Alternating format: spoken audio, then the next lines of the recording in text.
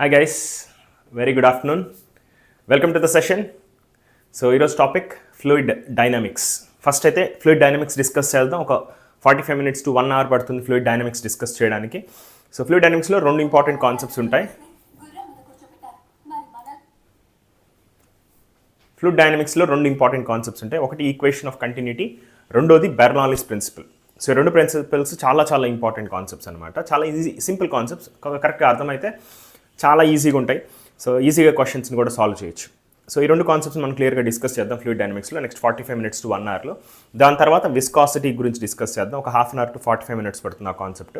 So విస్కాసిటీలో just రెండు formulas ఉంటాయి. ఆ రెండు ఫార్ములాస్ ఎప్పుడు అప్లై చేయాలి, ఎలా అప్లై చేయాలి కరెక్ట్గా అర్థం చేసుకుంటే చాలా ఈజీగా విస్కాసిటీ సంబంధించిన క్వశ్చన్స్ ఈజీగా సాల్వ్ చేయొచ్చు. తర్వాత వచ్చేసి సర్ఫేస్ టెన్షన్. సర్ఫేస్ టెన్షన్ కూడా చాలా ఇంపార్టెంట్ కాన్సెప్ట్. కొద్దిగా ట్రిక్కీ అనే చెప్పొచ్చు, బట్ నేను ఈజీ చేసి చెప్తాను దాన్ని ఈజీగా. సో ఆ కాన్సెప్ట్ డిస్కస్ చేయడానికి 1 hour 15 minutes పడుతుంది. సో ఈ మూడు కాన్సెప్ట్స్ మనం డిస్కస్ చేయబోతుంది. Fluid dynamics, surface tension and viscosity, ఈ మూడు కాన్సెప్ట్స్ కూడా మనం డిస్కస్ చేయబోతున్నాం ఈరోజు సెషన్లో. సో నెక్స్ట్ 3 hours సో ఫోకస్డ్గా వినగలిగితే సో ఈ టాపిక్స్ మీద కాన్ఫిడెన్స్ తెప్పించే బాధ్యత నాది. ఓకేనా? Hi Sania, hi Yash, hi Akshaya, very good afternoon, welcome to the session. So shall we start? Audio video okay కదమ్మా?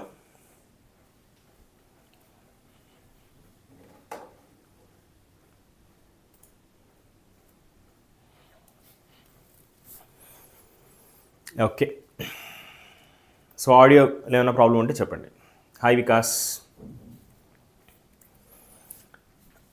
Right. So fluid dynamics. So let's get into the topic. So types of fluid flow. So మనకు water కానీ ఏదైనా liquid కానీ ఒక పైప్లోనో లేకపోతే ఇంకొక దాంట్లోనో flow అవుతుంది అనుకోండి. ఓకే, ఎన్ని రకాల ఫ్లోస్ ఉంటాయి, ఫ్లోస్ని ఎన్ని రకాలుగా క్లాసిఫై చేయొచ్చు అనే దాని మీద సమ్ థియరిటికల్ క్వశ్చన్స్ అడిగే అవకాశం ఉంది.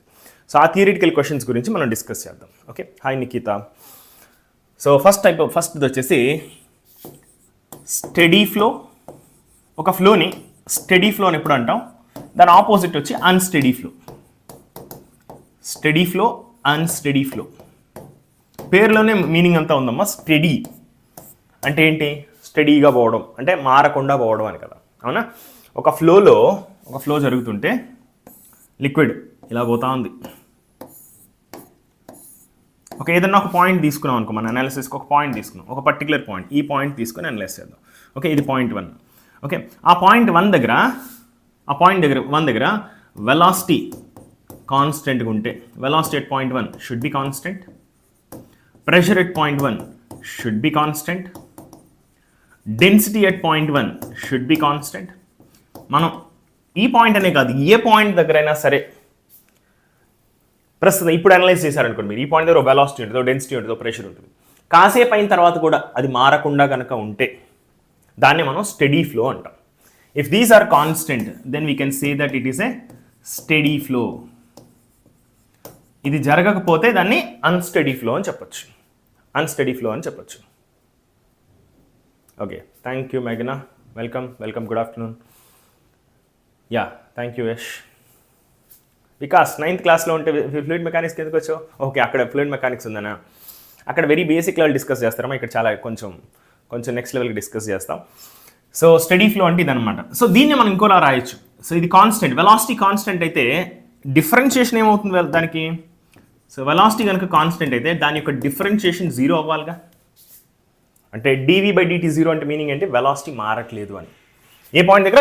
ప్రతి పాయింట్ దగ్గర, ఈ పాయింట్ దగ్గర ఒక వెలాసిటీ ఉంటుంది, ఈ పాయింట్ దగ్గర వేరే వెలాసిటీ ఉండొచ్చు, బట్ టైంతో పాటు వెలాసిటీ మారకుండా ఉంటే దాని యొక్క డిఫరెన్షియేషన్ 0 అవుతుంది. అదేవిధంగా టైంతో పాటు ప్రెషర్ మారకుండా ఉంటే dp/dt 0 అవుతుంది. టైంతో పాటు డెన్సిటీ మారకుండా ఉంటే, సో డెన్సిటీ మారకుండా కనుకుంటే, డెన్సిటీని రో అని తీసుకుంటా, d/dt కనుక 0 అయితే అంటే మీనింగ్ డెన్సిటీ మారట్లేదని. సో ఏ పాయింట్ దగ్గరైనా సరే మీరు ఇప్పుడు ఎంత డెన్సిటీ ఉందో కాసేపు అయిన తర్వాత అదే డెన్సిటీ ఉండడం, కాసేపు అయిన తర్వాత అదే వెలాసిటీ ఉండడం, ఇలా జరిగితే అలాంటి ఫ్లోని స్టడీ ఫ్లో అంటాం. ఓకే, సో ఇలా లేకపోతే ఏదో ఒక వెలాసిటీ కానీ, ప్రెషర్ కానీ, డెన్సిటీ కానీ టైంతో పాటు మారిపోతూ ఉంటే దాన్ని మనం అన్స్టడీ ఫ్లో అంటాం. ఓకే, సపోజ్ మనం పైప్ ఆన్ చేసాం, పైప్ ఆన్ చేసిన వెంటనే ఏమవుతుంది తెలుసా? ఆ స్టెబిలైజ్ అవడానికి వాటర్ స్టెబిలైజ్డ్ ఫ్లో రావడానికి కొంత టైం పడుతుంది కదా, అవునా? ఆ కొంత టైం పట్టేప్పుడు ఫస్ట్ ట్రాన్సిషన్ ఉంటుంది కదా, జీరో ఫ్లో నుంచి కొంత ఫ్లో రావడానికి. ఆ ట్రాన్సిషన్లో అన్స్టడీ ఫ్లో ఉంటుంది. కానీ ఒకసారి వాటర్ ఫ్లో అవడం స్టార్ట్ అయిన తర్వాత స్టడీ ఫ్లో వస్తుంది. జనరల్గా మనం ప్రాక్టికల్ కూడా ట్యూబ్స్లో వచ్చేది జనరల్గా స్టడీ ఫ్లో ఉంటుంది. ఓకే, మనమైనా మారిస్తే మనం స్విచ్ ఆఫ్ చేసాం, అప్పుడు ఏమవుతుంది, సడన్గా ఫ్లో అయిపోతుంది. అప్పుడు ఏమవుతుంది, ప్రతి పాయింట్ దగ్గర ప్రెషర్, వెలాసిటీలు, డెన్సిటీలు అన్నీ మారిపోతుంటాయి. అంటే స్విచ్ ఆన్ చేసినప్పుడు, స్విచ్ ఆఫ్ చేసినప్పుడు కూడా అన్స్టడీ ఫ్లో గ్యారంటీగా ఉంటుంది. స్విచ్ ఆన్ కాసేపు అయిన తర్వాత మనం స్విచ్ ఆన్ చేసిన ఒక ఫ్యూ సెకండ్స్ తర్వాత స్టడీ ఫ్లో జనరల్గా క్రియేట్ అవుతుంది ప్రాక్టికల్గా కూడా. ఓకేనా? సో స్టడీ ఫ్లో ఉన్న చోట కూడా స్టార్టింగ్ ఆన్ చేసినప్పుడు, ఆఫ్ చేసినప్పుడు కూడా అన్స్టడీ ఫ్లోనే ఉంటుంది.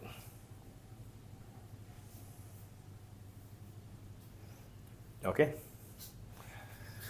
రైట్, ఓకే కదా? Study flow and unsteady flow అర్థమైంది కదా? సో ఇలా జరగకపోతే అన్స్టడీ ఫ్లో అంటే వెలాసిటీ, ప్రెషర్, డెన్సిటీ ఏదో ఒకటి మారినా కూడా దాన్ని మనం అన్స్టడీ ఫ్లో అంటాం అనమాట. Okay right, very good. So next ఇంకొక క్లాసిఫికేషన్ చూద్దాం. ఇంకో classification uniform versus non uniform flow. Uniform versus non uniform flow. Okay, so ఒక పైపు ఇలా ఉంది, ప్యారలల్గా ఉంది పైపు. అదే ఒక పైపు ఇలా ఒక సైడ్ ఒక ఏరియా ఉంది, పోన్ దగ్గర ఒక సైడ్కి వెళ్ళేసరికి మూతి చిన్నది అయిపోయింది, షార్ప్గా ఉందన్నమాట.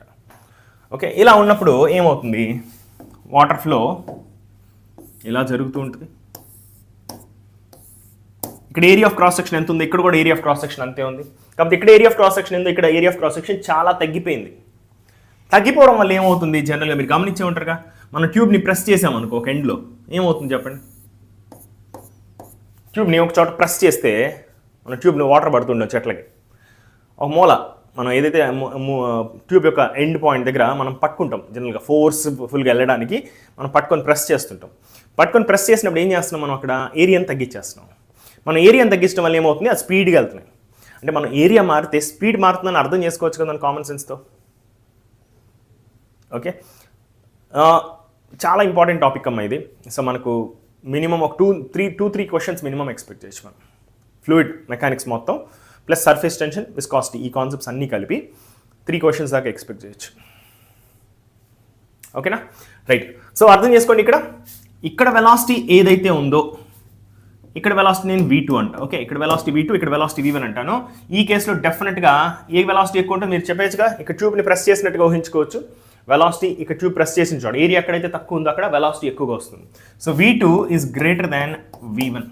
ఇక్కడ ఈ పాయింట్ దగ్గర వెలాసిటీ V1 అన్నాం, ఈ పాయింట్ దగ్గర వెలాసిటీ V2 అన్నాం. ఇక్కడ ఏరియాలో ఏం మారలేదు కాబట్టి V1 should be equal to V2. So along the flow velocity కనుక మారకుండా ఉంటే అలాంటి ఫ్లోనే మనం యూనిఫామ్ ఫ్లో అంటాం. యూనిఫామ్ అంటే ఏంటి, ఏదో కాన్స్టెంట్గా ఉంది అని అర్థం. ఏం కాన్స్టెంట్గా ఉంది ఇక్కడ, వెలాసిటీ కాన్స్టెంట్గా ఉంటే యూనిఫామ్ ఫ్లో అంటాం. వెలాసిటీ కాన్స్టెంట్గా లేకుండా ఉంటే దాన్ని నాన్ యూనిఫామ్ ఫ్లో అంటాం. నాన్ యూనిఫామ్ ఫ్లో రావాలి అంటే క్రాస్ సెక్షన్ ఏదైతే ఉందో, క్రాస్ సెక్షన్ ఏరియా ఏదైతే ఉందో అది మారుతూ ఉంటే వెలాసిటీ కూడా మారుతూ ఉంటుంది. క్రాస్ సెక్షన్ ఏరియా మారకుండా ఉంటే ఇలాగా, అంటే మనం ఒక ట్యూబ్ కొన్నాం, పైప్ కొన్నాం అనుకోండి, పైప్ క్రాస్ సెక్షన్ ఒకేలా ఉంటుంది గ్యారంటీగా. పైప్ క్రాస్ సెక్షన్ ఒకేలా ఉన్నప్పుడు డెఫినెట్గా దాంట్లో యూనిఫామ్ ఫ్లోనే జరుగుతుంది. పైప్ యొక్క ఏరియా ఆఫ్ క్రాస్ సెక్షన్ మారుతూ ఉంటే అప్పుడు డెఫినెట్గా అది నాన్ యూనిఫామ్ ఫ్లో క్రియేట్ చేస్తుంది. ఓకేనా రైట్. సో ఈ కేసులో ఇది uniform flow, this is an example of non uniform flow. Uniform flow ఉండాలి అంటే మనకు పైప్ యొక్క క్రాస్ సెక్షన్ యూనిఫామ్గా ఉండాలి. పైప్ యొక్క క్రాస్ సెక్షన్ యూనిఫామ్గా ఉంటే వెలాసిటీ కూడా యూనిఫామ్గానే ఉంటుంది. సో యూనిఫామ్ ఫ్లో అంటే velocity should be constant throughout the flow velocity కాన్స్టెంట్గా ఉండాలి. ఇలా ఉంటే దాన్ని యూనిఫామ్ ఫ్లో అంటాం. ఇలా లేకపోతే దీనికి opposite definition, velocity should not be constant through out the flow in a non uniform flow. Velocity కాన్స్టెంట్గా ఉండాలి అంటే ఏం జరగాలి, వెలాసిటీ కాన్స్టెంట్గా ఉండాలి అంటే ఇలా జరగాలి అంటే area of cross section should be constant. Area of cross section కనుక కాన్స్టెంట్గా ఉంటే, మారకుండా ఉంటే అంటే పైప్ కొన్నామంటే ఒకే టైప్ పైప్ వాడామనుకోండి, అప్పుడు డెఫినెట్గా ఏరియా కాన్స్టెంట్ కాబట్టి ఏరియా మారట్లేదు కాబట్టి వెలాసిటీ కూడా మారదు. అలా కాకుండా మనం ఒక పైపు ఇంకో పైపుని కనెక్ట్ చేసాం. ఈ ఫస్ట్ పైపు పెద్దగా ఉంది, నెక్స్ట్ పైపు చిన్నగా ఉంది. అప్పుడు ఏమవుతుంది, చిన్న పైపులో స్పీడ్గా పోతుంది వాటర్. ఓకేనా, చిన్న పైపు సన్నగా ఉన్న పైపులో ఎప్పుడు కూడా వాటర్ ఫాస్ట్గా పోతుంది, లావుగా ఉన్న పైపులో వాటర్ ఎప్పుడు స్లోగా పోతుంది. అవునా? సో పైపులు డిఫరెంట్ పైప్స్ని కానీ కనెక్ట్ చేసాం అనుకో అప్పుడు నాన్ యూనిఫామ్ ఫ్లో క్రియేట్ అవుతుంది. సేమ్ పైప్ ఉన్నంతసేపు యూనిఫామ్ ఫ్లోనే ఉంటుంది. ఓకేనా, రైట్. సో ఇది uniform flow versus non uniform flow story. మూడో క్లాసిఫికేషన్ వచ్చేసి stream line flow versus turbulent flow.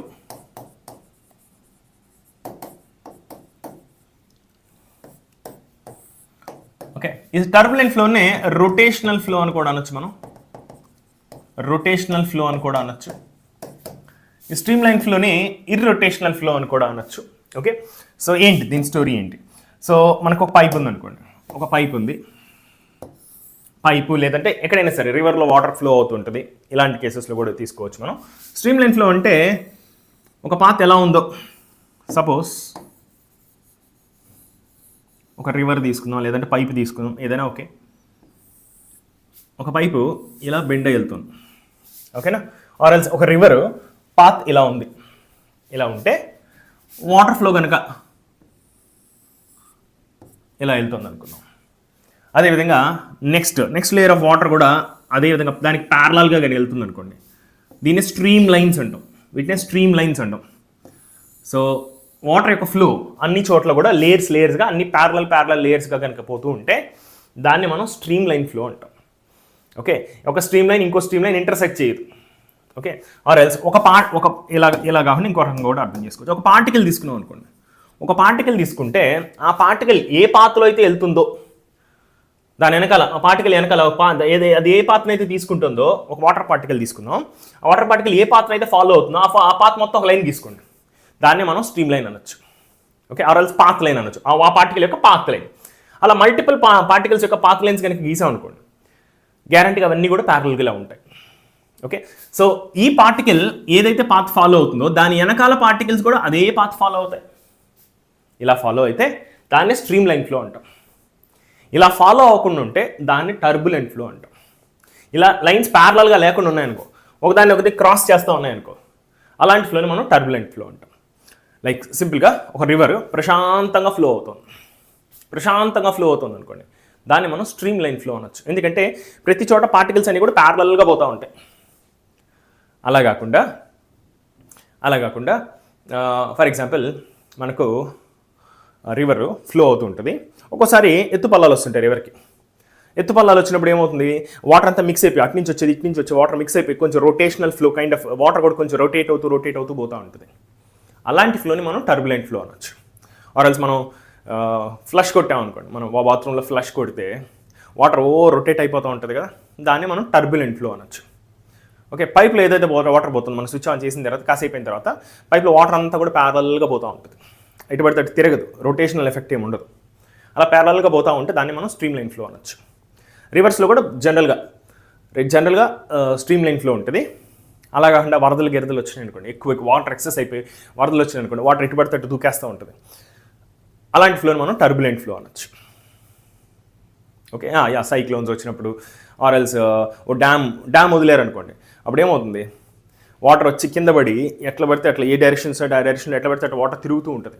ఓ ప్రాపర్ స్ట్రీమ్ లైన్ ఫ్లో ఏమి ఉండదు. ఆర్ ఎల్స్ మీరు వాటర్ ఫాల్స్కి ఏమైనా వెళ్ళుంటే వాటర్ ఫాల్స్ నుంచి వాటర్ కింద పడి ఎత్తుని అంటే వాటర్ ఒక హైట్ నుంచి దిగుతున్నప్పుడు ఏమవుతుందంటే కైండ్ ఆఫ్ టర్బులెంట్ ఫ్లో లాంటిది మనం ఈజీగా గమనించవచ్చు. స్ట్రీమ్ లైన్ ఫ్లో అంటే కైండ్ ఆఫ్ ప్రశాంతంగా అంతకు ఇప్పుడు ఏం జరిగిందో తర్వాత కూడా అదే జరుగుతుంది అనమాట. కాసేపు అయిన తర్వాత కూడా అదే జరుగుతుంది. వాటర్ ఇంతకుముందు ఎట్లా ఫ్లో అయిందో కాసేపు కళ్ళు మూసుకొని తెరిసిన కూడా అదే విధంగా ఫ్లో అవుతుంటే దాన్ని స్ట్రీమ్ లైన్ ఫ్లో అంటాం. అలా కాకుండా ఇప్పుడు ఎలా జరిగిందో ఒక 2 సెకండ్స్ కళ్ళు మూసుకొని తెరిస్తే వేరేలా జరుగుతుంటే దాన్ని మనం టర్బులెంట్ ఫ్లో అనొచ్చు.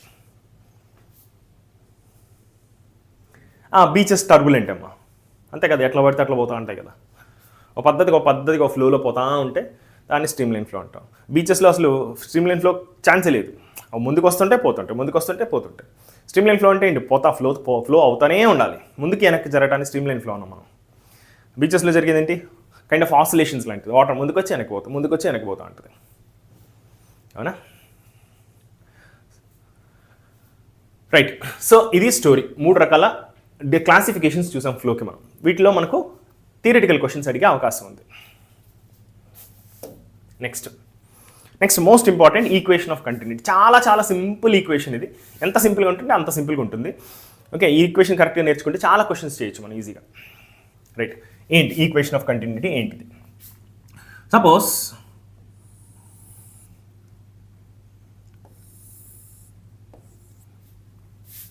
ఒక పైప్ అనుకోండి, పైప్ లాంటిది అన్న తీసుకుందాం. ఓకేనా?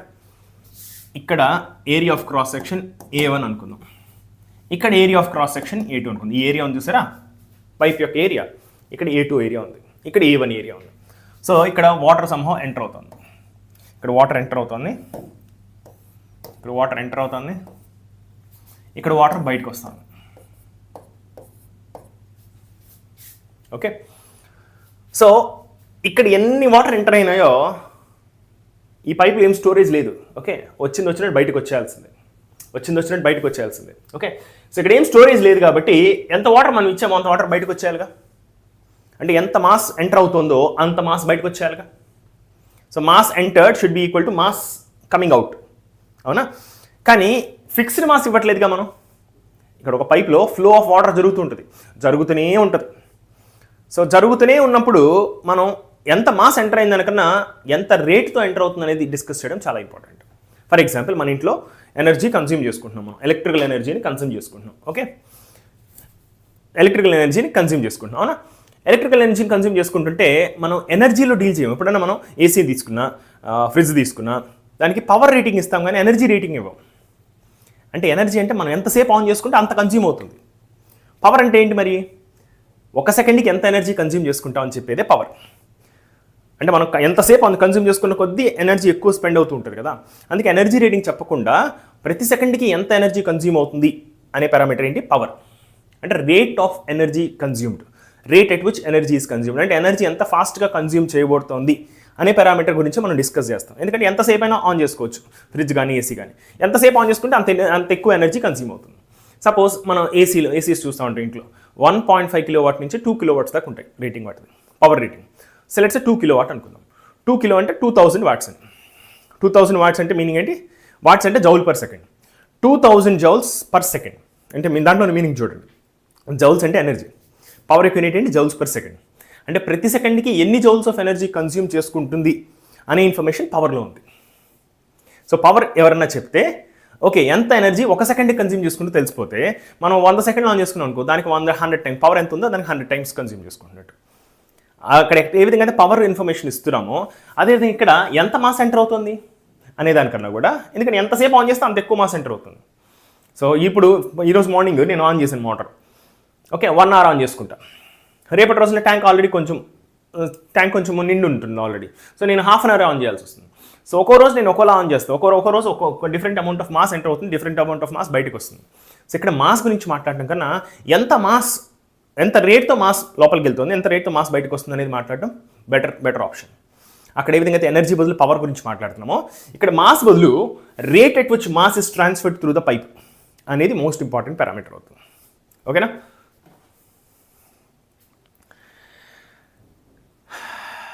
Hi Sandhya Mamidi, very good afternoon. Hi Deekshi Shekhar, good afternoon. Hi Uday Kumar.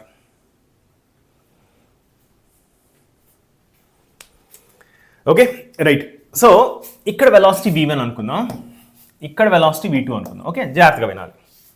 ఇక్కడ ఏం లేదమ్మా, కన్జర్వేషన్ ఆఫ్ మాస్ వాడుతున్నాం. Equation of continuity is based on conservation of mass. ఇది కూడా ఒక క్వశ్చన్ లాగా అడగచ్చు మిమ్మల్ని. Equation of continuity is based on what? Options: conservation of momentum, conservation of angular momentum, conservation of mass, conservation of energy. Answer వచ్చి conservation of mass. Conservation అంటే ఏం లేదమ్మా, ఏది కన్జర్వ్ అవుతుందో చెప్తానో అది మారట్లేదు అని అర్థం. కన్జర్వేషన్ ఆఫ్ మాస్ అంటే ఏంటి? మాస్ మారదు కదా, మాస్ని ఎవరు మింగేలేరు కదా, ఈ పైప్ ఏం మింగేలేదు కదా. సో వాటర్ వెళ్ళింది, ఇలా సడన్గా లోపల ఏదో మాయమైపోవడం జరగదు కదా. ఇక్కడి పోయి నుంచి వాటర్, ఇక్కడి నుంచి పోయిన వాటర్ అక్కడి నుంచి బయట రావాల్సిందే కదా. అవునా? ఇక్కడి నుంచి ఎంత మాస్ ఎంటర్ అయిందో అక్కడి నుంచి అంత మాస్ బయటకు వచ్చేయాలి. ఇక్కడ 10 కేజీలు వాటర్ లోపలికి వెళ్తే 10 కేజీలు వాటర్ బయటకు వచ్చేయాలి కదా. అదే కన్జర్వేషన్ ఆఫ్ మాస్ అంటే మాస్ మారకూడదు. కన్జర్వేషన్ ఆఫ్ ఎనర్జీ అంటే ఎనర్జీ మారకూడదు. కన్జర్వేషన్ ఆఫ్ లీనియర్ మూమెంట్ అంటే లీనియర్ మూమెంట్ మారకూడదు. That's all. కన్జర్వేషన్ అంటే సింపుల్. కన్జర్వేషన్ అంటే మారట్లేదు, ఆ పర్టికులర్ పారామీటర్ అక్కడ మారట్లేదు ఆ సిచ్యువేషన్లో. సో ఇక్కడ మనం వాడుతున్న ప్రిన్సిపల్ అంతా సింపుల్గా conservation of mass. So mass entered is equal to mass coming out. అంటే dm/dt. dm/dt అంటే ఏంటి? Rate at which mass is entering. అంటే ప్రతి సెకండ్కి ఎంత మాస్ ఎంటర్ అవుతుంది అనే పారామీటర్ dm/dt. సో నేను ఇంతకుముందే మనం మాట్లాడుతున్నాం ఎనర్జీ పవర్ రిలేషన్. ఎనర్జీ బదులు పవర్ అనే parameter more reasonable parameter to analyse, అవునా? రైట్. సో అందుకని పవర్ ఎనర్జీ బదులు ఏ విధంగా పవర్ వాడుతున్నామో మాస్ బదులు rate at which mass is entering the pipe అనే పారామీటర్ మనం వాడుతున్నాం. So rate at which mass is entering the pipe.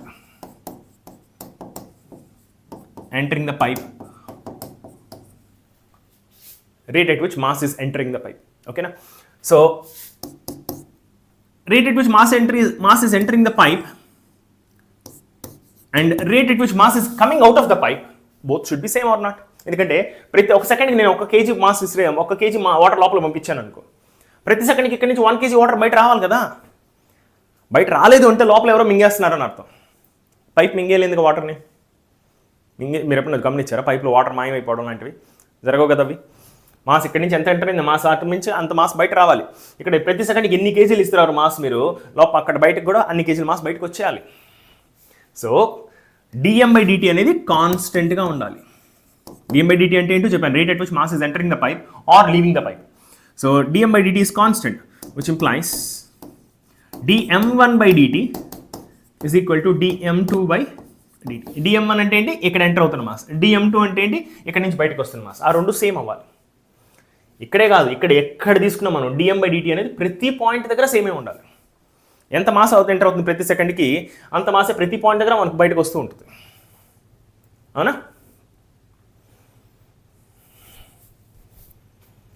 Okay, right. So dm/dt అంటే ఏంటి ఒకసారి రాసుకుందాం. మాస్ అంటే మాస్కి మనం ఏం రాసుకోవచ్చు? డెన్సిటీ ఇంటూ వాల్యూమ్ రాసుకోవచ్చా? Formula mass equal to density into volume రాసుకోవచ్చు కదా. డెన్సిటీ ఇంటూ వాల్యూమ్ అదే రాస్తున్నాను నేను ఇక్కడ.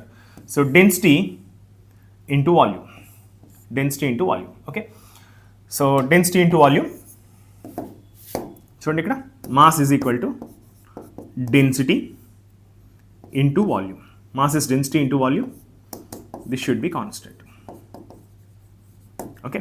సో డెన్సిటీ బయట పడేస్తే, డెన్సిటీ తీసేస్తే బయటికి dv/dt అని రాయొచ్చు. v అంటే వెలాసిటీ కదమ్మా, వాల్యూమ్. v అంటే వెలాసిటీ కాదు, వాల్యూమ్. పెద్ద v రాస్తున్నాను వాల్యూమ్కి, చిన్న v రాస్తే అది వెలాసిటీ అని అర్థం. సో రో వచ్చేసి డెన్సిటీ ఆఫ్ ద లిక్విడ్. ఇక్కడి నుంచి అక్కడికైనా మారుతుందా? పైప్ చిన్నది అయిపోయినప్పుడు డెన్సిటీ అన్న మారిపోతుందా? డెన్సిటీ ఆఫ్ ద లిక్విడ్ అంత ఈజీగా మారదు, చాలా చాలా కష్టం. డెన్సిటీ మార్చాలంటే విపరీతమైన ఫోర్స్ అప్లై చేస్తే తప్ప డెన్సిటీ కొద్దిగా కూడా మారదు.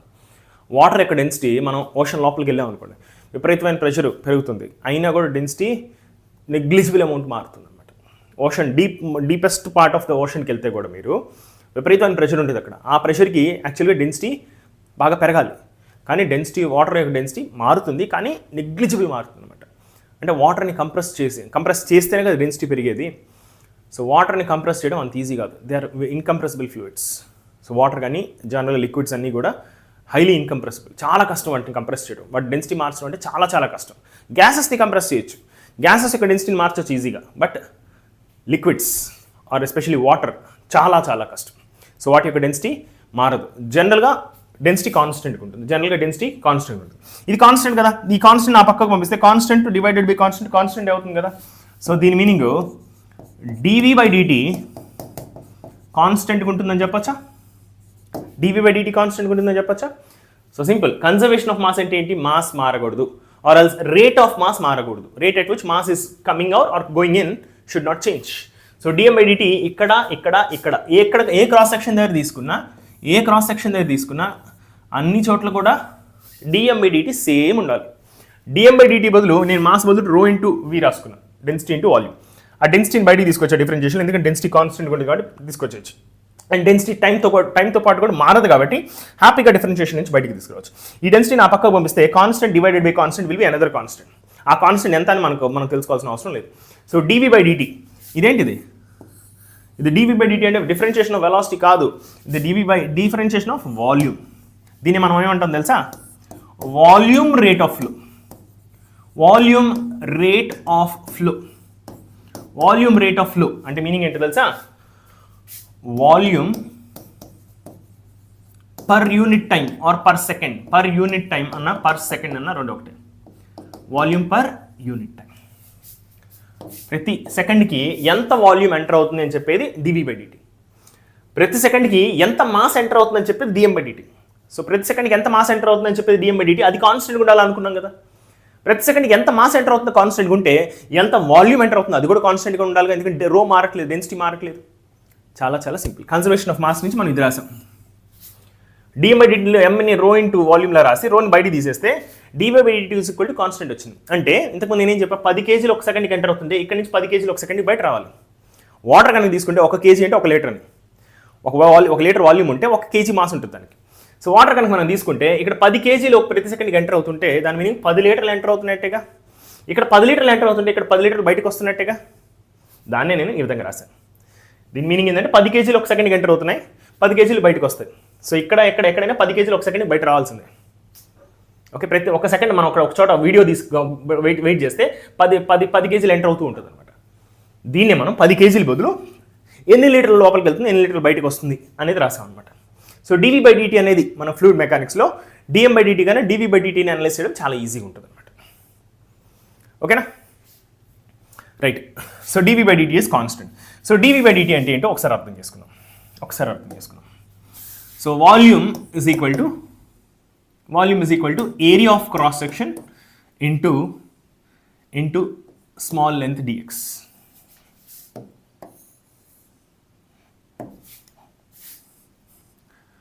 Okay, volume is equal to area into length లాగా ఊహించుకోవచ్చు.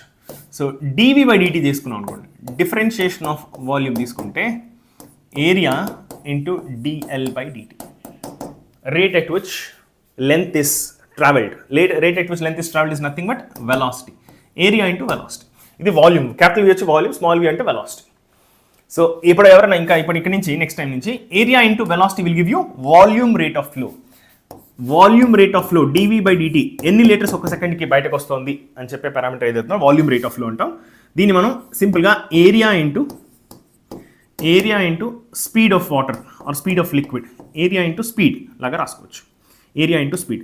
ఏరియా అంటే ఏ, స్పీడ్ అంటే స్మాల్ వి, ఇలా రాసుకోవచ్చు. దీన్ని మనం ఏమంటున్నాం, volume rate of flow or volume per second.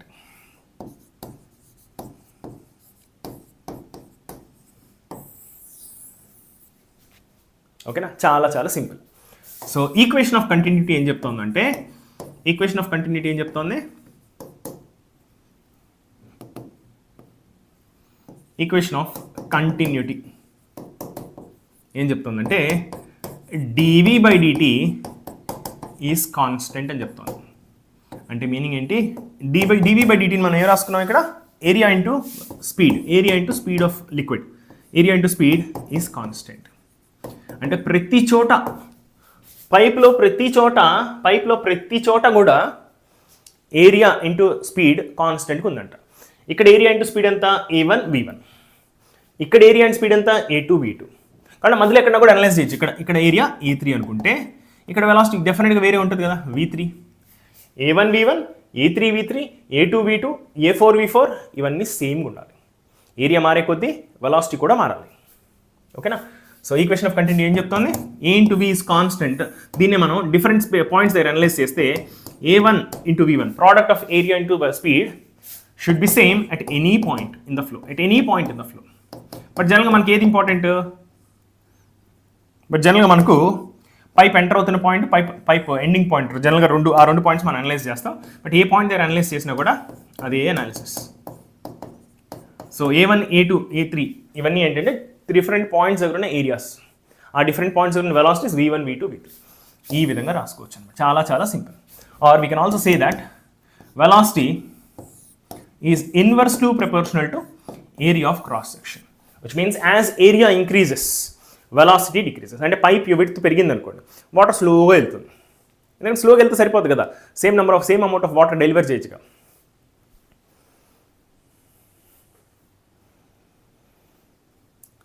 Okay, right.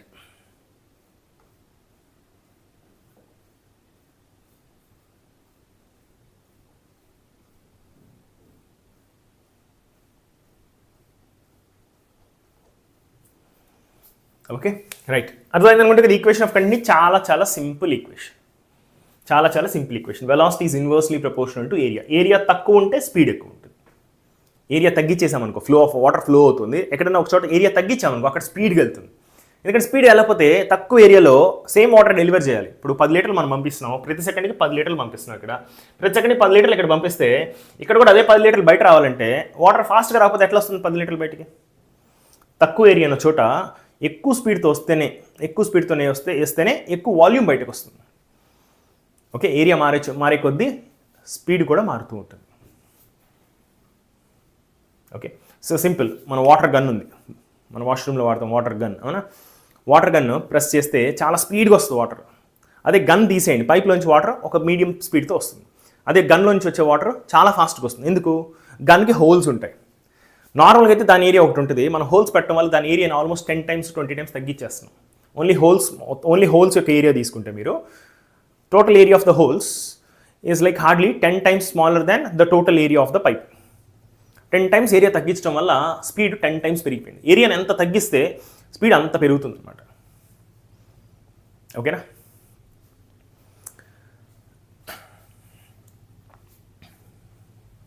Right, ఇది విషయం. సో దీన్ని యూస్ చేసి, ఈ కాన్సెప్ట్ని యూస్ చేసి ఒక 2 questions చేద్దాం, క్లారిటీ వచ్చేస్తుంది.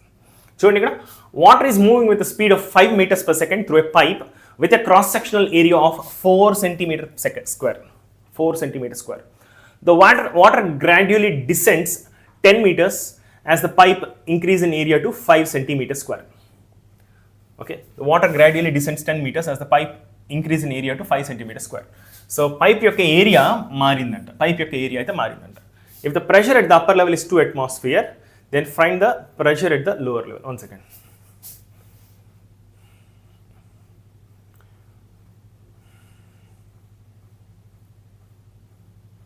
ఓకే, సో ఈ క్వశ్చన్లో మనం బెర్నౌల్లీస్ ప్రిన్సిపల్ కూడా వాడాలమ్మా. బెర్నౌల్లీస్ ప్రిన్సిపల్ కూడా వాడాలి. బట్ ఫైన్, మనం ఏం చేద్దాం, ఈ క్వశ్చన్ ఒక 15-20 minutes తర్వాత చేద్దాం. ఈలోపు నేను ఇంకో క్వశ్చన్ ఇస్తాను. ఎందుకంటే ఆ క్వశ్చన్లో కొద్దిగా మనం ఈ ప్రిన్సిపల్ కూడా వాడాలి, ఈక్వేషన్ ఆఫ్ కంటిన్యూటీ కూడా వాడాలి ఇక్కడ. దాంతోపాటు చిన్న ఎక్స్ట్రా కాన్సెప్ట్ బెర్నౌల్లీస్ కాన్సెప్ట్ కూడా వాడాల్సి వస్తుంది. సో బెర్నౌల్లీస్ కాన్సెప్ట్ మనం ఇంకా డిస్కస్ చేయలేదు. సో ఈలోపు నేను వేరే క్వశ్చన్ ఇస్తాను, చూడండి.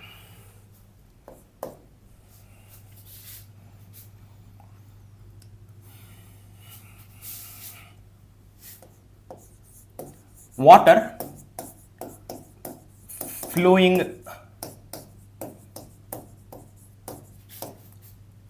through a pipe of area of cross section 20 centimeter square with a speed of 10 meter per second. If a water gun with holes is attached at the end of the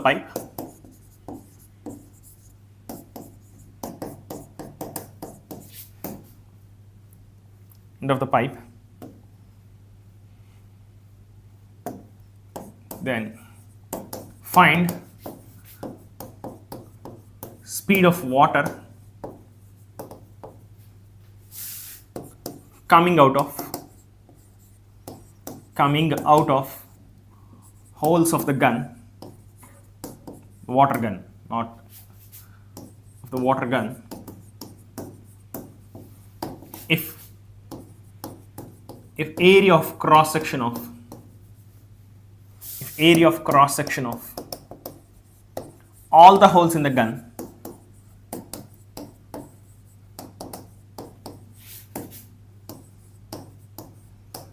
is 2 centimeters square.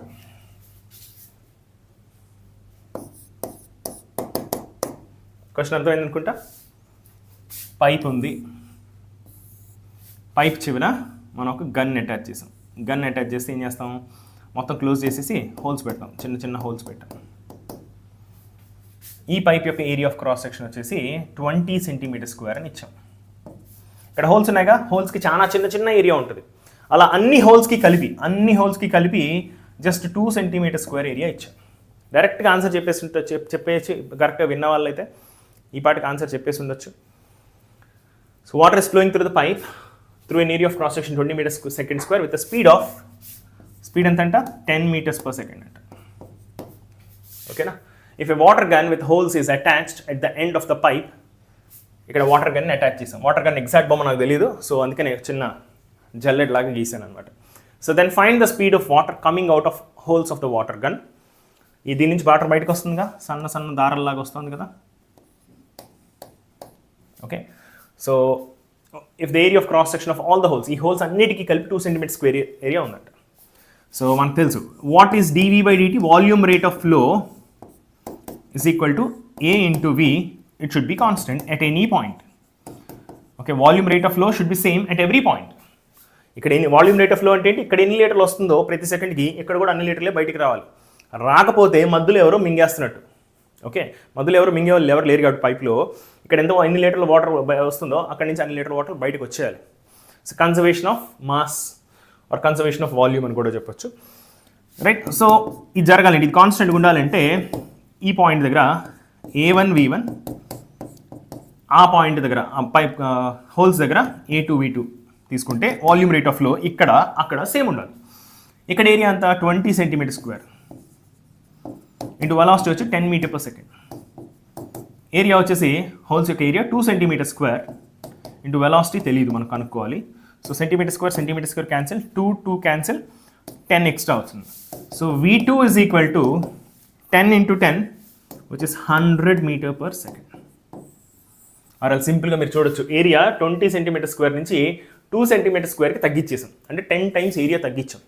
10 times area తగ్గిస్తే area into velocity constant, అంటే area is inversely proportional to velocity. కాబట్టి ఒక parameter 10 times తగ్గిస్తే ఇంకో parameter 10 times పెరుగుతుంది అని డైరెక్ట్గా guess కూడా చేయొచ్చు. మన ఆన్సర్ 10 times వెలాసిటీ పెరుగుతుంది అనేసి. ఓకేనా, very good.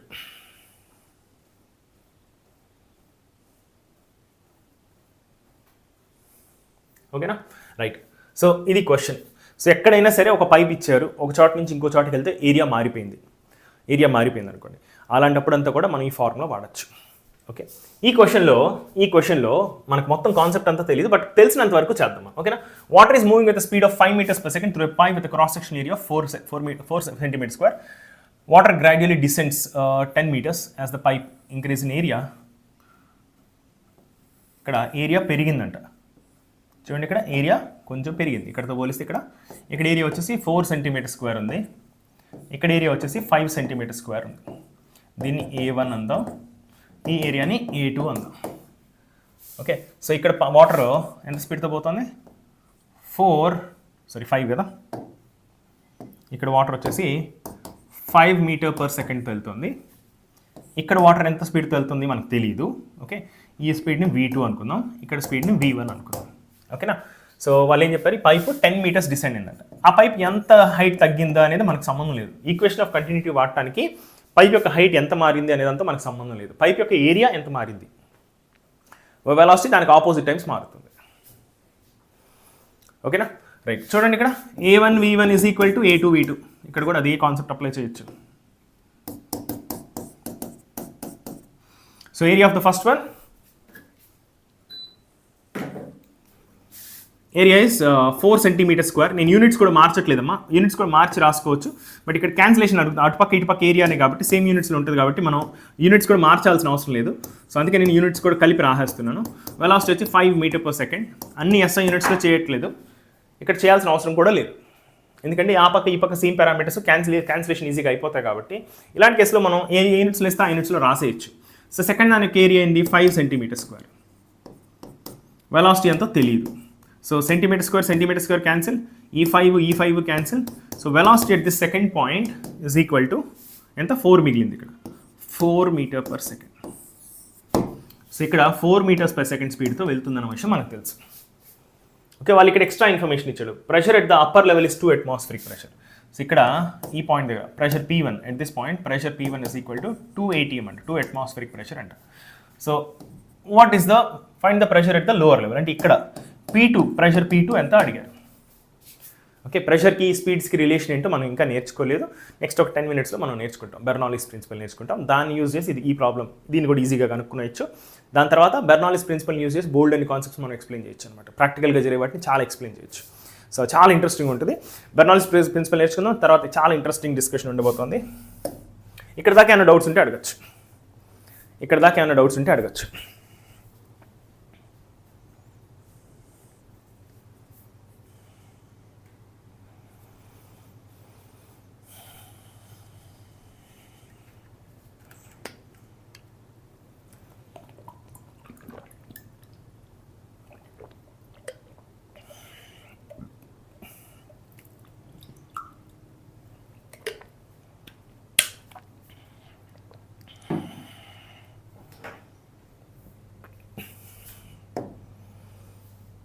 Okay, Bernoulli's principal.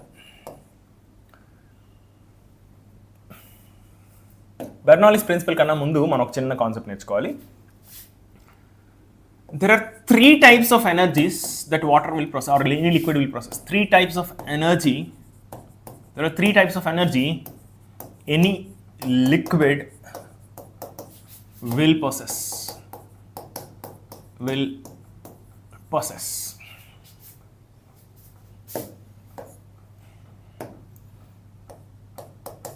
Any liquid will process. 2 రకాల ఎనర్జీస్ మనకు ఆల్రెడీ తెలుసు. ఒక టైప్ ఆఫ్ ఎనర్జీ మాత్రమే కొత్తగా ఉంటుంది. ఒకటి వచ్చి kinetic energy of liquid. Kinetic energy of liquid బేసిక్గా మనం ఏం రాస్తాం, కైనెటిక్ ఎనర్జీని 12mv² రాస్తాం. బట్ ఫిక్స్డ్ మాస్ వెళ్ళట్లేదు కదా లిక్విడ్లో, ఎప్పుడు కూడా ఫిక్స్డ్ మాస్ వెళ్ళదు కదా. మనం ఎంతసేపు ఫ్లో రానిస్తే అంత మాస్ వస్తుంది. ఒక ఆబ్జెక్ట్ వెళ్తుందంటే దాని ఆబ్జెక్ట్ యొక్క మాస్ అది ఎంత దూరం కదిలినా దాని మాస్ ఏం మారదు. కానీ లిక్విడ్ అలా కాదు కదా. లిక్విడ్ మనం ఎంతసేపు మోటార్ ఆన్ చేసి పెట్టుకుంటే అంతసేపు వాటర్ పోతానే ఉంటుంది. అంటే ఫిక్స్డ్ మాస్ పోవట్ల, అవునా. సో ఫిక్స్డ్ మాస్ పోవట్లేదు కాబట్టి so kinetic energy of liquid గురించి మాట్లాడటం, కైనెటిక్ ఎనర్జీ గురించి మాట్లాడాలి. కానీ కైనెటిక్ ఎనర్జీ డైరెక్ట్గా కాకుండా kinetic energy of liquid per unit volume గురించి మాట్లాడితే మోర్ సెన్సిబుల్గా ఉంటుంది. ఎందుకంటే ఒక లిక్విడ్కి మనం ఫిక్స్డ్ మాస్ ఏమి ఉండదు కదా, ఎంతసేపు వెళ్తే అంత ఎక్కువ మాస్ ఉంటుంది, అవునా. సో పర్ యూనిట్ వాల్యూమ్ గురించి మాట్లాడితే మోర్ సెన్సిబుల్గా ఉంటుంది. So kinetic energy of liquid per unit volume will be more sensible to talk in fluids. So per unit volume అంటే ఏంటి, 12mv² అనేది total kinetic energy divided by volume. Mass అంటే మాస్ని మనం half density into volume లాగా రాసుకోవచ్చు, into v² divided by volume cancel. So it is half రో v². So దీన్నే kinetic energy head అని కూడా అనొచ్చు. కైనెటిక్ ఎనర్జీ హెడ్ అంటుంటారు జనరల్గా, ఫర్ సమ్ రీజన్ వాళ్ళు అలా పిలుస్తున్నారు. సో కైనెటిక్ ఎనర్జీ కాంపోనెంట్ అని చెప్పొచ్చు దీన్ని. హాఫ్ రో v², 12mv² బదులు హాఫ్ రో v². మాస్ బదులు రో రాస్తున్నాం అనమాట, మాస్ బదులు డెన్సిటీ మాత్రం రాస్తున్నాం. ఎందుకంటే యాక్చువల్ కైనెటిక్ ఎనర్జీ కాదు ఇక్కడ, kinetic energy per unit volume of liquid గురించి మాట్లాడుతున్నాం అనమాట. ఓకేనా, అంటే 1 మీటర్ క్యూబ్ లిక్విడ్ తీసుకుంటే దాని యొక్క కైనెటిక్ ఎనర్జీ ఎంత, ఆర్ 1 లీటర్ ఆఫ్ లిక్విడ్ తీసుకుంటే దాని కైనెటిక్ ఎనర్జీ ఎంత, 1 యూనిట్ వాల్యూమ్ లిక్విడ్ తీసుకుంటే దాని కైనెటిక్ ఎనర్జీ ఎంత అనే దాని గురించి మాట్లాడుతున్నాం. టోటల్ లిక్విడ్ కాకుండా ఒక యూనిట్ వాల్యూమ్ లిక్విడ్ తీసుకుంటే దాని కైనెటిక్ ఎనర్జీ ఎంత ఉందో దాని గురించి మాట్లాడుతున్నాం. అదేవిధంగా పొటెన్షియల్ ఎనర్జీ ఆఫ్ లిక్విడ్ మనం మామూలుగా రాస్తాం, పొటెన్షియల్ ఎనర్జీ వచ్చేసి mgh రాస్తాం. కానీ ఫిక్స్డ్ మాస్ కాదు కదా లిక్విడ్ని. మనం ఇప్పుడు వాటర్ ఫ్లో ఉంది, వాటర్ ఫాల్స్ పడుతున్నాయి, ఒక ఫిక్స్డ్ మాస్ పడదు కదా. ఎవరైనా ఒక బకెట్ వాటర్ పోస్తే ఓకే దాని మాస్ ఫిక్స్డ్గా ఉంటుంది. కానీ వాటర్ ఫాల్స్లో ఎలా ఉంటుంది, వాటర్ పడుతూనే ఉంటుంది. ఎంత మాస్ పడుతుంది, కంటిన్యూస్గా మాస్ పడుతూనే ఉంటుంది కదా. సో ఇంత మాస్ అని చెప్పలేము మనం. సో అందుకని మనం మాస్ గురించి మాట్లాడటం అంత రీజనబుల్గా ఉండదు ఫ్లూయిడ్స్లో. సో అందుకని సేమ్ కైనెటిక్ ఎనర్జీ లాగానే potential energy of liquid per unit volume మాట్లాడితే మోర్ సెన్సిబుల్గా ఉంటుంది. ఎందుకంటే టోటల్ ఎంత వాల్యూమ్ ఆఫ్ లిక్విడ్ పడుతుందో మనకు తెలియదు.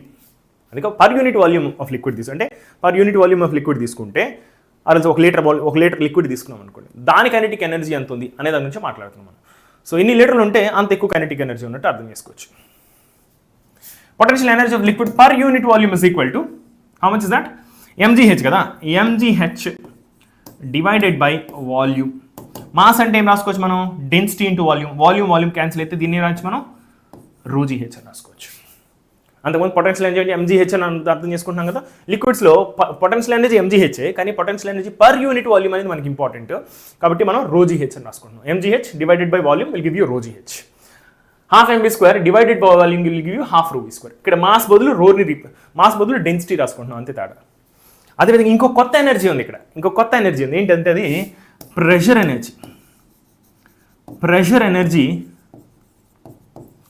Energy of liquid per unit volume. డైరెక్ట్గా పర్ యూనిట్ వాల్యూమే చెప్పేస్తున్నాను నేను, పర్ యూనిట్ వాల్యూమే.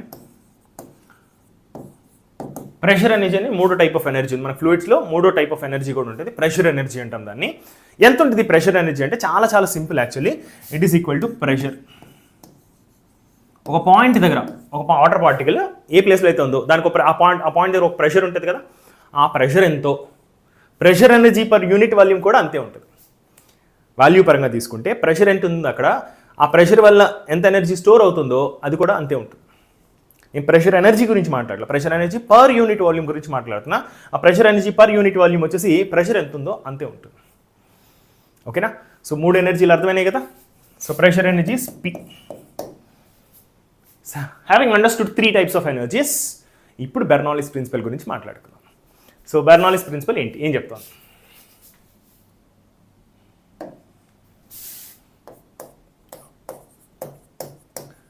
బెర్నౌల్లీస్ ప్రిన్సిపల్ చాలా ఫేమస్ అనుకుంటా, ఫేమస్ కూడా ఇది. బెర్నౌల్లీస్ ప్రిన్సిపల్ అనేది చాలా ఫేమస్. ఒకసారి ప్రిన్సిపల్ డిస్కస్ చేసి ఒక 1 or 2 క్వశ్చన్స్ చేసిన తర్వాత ఈ ప్రిన్సిపల్ యొక్క బ్యూటిఫుల్ ఎగ్జాంపుల్స్ నేను చెప్తాను. మన ప్రాక్టికల్గా రోజు జరిగే విషయాలు చాలా ఎగ్జాంపుల్స్ ఉన్నాయి, అవి చెప్తాను నేను కాసేపు అయిన తర్వాత. ఓకేనా? రైట్. సో బెర్నౌల్లీస్ ప్రిన్సిపల్ ఏం చెప్తుందంటే, this is based on conservation of energy. ఇంతకుముందు ఈక్వేషన్ ఆఫ్ కంటిన్యూటీ చెప్పాము. Equation of continuity is based on conservation of mass. ఎంత మాస్ పోయిందో అంత మాస్ బయట రావాలి, అది equation of continuity principle. Bernoulli's principle ఏంటి, ఎనర్జీ కన్జర్వేషన్ ఎక్కడైనా జరగాల, యూనివర్సల్ లా కదా అది. ఆ యూనివర్సల్ లాని బేస్ చేసుకొని చెప్పింది బెర్నౌల్లీస్ ప్రిన్సిపల్. కన్జర్వేషన్ ఆఫ్ ఎనర్జీని బేస్ చేసుకొని చెప్పిన ప్రిన్సిపలే Bernoulli's principle. Conservation of energy అంటే ఏంటి, ఎనర్జీ మారకూడదు అంతే, that's all. Bernoulli's principle is energy should not change, total energy should be same for the liquid at any position. So total conservation of energy means total energy should be constant for a liquid at any point. Okay, so total energy, what is total energy? So for example నేను ఒక situation గీస్తాను. ఒక pipe ఇలా ఉంది, ఓకేనా? ఇది 0.1 అందాం, ఇది 0.2 అనుకుందాం. ఓకే, ఈ పాయింట్ దగ్గర ఎంత వెలాసిటీతో పోతుందంటే v1 అనే వెలాసిటీతో, ఈ పాయింట్ దగ్గర ఎంత వెలాసిటీతో పోతుంది v2 అనే వెలాసిటీతో. ఓకే, అదేవిధంగా ఈ పాయింట్ దగ్గర ప్రెషర్ p1. ఓకే, అదేవిధంగా ఈ పాయింట్ దగ్గర సపోజ్ ఏదైనా ఒక రిఫరెన్స్ లెవెల్ తీసుకుందాం. మనం పొటెన్షియల్ ఎప్పుడైనా పొటెన్షియల్ ఎనర్జీ గురించి డిస్కస్ చేయాలంటే మనం ఒక రిఫరెన్స్ లెవెల్ ఏదైనా తీసుకోవాలి. రిఫరెన్స్ లెవెల్ ఉండాలి మనకు. ఆ రిఫరెన్స్ లెవెల్ని మనం ఈ లెవెల్గా తీసుకుంటే, బాటమ్ మోస్ట్ పాయింట్ చూస్తారా ఆ లెవెల్గా తీసుకోవచ్చు, లేదంటే ఏ లెవెల్ తీసుకుని మన ఫైనల్ ఆన్సర్ సేమే వస్తుంది, no problem. So potential energy కనుక్కోవాలి అంటే రిఫరెన్స్ పొజిషన్ నుంచే మనం హైట్ మెషర్ చేస్తాం. ఓకే, ఎప్పుడు గ్రౌండ్ నుంచే మెషర్ చేయాల్సిన అవసరం, ఏ పొజిషన్ నుంచైనా మెషర్ చేయొచ్చు, బట్ ఏదైనా ఒక రిఫరెన్స్ లెవెల్ తీసుకొని దాని నుంచి మనం మెషర్ చేయాలి. Okay, right. సో ఈ పాయింట్ యొక్క హైట్ హెచ్ అనుకుందాం. హెచ్ అనుకుంటే ఈ లోయెస్ట్ పాయింట్ యొక్క హైట్ అంతా 0. ఇది రిఫరెన్స్గా తీసుకున్నాం. అదే ఇక్కడ రిఫరెన్స్ తీసుకుని ఉంటే దీని హైట్ ఒకటి వస్తుంది, దీని హైట్ వేరే వస్తుంది, అవునా? రైట్. సో చూడండి, ఇక్కడ టోటల్ ఎనర్జీ కాన్స్టెంట్ అంట. సో టోటల్ ఎనర్జీ ఎక్కడెక్కడ కాన్స్టెంట్, ఇక్కడ కాన్స్టెంట్, ఇక్కడ కాన్స్టెంట్, ఇక్కడ కాన్స్టెంట్, ఇక్కడ కాన్స్టెంట్, ఇక్కడ కాన్స్టెంట్. అన్ని చోట్ల టోటల్ ఎనర్జీ అయితే మారట్లేదు. మరి ఏం మారుతోంది? ఒక పాయింట్ నుంచి ఇంకో పాయింట్కి హైట్ మారుతోందిగా, అంటే పొటెన్షియల్ ఎనర్జీ మారుతోందిగా, ప్రెషర్ మారుతోందిగా, స్పీడ్ మారుతుంది అంటే కైనెటిక్ ఎనర్జీ మారుతుందిగా. ఇండివిజువల్ ఎనర్జీస్ మారుతున్నాయి కానీ టోటల్ ఎనర్జీ మారట్లేదు. ఒక బాల్ని పైకి ఇసిరేసాం అనుకోండి, ఒక బాల్ని పైకి ఇసిరేస్తే పైకి వెళ్ళే కొద్దీ దాని పొటెన్షియల్ ఎనర్జీ పెరుగుతోంది కానీ కైనెటిక్ ఎనర్జీ తగ్గుతోంది, కానీ టోటల్ ఎనర్జీ మారట్లా. ఓకే, ఎనర్జీ కన్జర్వేషన్ జరుగుతుంది కదా. అదేవిధంగా ఇక్కడ కూడా ఈ లిక్విడ్కి కూడా టోటల్ ఎనర్జీ మారట్లా, కాకపోతే ఎనర్జీ ఒక ఫామ్ నుంచి ఇంకో ఫామ్కి కన్వర్ట్ అవుతుంది. ఇక్కడ నుంచి కిందికి వచ్చేసరికి ఇక్కడ చూడండి మూతి చిన్నదైపోతుంది, ఇక్కడ అంటే వెలాసిటీ పెరుగుతుంది. అంటే ఇక్కడ నుంచి ఇక్కడికి వచ్చేసరికి ఇక్కడ ఈ పాయింట్ దగ్గర కైనెటిక్ ఎనర్జీ తక్కువగా ఉంది, ఇక్కడ కైనెటిక్ ఎనర్జీ ఎక్కువగా ఉంది. ఎలా పొటెన్షియల్ ఎనర్జీ తగ్గిపోయింది, ఇక్కడ నుంచి ఇక్కడికి వచ్చేసరికి పొటెన్షియల్ ఎనర్జీ తగ్గిపోయి ఆ ఎనర్జీ పొటెన్షియల్ ఎనర్జీ ఫామ్లో ఉన్న ఎనర్జీ అంతా కూడా కైనెటిక్ ఎనర్జీ ఫామ్లోకి కన్వర్ట్ అయిపోతుంది. సో ఎనర్జీ ఒక ఫామ్ నుంచి ఇంకో ఫామ్ కన్వర్ట్ అవుతుంది, కానీ టోటల్ ఎనర్జీ మారట్లేదు. ఓకేనా? సో అది ఐడియా, టోటల్ ఎనర్జీ మారట్లేదు. సో హైట్ మారినప్పుడల్లా, లిక్విడ్ యొక్క హైట్ మారినప్పుడల్లా దాని యొక్క పొటెన్షియల్ ఎనర్జీ మారుతుంది. స్పీడ్ మారిందంటే కైనెటిక్ ఎనర్జీ మారినట్టు. ఓకేనా? అదేవిధంగా ప్రెషర్ ఎనర్జీ కూడా, ప్రెషర్ మారే కొద్దీ ప్రెషర్ ఎనర్జీ కూడా మారుతుంది. రైట్, టోటల్ ఎనర్జీ వచ్చేసి ఏమేంటి sum of total energy. There are 3 types of energies: kinetic energy plus potential energy plus pressure energy. But we're talking about only energies per unit volume. ఇక్కడ నేను స్పెషల్గా mention చేయలేదు, but we're interested in energies per unit volume. So what is the kinetic energy per unit volume? half rho v square. What is the potential energy per unit volume? Rho gh. Plus pressure energy per unit volume is just pressure itself. It is equal to constant. ఇది Bernoulli's principle. Total energy is constant. That's all. అదే Bernoulli's principle. Energy conservation base చేసుకొని చెప్పింది. అయితే స్పెసిఫిక్గా liquids గురించి చెప్తున్నాం, fluids గురించి చెప్తున్నాం. ఓకేనా? రైట్. సో చూడండి ఇక్కడ, సో దీన్ని కొంచెం ఫామ్ మార్చి మనం ఇంకోలా కూడా రాసుకోవచ్చు. ఒకసారి రోతో డివైడ్ చేయండి మొత్తాన్ని. రోతో డివైడ్ చేస్తే అన్ని చోట్ల, ఇక్కడ రోతో డివైడ్ చేస్తే మిగులుతుంది ½ v², ఇక్కడ రోతో డివైడ్ చేస్తే gh, ఇక్కడ రోతో డివైడ్ చేస్తే p/ρ అని కూడా రాసుకోవచ్చు. సో ఇదే Bernoulli's ప్రిన్సిపల్. మనం ఇలా కూడా రాసుకోవచ్చు, దీన్ని మార్చి ఇలా కూడా రాసుకోవచ్చు. ఎందుకంటే రోని డివైడ్ చేసాం అనుకో, ఈ పక్క రోతో డివైడ్ చేస్తే కాన్స్టెంట్ డివైడెడ్ బై రో కూడా కాన్స్టెంట్, కాబట్టి constant by constant is another constant. ఇలా కూడా రాసుకోవచ్చు, దీన్ని ఇంకో ఫామ్లో రాసుకోవచ్చు. ఓకే, సో దీన్ని ఇంకోలా కూడా రాసుకోవచ్చు. మనం ఎట్లా రాసుకోవచ్చు అంటే జీతో డివైడ్ చేయొచ్చు. జీతో డివైడ్ చేస్తే v² డివైడెడ్ బై 2g.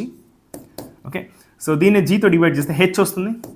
ఇక్కడ కూడా జీతో డివైడ్ చేస్తే p/ρ into g is equal to constant. Just అన్ని సేమ్ ఫార్ములాసే, కాకపోతే కొంచెం మార్చి రాసుకుంటున్నాం అంతే తేడా. ఇలానే రాసుకోవచ్చు, ఇలా కూడా రాసుకోవచ్చు. ఇది యాక్చువల్ ఈక్వేషన్. దీనిలో రోతో డివైడ్ చేస్తే ఇలా వస్తుంది, జీతో కూడా డివైడ్ చేస్తే ఇలా వస్తుంది. ఓకేనా?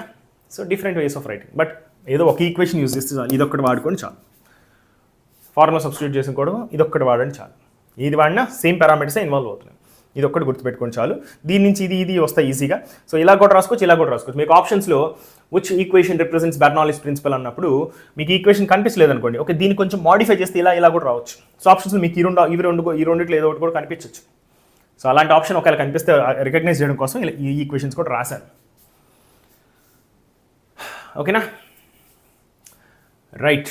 సో Bernoulli's ప్రిన్సిపల్ అంటే ఏంటో అర్థమైంది. ఓకే, సో అసలు ఈ ప్రిన్సిపల్ ఒకసారి ఇక్కడ అప్లై చేద్దామా. సో ఇక్కడ ప్రెషర్ P1 అనుకుందాం, ఇక్కడ ప్రెషర్ ఈ పాయింట్ దగ్గర ఉన్న ప్రెషర్ P2 అనుకుందాం. ఓకేనా?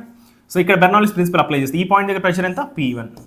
ఈ పాయింట్ దగ్గర ఉన్న కైనెటిక్ ఎనర్జీ ఎంత? ½ ρ v1² ప్లస్ ఈ పాయింట్ యొక్క హైట్ ఎంత మన రిఫరెన్స్ లెవెల్ నుంచి? ρ gh, potential energy height ρ gh. Okay, which is equal to అక్కడ ప్రెషర్ ఎంత? P2. కైనెటిక్ ఎనర్జీ ఎంత? ½ ρ v2². ఇక్కడ ఉన్న పొటెన్షియల్ ఎనర్జీ ఇది రిఫరెన్స్ లెవెల్ దగ్గర ఉంది కదా, ఇదే రిఫరెన్స్ లెవెల్ అనుకున్నాం, దాని యొక్క హైట్ 0 కాబట్టి పొటెన్షియల్ ఎనర్జీ 0. ఇక్కడ టోటల్ ఎనర్జీ, అక్కడ టోటల్ ఎనర్జీ ఈక్వల్ అవుతాయి.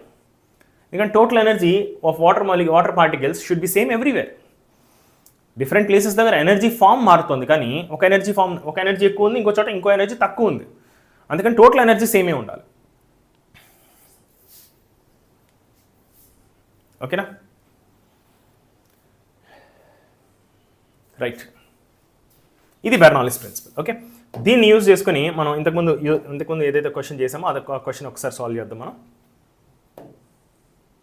ఈ క్వశ్చన్ మళ్ళీ వద్దాం. ఓకే, ఈ క్వశ్చన్కి వస్తే Bernoulli's ప్రిన్సిపల్ అప్లై చేద్దాం. మనం ఇక్కడ కూడా రిఫరెన్స్ లెవెల్ దీన్నే తీసుకున్నాం. రిఫరెన్స్ లెవెల్ వేరే తీసుకున్నా కూడా మనకు అదే ఆన్సర్ వస్తుంది, ప్రాబ్లం ఏం లేదు. But reference level lowest point ఏందో, పైప్లో ఏదైతే లోయెస్ట్ పాయింట్ ఉందో దాన్ని రిఫరెన్స్ లెవెల్గా తీసుకోండి. ఓకేనా? So pressure P1 at the first point plus ½ ρ v1² plus ρ gh1, height of the first one, or else దాన్ని హెచ్ అనుకున్నాం కాబట్టి ρ gh1 is equal to P2 plus ½ ρ v2² plus ρ gh2 అని రాసుకోవచ్చు. ఇది జనరల్గా ఫార్ములా రాశారు, జనరల్ ఫార్ములా రాశారు. ఇక్కడ టోటల్ ఎనర్జీ సమానం అవ్వాలని రాసింది ఈ ఫార్ములా. బెర్నౌల్లీస్ ప్రిన్సిపల్ సింపుల్గా రాశాను. సో ఫస్ట్ పాయింట్ ప్రెషర్ ఎంత అని చెప్పారు వాళ్ళు, 2 atmospheric ప్రెషర్ అన్నారు. అట్మాస్ఫిరిక్ ప్రెషర్ అంటే ఏంటి, 1.013 ఇంటూ 10⁵. అట్మాస్ఫిరిక్ ప్రెషర్ అంటే ఏంటి, 1 atm is equal to 1.013 into 10⁵ pascals or newton per metre square. SI యూనిట్స్లో రాసుకోవాలి, కన్ఫ్యూషన్ లేకుండా ఉండడం కోసం అన్నింటినీ ఒకే యూనిట్స్లో రాసుకోండి. ప్లస్ ½ ρ v² ఎంత, హాఫ్ ఏం చెప్పారు, వాటర్ అని చెప్పారు కదా, వాటర్ యొక్క డెన్సిటీ ఎంతమ్మా, అన్ని SI యూనిట్స్లో రాస్తే ఇట్ ఇస్ 1000 kg/m³. ఇంతకుముందు సెషన్లో క్లియర్గా నేను డిస్కస్ చేశాను వాటర్ యొక్క డెన్సిటీ 3 యూనిట్స్లో కూడా డిస్కస్ చేశాను. 1 g/cm³, డిఫరెంట్ యూనిట్స్లో డిఫరెంట్గా ఉంటాయి వాల్యూస్, ఆర్ 1 kg/L, ఇలా ఏ యూనిట్స్లో అయినా వాడుకోవచ్చు. సో SI యూనిట్స్లో మీరు క్యాలిక్యులేషన్స్లో ఇప్పుడు SI యూనిట్స్ యూజ్ చేయండి. సో ½ ρ వచ్చేసి 1000, okay, v1², what is the velocity at the first point, 5², plus ρgh, ρ is 1000, g is 10 and height is also 10, is equal to, on the right hand side what is the pressure, we don't know, that is what they are asking us to find. Pressure అడుగుతున్నారు వాళ్ళు, pressure at the lower level, plus ½ ρ v², half ρ వచ్చేసి 1000, water కదా, water యొక్క density మారదు, హైట్తో పాటు water యొక్క density మారదు, pressure మారచ్చు కానీ డెన్సిటీ మారదు. ρ ఇంటూ v² ఎంత, ఇక్కడ 4 ఉంది, 4² ప్లస్ ρgh. సో ఇక్కడ ρgh వచ్చేసి 0 అవుతుంది, ఎందుకంటే ఇది రిఫరెన్స్ లెవెల్గా తీసుకున్నాం, ఈ పాయింట్ యొక్క హైట్ అంతా 0, కాబట్టి పొటెన్షియల్ ఎనర్జీ అయితే 0 అయిపోతుంది. ఓకేనా, సో దీన్ని సింప్లిఫై చేద్దామా క్యాలిక్యులేషన్ని, ఈ క్యాలిక్యులేషన్ సింప్లిఫై చేద్దాం. చూడండి ఇక్కడ ఈ పాయింట్ నుంచి ఇక్కడ రాస్తున్నా. సో దీన్ని సింపుల్గా ఉండడం కోసం దీన్ని 1 తీసేసుకుందాం మనం. ఓకేనా, సింపుల్గా ఉండడం కోసం దీన్ని 1 తీసుకుంటున్నాం, సింపుల్గా ఉండడం కోసం క్యాలిక్యులేషన్ 1 తీసుకుంటున్నాం. రైట్, సో ఇప్పుడు ప్రెషర్ ఆ పక్క ఉంది P2 ఈజ్ ఈక్వల్ టు ఈ ½ ఇంటూ 1000 ఇంటూ 4² ఉంది కదా, దాన్ని ఈ పక్కకు పంపించేద్దాం. ½ ఇంటూ 1000 ఇంటూ 5² ఇక్కడ ఉంది, అక్కడ 4² ఉంది, ఆ 4² ఈ పక్కకు తీసుకొస్తే 5² మైనస్ 4² అవుతుంది. ఈ టర్మ్ని ఈ పక్కకు తీసుకొచ్చి ఈ రెండు టర్మ్స్ మిక్స్ చేసి రాశా. ప్లస్ ఇంకేం మిగిలింది మనకు, ఈ టర్మ్ మిగిలింది, ఈ టర్మ్ కూడా మిగిలింది. ఈ టర్మ్ ఎంత మొత్తం కలిపి 10⁵, కరెక్టేనా, 1000 10 మొత్తం 10⁵. ఈ టర్మ్ మిగిలి ఇంకో టర్మ్ చూడండి 2 ఇంటూ 10⁵, ఈజీగా ఉండడం కోసం 2 ఇంటూ 10⁵ తీసుకున్నాను. యాక్చువల్గా అయితే ఇది 2 ఇంటూ 1.013ని 1గా తీసుకున్నా క్యాలిక్యులేషన్ ఈజీగా ఉండడం కోసం. ఓకే కదా, ఈ టర్మ్ వచ్చేసింది. అదేవిధంగా ఈ రెండు టర్మ్స్ కలిపి ఇక్కడ రాశాను, అదేవిధంగా ఈ టర్మ్ ఇక్కడ రాశాను. టోటల్ చూడండి చాలా టర్మ్స్ ఉన్నాయి, 1 2 3 4 టర్మ్స్ ఉన్నాయి. 4 టర్మ్స్ ఇక్కడ వచ్చినాయి చూడండి, 1 2 3 4. సో 5² మైనస్ 4² ఎంతమ్మా, 5² అంటే 25, 4² అంటే 16, 25 minus 16 is 9. Okay, ½ into 1000 into 9, ½ into 1000 into 9 కదా, వచ్చేసి 9/2, వచ్చేసి 4.5 ఇంటూ 1000 is 4500. ఈ మొత్తం కలిపి 4500, కరెక్టేనా. 9/2 అంటే 4.5, 4.5 into 1000 is 4500 plus 3 into 10⁵, plus 3 into 10⁵. So 3 into 10⁵ అంటే 3 లక్షలు. 3 లక్షలతో 4500 యాడ్ చేసినా యాడ్ చేయకపోయినా పెద్ద చేంజ్ ఏమి ఉండదు, అవునా. సో 3 లక్షలకి 4000 యాడ్ చేస్తే 4500 యాడ్ చేస్తే 3 లక్షల, ఓకే, 3,04,500, 3,04,500 అప్రాక్సిమేట్గా ఇలా వస్తుంది. ఓకేనా, సో ప్రెషర్ ఎంత ఉంది, ఆర్ దీన్నే మనం 3.045 బార్ అని రాసుకోవచ్చు, ఆర్ అప్రాక్సిమేట్గా మాట్లాడితే 3.045 ATM అని కూడా రాసుకోవచ్చు. అప్రాక్సిమేట్గా బారు ATM అప్రాక్సిమేట్గా దగ్గరగా ఉంటాయి, ఎగ్జాక్ట్లీ సేమ్ కాదు బట్ దగ్గరగా ఉంటాయి. అప్రాక్సిమేట్గా 3.045 ATM అని రాసుకోవచ్చు. ఆప్షన్స్లో దానికి దగ్గరగా ఏ ఆప్షన్ ఉన్నా దాన్ని సెలెక్ట్ చేసుకోవచ్చు మనం.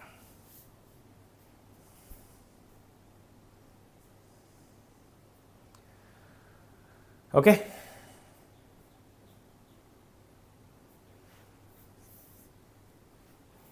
ఓకేనా, అర్థమైందా? ఎవరికైనా డౌట్స్ ఉన్నాయా? సింపుల్ అమ్మా. అదేవిధంగా సో ఇక్కడ చూడండి, కొన్ని ఈజీగా ఉంటాయి, కొన్ని క్వశ్చన్స్లో ఈజీగా ఉంటుంది.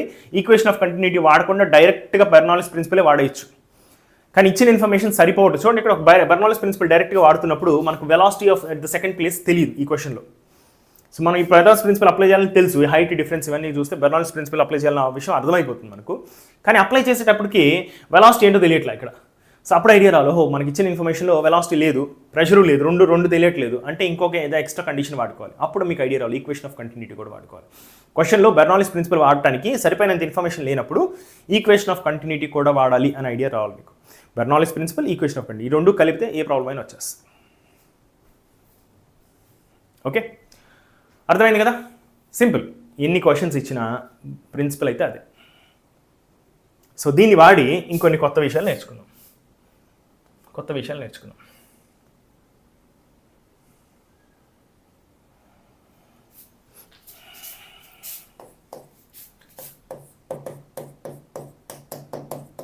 అప్లికేషన్స్.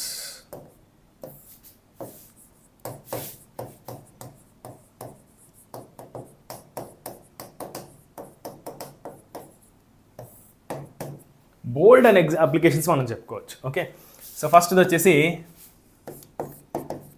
ఏరోప్లేన్ గురించి తెలుసుకుందాం.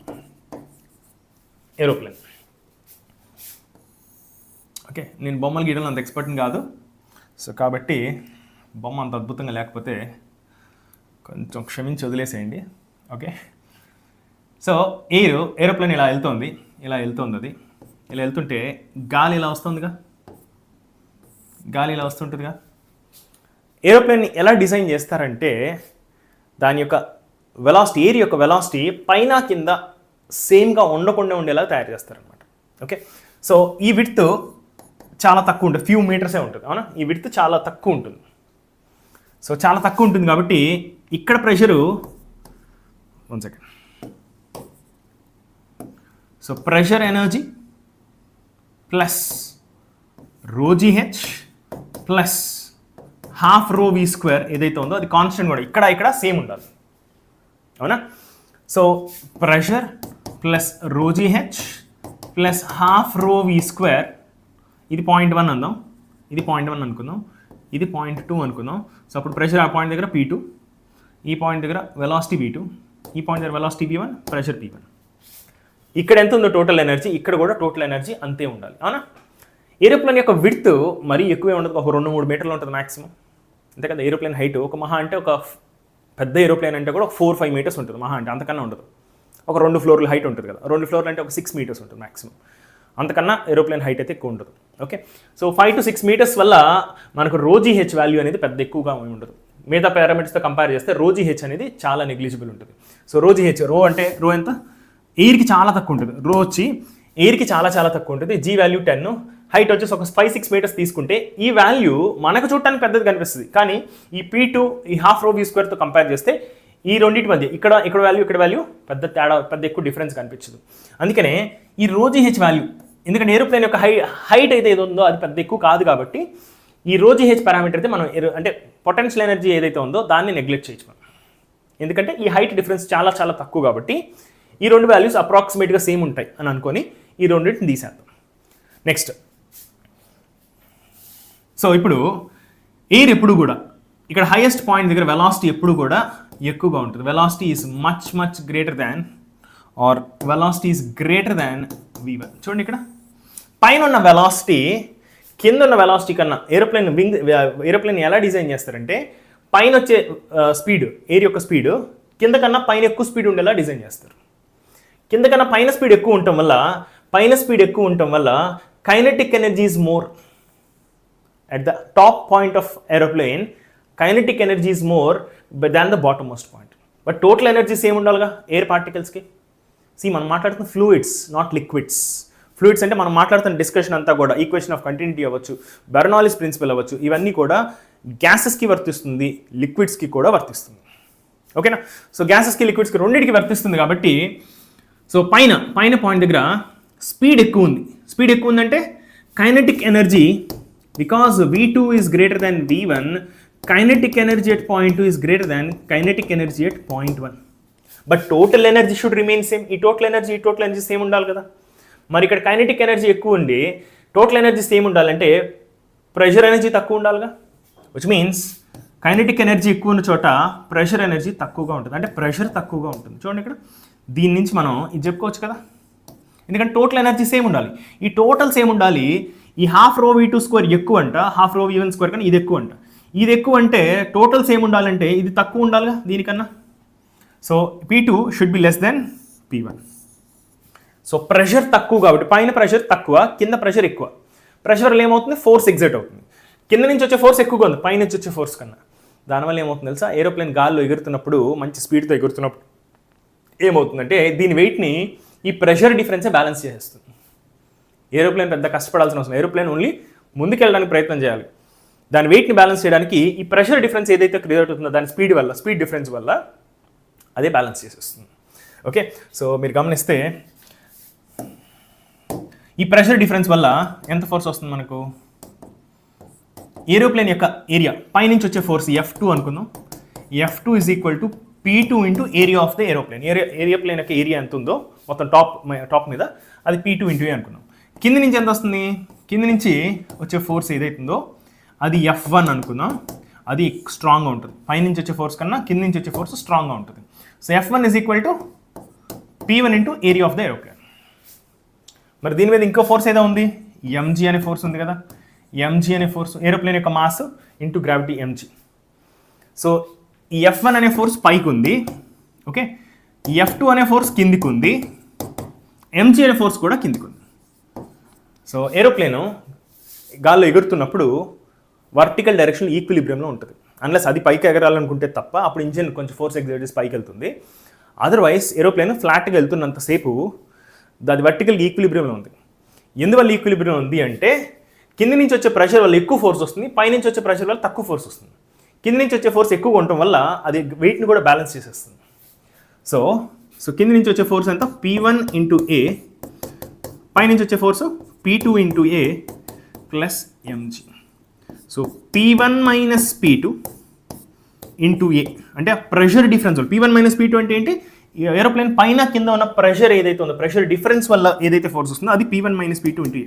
అది దీని యొక్క వెయిట్ని బ్యాలెన్స్ చేయాలి. దీని యొక్క వెయిట్ని ఏరోప్లేన్ పైన కింద ఉన్న ప్రెషర్ డిఫరెన్స్ వల్ల బ్యాలెన్స్ చేయబడుతుందని చెప్తున్నాను. P1 మైనస్ P2 అంటే ఏంటి, delta P into A is equal to mg. So pressure difference వల్ల వచ్చే నెట్ ఫోర్స్ ఏదైతే ఉందో ఆ ఫోర్స్ పైకి ఉంటుంది. ఆ ఫోర్సు ఈ mg gravitation force on the ఏరోప్లేన్ని బ్యాలెన్స్ చేసేస్తుంది అనమాట. సో ఇది ఎట్లా పాసిబుల్ అయిందంటే ఏరోప్లేన్ యొక్క షేప్ ఒక పర్టికులర్ షేప్లో డిజైన్ చేయడం వల్ల ఇది పాసిబుల్ అయింది. అలా కాకుండా ఏదో ఒక బాక్స్ లాంటివి తయారు చేసేసాం అనుకో, అప్పుడు మనకు బెర్నౌల్లీస్ ప్రిన్సిపల్ పనిచేయదు. ఇక్కడ బెర్నౌల్లీస్ ప్రిన్సిపల్ హెల్ప్ రాదు మనకి. ఇక్కడ ప్రెషర్ డిఫరెన్స్ క్రియేట్ అవ్వదు. ప్రెషర్ డిఫరెన్స్ క్రియేట్ అవ్వకపోవడం వల్ల వెయిట్ని బ్యాలెన్స్ చేయడం కుదరదు. ఓకే, ఇంజిన్ యొక్క ఫోర్స్ని విపరీతంగా వాడుకొని అది లిఫ్ట్ అవ్వాల్సిందే తప్ప దానంతటికి అది బెర్నౌల్లీస్ ప్రిన్సిపల్ హెల్ప్ తీసుకొని బ్యాలెన్స్ అవ్వడం కుదరదు అనమాట. ఓకేనా, రైట్, అది విషయం. ఇది ఏరోప్లేన్కి సంబంధించిన ఎగ్జాంపుల్. ఇంకా కొన్ని ఎగ్జాంపుల్స్, బ్యూటిఫుల్ ఎగ్జాంపుల్స్ చెప్తాను నేను. సో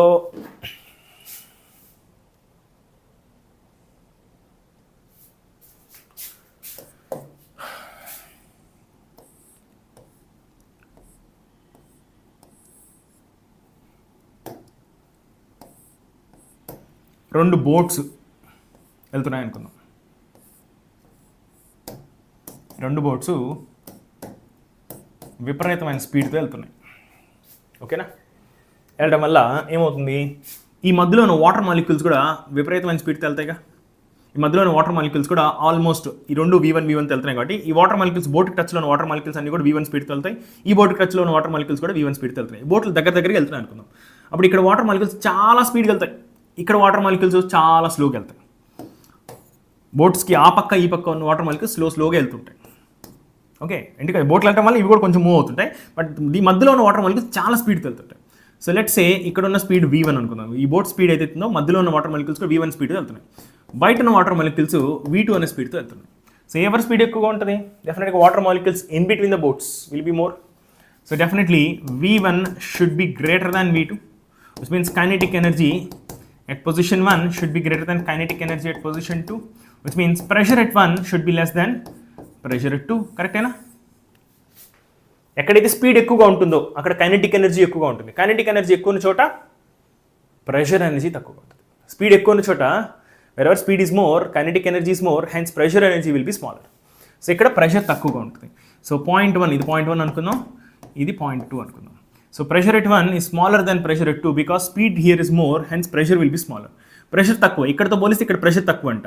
సో ఈ ప్రెషర్ వల్ల కొంత ఫోర్స్ ఇటు ఎగ్జర్ట్ అవుతుంది, ఆ ప్రెషర్ వల్ల ఫోర్స్ ఇటు ఎగ్జర్ట్ అవుతుంది, కానీ ఇక్కడ ప్రెషర్ ఎక్కువ కాబట్టి ఫోర్స్ ఇటు పక్క ఎక్కువగా ఉంటుంది. ఈ రెండు ఫోర్సులు సమానంగా లేవు, ఈ పక్క నుంచి ఫోర్స్ ఎక్కువగా ఉంది. సో 2 బోట్స్ దగ్గరికి వెళ్తుంటే వాటి మధ్యలో ఉన్న వాటర్ మాలిక్యూల్ స్పీడ్గా ట్రావెల్ చేయడం వల్ల మధ్యలో ప్రెషర్ తక్కువ ఉంటుంది. మధ్యలో ప్రెషర్ తక్కువ ఉండటం వల్ల ఏమవుతుంది తెలుసా, boats will feel some kind of attractive force between them. Pressure difference వల్ల ప్రెషర్ తక్కువ ఉంటుంది, లో ప్రెషర్ రీజన్ క్రియేట్ అవుతుంది, మధ్యలో లో ప్రెషర్ రీజన్ క్రియేట్ అవుతుంది. ఈ పక్క ఉన్న ప్రెషర్ ఏం చేస్తుంది, దాన్ని ఇటు పక్క పుష్, ఈ బోట్ని ఇటు పుష్ చేస్తుంది, ఈ బోట్ని ఈ పక్క ఉన్న ప్రెషర్ అటు పక్క పుష్ చేస్తుంది. సో బోట్స్ ఏంటంటే దగ్గరకు వచ్చేయడానికి అవకాశం ఎక్కువ ఉంటుంది అనమాట, కైండ్ ఆఫ్ అట్రాక్షన్ లాగా అవుతుంటుంది అనమాట. అదేవిధంగా మీరు ట్రైన్ ముందర నిల్చున్నారు, ట్రైన్ మీద మీరు నిల్చుంటే ట్రైన్ వెళ్తూ ఉంది, ట్రైన్కి టచ్లో ఉన్న గాలి మొత్తం కూడా ట్రైన్ స్పీడ్లో వెళ్తూ ఉంటుంది. ఓకే, ఆ గాలి స్పీడ్ ఎంత వెళ్తాం, దానికి టచ్లో ఉన్న గ్యాస్ మాలిక్యూల్స్ అన్నీ కూడా చాలా స్పీడ్తో వెళ్ళడానికి ట్రై చేస్తున్నాయి. మీరు ట్రైన్కి చాలా దగ్గరలో ఉన్నారు అనుకుందాం, అప్పుడు ఏమవుతుంది, మీకు ట్రైన్కి మధ్యలో ఉన్న గ్యాస్ మాలిక్యూల్స్ అన్నీ కూడా చాలా స్పీడ్గా వెళ్తున్నాయి. స్పీడ్ ఎక్కువ ఉన్న చోట kinetic energy of gas molecules ఎక్కువ ఉన్నాయి. కైనెటిక్ ఎనర్జీ ఎక్కువ ఉన్న చోట ఎప్పుడు కూడా ప్రెషర్ తక్కువగా ఉంటుంది. సో మీ వెనకాలతో పోలిస్తే మీ ముందర ట్రైన్కి మీకు మధ్యలో ఉన్న ప్రెషర్ తక్కువగా ఉంది, మీ వెనకాల ప్రెషర్ ఎక్కువగా ఉంది. సో ఈ పక్క ప్రెషర్ తక్కువ, ఆ పక్క ప్రెషర్ ఎక్కువ. ఏమవుతుంది, అటుపక్క నుంచి వచ్చే ఫోర్స్, వెనకాల నుంచి వచ్చే ఫోర్స్ ఎక్కువ ఉంటుంది, ముందర నుంచి వచ్చే ఫోర్స్ తక్కువగా ఉంటుంది. So you will feel a push towards the train. మీరు ట్రైన్ దగ్గరికి వెళ్ళి నిల్చోండి, ఏదో మిమ్మల్ని ట్రైన్ వైపు లాగేస్తున్నట్టు అనిపిస్తుంది. కాకపోతే మన కింద ఫ్రిక్షన్ కొంచెం గట్టిగానే ఉంటుంది కాబట్టి అది మనల్ని ముందుకెళ్ళనికుండా చాలా వరకు హెల్ప్ చేస్తుంది. బట్ ట్రైన్ మరీ విపరీతమైన స్పీడ్తో పోతుంటే, మరీ బుల్లెట్ ట్రైన్ లాంటి దానికి చాలా దగ్గరలో 1-2 feet డిస్టెన్స్లో కానీ నిల్చుంటే మీరు పోయి అతుక్కునే అవకాశం కూడా ఉంటుంది. బెర్నౌల్లీస్ ప్రిన్సిపల్ వల్ల స్పీడ్ ఎక్కువ ఉండటం వల్ల మధ్యలో మీకు ట్రైన్కి మధ్యలో స్పీడ్ ఎక్కువ ఉండటం వల్ల ప్రెషర్ చాలా తక్కువ ఉంటుంది. ప్రెషర్ చాలా తక్కువ ఉండటం వల్ల మీ వెనకాల ప్రెషర్ ఎక్కువగానే ఉంటుంది. మీ వెనకాల ప్రెషర్ ఏం మారదు, మధ్యలో ఉన్న ప్రెషర్ స్పీడ్ ఎక్కువ ఉండటం వల్ల ప్రెషర్ తగ్గుతుంది. సో ప్రెషర్ డిఫరెన్స్ వల్ల జరిగే పరిణామాలు అనమాట ఇవన్నీ కూడా. ప్రెషర్ డిఫరెన్స్ వల్లనే ఏరోప్లేన్ లిఫ్ట్ అవుతుంది, ప్రెషర్ డిఫరెన్స్ వల్లనే బోట్స్ 2 అట్రాక్ట్ చేయబడతాయి, ప్రెషర్ డిఫరెన్స్ వల్లనే మీరు ట్రైన్ దగ్గర నిల్చుంటే పుష్ లాగా ఫీల్ అవుతారు, ట్రైన్ వైపు లాగుతున్నట్టుగా ఫీల్ అవుతారు అనమాట. ఓకేనా? సో అదేవిధంగా ఇంకొన్ని ఎగ్జాంపుల్స్ చెప్పుకోవచ్చు. మీరు ఎప్పుడన్నా మీరు గమనించారు, ఇంట్లో తలుపు తీసే ఉంటుంది, డబామని కొట్టుకుంటూ ఉంటుంది, గాలి వస్తే డబామని కొట్టుకుంటూ ఉంటుంది. యాక్చువల్లీ మనకేమనిపిస్తుంది అంటే తలుపు తీసుంది, గాలి వస్తే తలుపుని వెనక్కి పుష్ చేయాలి కదా, ముందుకు ఎందుకు వస్తుందని అనిపించవచ్చు మీకు. అవునా? మీకు ఎప్పుడు రాలేదు డౌట్ అది? తలుపు ఇలా ఉందనుకోండి, గాలి ఇలా వస్తే తలుపు ఇలా పుష్ అవ్వాలిగా వెనక్కి, కానీ తలుపు వచ్చి ఇలా ఎందుకు క్లోజ్ అవుతుంది? మీకు ఎప్పుడు రాలేదు డౌట్? మీరు గమనించండి, ఇంట్లో ఎప్పుడన్నా తలుపు డబా మనం కొట్టుకుంటూ ఉంటాయి మనకు గాలి వస్తే. ఓకే, సో గాలి వచ్చినప్పుడు ఏమవుతుందంటే, సపోజ్ ఇది క్లోజింగ్ పొజిషన్ అనుకుందాం, ఇది ఓపెన్ పొజిషన్ అయినప్పుడు గాలి వచ్చింది అనుకోండి, ఇలా ఉందంటే గాలి వస్తే ఇట్లా వెళ్ళాలి యాక్చువల్గా, కానీ మనకి ఇలా వచ్చి పడిపోతుంటుంది. ఎందుకంటే తలుపు ఇలా ఉంది, ఇది క్లోజింగ్ పొజిషన్, తలుపు ఇలా ఉంది, ఇంకా కూడా ఇంత ఓపెన్ చేయొచ్చు మనం. గాలి ఇలా వచ్చి తగిలినప్పుడు ఇది ఇలా వెళ్ళాలని ఎక్స్పెక్ట్ చేస్తాం, కానీ గాలి ఇలా ఎక్కువ వెలాసిటీతో ఫ్లో అవుతున్నప్పుడు ఇక్కడ కైనెటిక్ ఎనర్జీ ఎక్కువ అవడం వల్ల ఎక్కడైతే స్పీడ్ ఎక్కువ ఉంటుందో అక్కడ ప్రెషర్ తక్కువ ఉంటుంది, ఇక్కడ ప్రెషర్ తక్కువ ఉంది. తలుపు వెనకాల ప్రెషర్ అంతే ఉంది, తలుపు వెనకాల ప్రెషర్ ఏం మారలేదు. తలుపు ముందర ఉన్న ప్రెషర్ గాలి ఎక్కువ స్పీడ్తో రావడం వల్ల ఇక్కడ ప్రెషర్ తగ్గిపోయింది. ఇక్కడ ప్రెషర్ తగ్గిపోవడం వల్ల ఇక్కడ ప్రెషర్ అంతే ఉంది, ఇక్కడ ప్రెషర్ తగ్గిపోయింది. సో ప్రెషర్ డిఫరెన్స్ వల్ల నెట్ ఫోర్స్ క్రియేట్ అవుతుంది. సో దానివల్ల ఏమవుతుంది, తలుపు టబా మనకు డోర్ వేసేసినట్టు అవుతుంది అనమాట.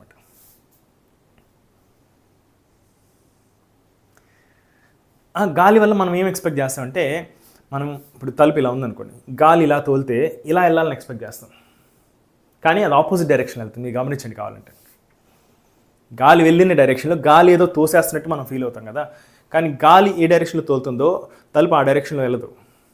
గాలి తలుపు ఒక్కో పక్క తోలితే ఏ పక్క అయితే గాలి తోలుతుందో తలుపు ఆ డైరెక్షన్లో కదులుతుంది అనమాట. గాలి తోలిన దానికి ఆపోజిట్ డైరెక్షన్, గాలి ఏ పక్క అయితే తోలుతుందో ఆ పక్కన ప్రెషర్ తగ్గిపోయి తలుపు ఎక్కడైతే ప్రెషర్ తగ్గిపోయిందో దాని వైపు మూవ్ అయిపోతుంది. ఓకే, అదేవిధంగా మనం స్ప్రేస్ కొడతాం, మన కూలింగ్ స్ప్రే అవ్వచ్చు, ఇవి కూడా బెర్నౌల్లీస్ ప్రిన్సిపల్ బేస్ చేసుకొని. మీరు అది ప్రెస్ చేయగానే ఏం చేస్తున్నారు, మనం ఏదైనా స్ప్రే కొట్టాడు, పర్ఫ్యూమ్ అవ్వచ్చు, ఓకే, ఏదైనా స్ప్రేస్ అవ్వచ్చు, ఏదైనా సరే మనం ప్రెస్ చేస్తున్నాం. ప్రెస్ చేసినప్పుడు ఏం చేస్తున్నాం తెలుసా, మనం ప్రెస్ చేసినప్పుడు అక్కడ స్పీడ్గా ఎయిర్ యొక్క స్పీడ్ని పెంచుతున్నాం. మనం ప్రెస్ చేసినప్పుడు ఏమవుతుంది తెలుసా, అక్కడ లోపల ఉన్న ఎయిర్ స్పీడ్ని పెంచేస్తున్నాం. ఎయిర్ స్పీడ్ని పెంచినప్పుడు అక్కడ ప్రెషర్ తగ్గిపోయి ఆ ప్రెషర్ డిఫరెన్స్ వల్ల లోపల ఉన్న లిక్విడ్ ఏదైతుందో అది లిఫ్ట్ అవుతుంది పైకి. ఓకే, యాటమైజర్ అని కూడా అంటారు కదండి. అన్ని స్ప్రేస్లోనూ కాన్సెప్ట్ అయితే బెర్నౌల్లీస్ ప్రిన్సిపలే.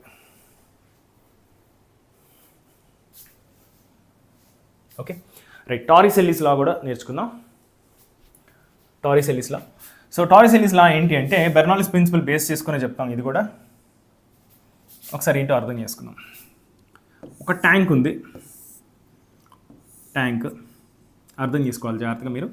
సో వాటర్ యొక్క లెవెల్ ఫుల్గా ఉంది,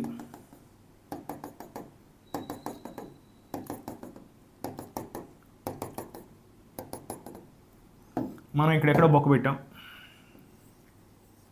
ఓకే, ట్యాంక్ యొక్క టోటల్ హైట్ క్యాపిటల్ హెచ్ అనుకుందాం. పైనుంచి వచ్చే హైట్ ఏదైతే ఉందో, పైనుంచి ఈ హోల్ దాకున్న హైట్ ఏదైతే ఉందో దాన్ని స్మాల్ హెచ్ అందాం. ఓకేనా, మిగిలిన హైట్ ఏదైతే ఉందో దాన్ని మనం capital H minus small H అని రాయొచ్చు. ఓకేనా, రైట్, జాగ్రత్తగా అర్థం చేసుకోండి ఇప్పుడు. సో ఈ హోల్ వల్ల వాటర్ ఏమవుతుందంటే బయటకు వస్తూ ఉంటుంది, వాటర్ బయటకు వస్తుంది, అవునా, వి అనే స్పీడ్తో బయటకు వస్తుంది. ఓకే, వచ్చిన వాటర్ బయటకు ప్రొజెక్ట్ అవుతుంది. వాటర్ వి అనే స్పీడ్తో ప్రొజెక్ట్ అయితే అది ఒక బాల్ని ఎలా అయితే ప్రొజెక్ట్ చేస్తే ఏమవుతుంది, ప్రొజెక్టైల్ మోషన్లో అవుతుంది కదా. అదేవిధంగా వాటర్ కూడా ఒక ప్రొజెక్టైల్ మోషన్ చేసి ఇక్కడెక్కడో పడుతుంది, గ్రౌండ్ మీద ఇక్కడెక్కడో పడుతుంది. సో దీన్ని మనం horizontal distance travelled by water అని చెప్పొచ్చు, లేదంటే రేంజ్ ఆఫ్ ద వాటర్ అని చెప్పొచ్చు, ఏదైనా చెప్పొచ్చు. రైట్, సో ఇక్కడ ప్రొజెక్టైల్ ఇక్కడ ఒకసారి వాటర్ బయటకు వచ్చేసి దాని స్పీడ్ కనుక్కుంటే మిగతాదంతా ప్రొజెక్టైల్ మోషన్, మన కైనమెటిక్స్ వాడి ఆ మిగతా క్వశ్చన్స్ అన్ని సాల్వ్ చేయొచ్చు. సో ఇక్కడ జాగ్రత్తగా అర్థం చేసుకుంటే మనం ఇక్కడ వాటర్, ఇక్కడ ఏరియా ఆఫ్ క్రాస్ సెక్షన్ ఏదైతుందో దాన్ని ఏరియా A1 అంటాను. ఇక్కడ చూసారు ఈ హోల్, దాని యొక్క area of cross section A2 అంటాను. చిన్న హోల్, ఓకే, చిన్న హోల్, దీని స్పీడ్ ఎక్కువ ఉంటుంది యాక్చువల్లీ, V2 అందాం, దీన్ని V2 అనొచ్చు, లేకపోతే జస్ట్ V అని కూడా అనొచ్చు, జస్ట్ V అందాం. ఇక్కడ స్పీడ్ V అనుకుందాం, ఇక్కడ ఏరియా A1, ఇక్కడ స్పీడ్ ఏదైతే ఉందో V1, ఇట్ ఈస్ అప్రాక్సిమేట్లీ 0. కరెక్టా కదా? ఒక ట్యాంక్ ఉంది, దానికి చిన్న బొక్క పెట్టాం, ఈ వాటర్ లెవెల్ తగ్గుతుంది, కానీ ఎంతసేపు మనం కొన్ని నిమిషాలు వెయిట్ చేస్తే లెవెల్ కొంచెం తగ్గుతుంది. అంటే స్పీడ్ చాలా చాలా తక్కువగా, ప్రతి సెకండ్కి మిల్లీమీటర్స్లోనో లేదా మైక్రోమీటర్స్లోనో మారుతుంది ఈ లెవెల్. అంటే స్పీడ్ ఎంత తక్కువ అంటే అంత తక్కువ, ఇగ్నోర్ చేసి అంత తక్కువ స్పీడ్తో కిందికి వెళ్తుంది. మనం ఈ ట్యాంక్ అంతా ఖాళీ అవ్వడానికి ఒక గంట పట్టింది అనుకుందాం, అంటే 1 అవర్లో ఎంత, ఒక 1 మీటర్ 2 మీటర్స్ లెవెల్ చేంజ్ అవుతుంది. 2 మీటర్స్ పర్ 1 అవర్, అంటే పర్ సెకండ్ని చెప్పాం అనుకో, ఆల్మోస్ట్ నెగ్లిజిబుల్ వాల్యూ వస్తుంది కదా. అంటే ఈ స్పీడ్ని మనం ఇగ్నోర్ చేయొచ్చు, ఇగ్నోర్ చేయకుండా కూడా క్వశ్చన్ చేయొచ్చు, నో ఇష్యూస్. బట్ జనరల్గా ఈ స్పీడ్, జనరల్గా ట్యాంక్లో ఒక బొక్క పెడితే ఆర్ఎల్స్ ఒక మామూలుగా పైప్ ఇక్కడ ఉంది అనుకోండి, ఈ పైప్ను ఓపెన్ చేసాం అనుకో, వాటర్ ఇలా పడుతూ ఉంటుంది. ట్యాంక్ యొక్క లెవెల్ తగ్గడానికి చాలా తక్కువ స్పీడ్తో తగ్గుతుంది. జనరల్గా ఈ స్పీడ్ని మనం ఇగ్నోర్ చేయొచ్చు. మనం మోస్ట్ ఆఫ్ ద క్వశ్చన్స్లో నీట్ లెవెల్లో జనరల్గా ఈ స్పీడ్ని మనం 0 తీసేసుకుంటాం. ఒకవేళ 0 తీసుకోకుండా కూడా చేయొచ్చు, హ్యాపీగా చేయొచ్చు. మనం ఇప్పుడు ఏదైతే ప్రిన్సిపల్ వాడుతున్నామో దాంట్లో స్పీడ్ ఒకవేళ 0 చెప్పకపోతే కూడా దాన్ని తగ్గట్టు మనం క్వశ్చన్ చేయొచ్చు. ఓకేనా, రైట్. సో ఇప్పుడు బెర్నౌల్లీస్ ప్రిన్సిపల్ అప్లై చేద్దాం ఇక్కడ ఈ పాయింట్ దగ్గర. సో ఇది అట్మాస్ఫియర్కి ఎక్స్పోజ్ అయింది కాబట్టి ఇక్కడ ప్రెషర్ ఎంతమ్మా, P0 కదా. ఇక్కడ కూడా వాటర్ బయటకు వస్తున్న వాటర్ అట్మాస్ఫియర్కి ఎక్స్పోజ్ అయింది కాబట్టి ఇక్కడ కూడా ప్రెషర్ P0 ప్రెషర్ సేమ్. నేను వాటర్ బయటకు వచ్చేసిన వాటర్ గురించి డిస్కస్ చేస్తున్నాను. బయటకు వచ్చేసిన వాటర్ యొక్క ప్రెషర్ సేమే కదా బయట, ఇక్కడ పైన ఉన్న ప్రెషర్ కూడా సేమే ఉంటుంది. ఎందుకంటే అట్మాస్ఫియర్కి ఎక్స్పోజ్ అయిన ప్రతి చోట కూడా ప్రెషర్ అట్మాస్ఫిరిక్ ప్రెషరే ఉంటుంది. ఆ అట్మాస్ఫిరిక్ ప్రెషర్ని P0 అని మనం నోటేషన్ తీసుకున్నాం. 1 atm అనే ప్రెషరు ఇక్కడ ఉంటుంది, అక్కడ ఉంటుంది. సో ప్రెషర్ సేమ్ అక్కడ ఇక్కడ. సో మనం ఈక్వేషన్ రాసుకుంటే, బెర్నౌల్లీస్ ఈక్వేషన్ రాసుకుంటే ఇక్కడ pressure P0, okay. So plus ఇది రిఫరెన్స్ లెవెల్ తీసుకుందాం అమ్మా, మనం ఇది రిఫరెన్స్ లెవెల్ తీసుకుందాం. ఇది రిఫరెన్స్ లెవెల్ తీసుకుంటే ఈ పాయింట్ యొక్క పొటెన్షియల్ ఎనర్జీ ఎంత, ρg క్యాపిటల్ హెచ్, కరెక్టేనా, ρg క్యాపిటల్ హెచ్. నేను వాటర్తో ఫిల్ చేశాను అనుకోండి, లేకపోతే ఏదైనా లిక్విడ్తో ఫిల్ చేస్తే ఆ లిక్విడ్ యొక్క డెన్సిటీ ఇక్కడ రాసుకోండి. జనరల్గా వాటర్తో ఇస్తారు questions, so density of water అని డిఫాల్ట్గా మనం అర్థం చేసుకోవచ్చు. ρgh, ఈ పాయింట్ యొక్క పొటెన్షియల్ ఎనర్జీ అంతా ρgh. నేను ఇది రిఫరెన్స్ లెవెల్గా తీసుకున్నాను. మీరు వేరే పాయింట్ రిఫరెన్స్ లెవెల్కి తీసుకుంటే ప్రాబ్లం లేదు, మన ఫైనల్గా సేమ్ ఆన్సర్ వస్తుంది. ప్లస్ కైనెటిక్ ఎనర్జీ ఎంత, ½ ρ v1² is equal to next చూడండి, నెక్స్ట్ ఇక్కడ ప్రెషర్ వచ్చేసి pressure energy or pressure energy అన్న, pressure energy per unit volume అన్న, it is same as pressure. So ఇక్కడ ప్రెషర్ వచ్చేసి P0 same as this pressure, plus potential energy ఎంత, ఈ point ఎంత హైట్లో ఉంది, ఈ పాయింట్ దగ్గర మనం బెర్నౌల్లీస్ ప్రిన్సిపల్ అప్లై చేస్తున్నాం. ఈ పాయింట్ ఎంత హైట్లో ఉంది, capital H minus small H అనే హైట్లో ఉంది. So ρg capital H minus small H, that is the potential energy. What is the kinetic energy, ½ ρ v², v2² అనే బదులు నేను v² అని తీసుకున్నాను, ఎందుకంటే ఈ వెలాసిటీ చాలా చాలా ఇంపార్టెంట్ మనకు. ఓకేనా, సో మీరు ఫైనల్ రిజల్ట్ చూస్తే ఆశ్చర్యపోతారు, మనకు తెలిసిన రిజల్టే ఉంటుంది. ఇక్కడ మన కైనమెటిక్స్లో చాలా ఎక్కువగా డిస్కస్ చేసే రిజల్టే ఉంటుంది. రైట్, సో అర్థమవుతుంది కదా, ప్రెషర్ అక్కడ ఇక్కడ సేమ్, ఎందుకంటే రెండు అట్మాస్ఫియర్కి ఎక్స్పోజ్ అయినా కాబట్టి ప్రెషర్ సేమ్, అవి క్యాన్సిల్ అయిపోతున్నాయి. ఓకేనా, సో ఈ V1కి Vకి మధ్య రిలేషన్ చూడండి. ఇక్కడ volume rate of flow equation of continuity వాడితే A1V1 is equal to A2V2, V2 బదులు నేను V తీసుకున్నా, దీన్ని యూజ్ చేయొచ్చు. దీన్ని యూజ్ చేస్తే V1 ప్లేస్లో A1/A2 ఇంటూ V1 ప్లేస్లో A2/A1 ఇంటూ V అని రాసుకోవచ్చు. అంటే ఇక్కడ స్పీడ్ అని చూసారా, ఆ స్పీడ్ A2/A1 ఇంటూ V అని రాసుకోవచ్చు. ఒకవేళ ఏదన్నా క్వశ్చన్లో మీకు అలాంటి కష్టమైన క్వశ్చన్స్ అడగరు, ఒకవేళ అడిగితే V1 ప్లేస్లో దీన్ని సబ్స్టిట్యూట్ చేసుకొని క్వశ్చన్ని సాల్వ్ చేయొచ్చు. ఒకవేళ ఎప్పుడన్నా ఈ వెలాసిటీని ఇగ్నోర్ చేయకూడదు అని క్వశ్చన్లో మెన్షన్ చేస్తే ఆర్ఎల్స్ ఈ వెలాసిటీని అడిగితే వాళ్ళు, కానీ నీట్ లెవెల్లో జనరల్గా అది అడగరు, ఎందుకంటే క్యాలిక్యులేషన్ కొంచెం టైం ఎక్కువ పడుతుంది క్యాలిక్యులేషన్కి. సో ఇలా చేయొచ్చు. దీన్ని యూజ్ ఈక్వేషన్ ఆఫ్ కంటిన్యూటీ కూడా వాడుకుంటే ఈ వెలాసిటీ V1 ప్లేస్లో దీన్ని సబ్స్టిట్యూట్ చేసుకుంటే మొత్తం వీల్లోకి మారిపోతుంది. ఓకేనా? సో కాబట్టి మనం దాన్ని యూజ్ చేసి కూడా చేద్దాం. ఓకే, ρGH ఇక్కడ చూడండి, ρGH క్యాన్సిల్. ఓకేనా? సో హాఫ్ రో V స్క్వేర్, ఈ పక్క హాఫ్ రో V1 స్క్వేర్ ఆ పక్కకు పంపించేసి ఈ ρG మైనస్ హెచ్ని చూసారా, ఇది నా పక్క పంపిస్తే ρG స్మాల్ హెచ్ అవుతుంది. ఇక్కడ ρG capital H minus small H ఉంది, ρG క్యాపిటల్ హెచ్ క్యాన్సిల్ అయిపోయింది, ρG మైనస్ హెచ్ ఏదైతుందో దీన్ని ఈ పక్కకు పంపించాను, ప్లస్ ρGH అవుతుంది. ఈ హాఫ్ రో V1 స్క్వేర్ ఆ పక్కకు పంపించాను, ఇలా వస్తుంది. 4 టర్మ్స్ క్యాన్సిల్ అయిపోయినాయి, మిగతా టర్మ్స్ అన్ని ఇలా అరేంజ్ చేశాను. మీరు ఎగ్జాక్ట్గా చేయాలనుకుంటే, అంటే ఈ వెలాసిటీని ఇగ్నోర్ చేయకుండా చేయాలంటే కూడా చేయొచ్చు. ఎలా చేస్తారంటే ఇలా చేస్తారు.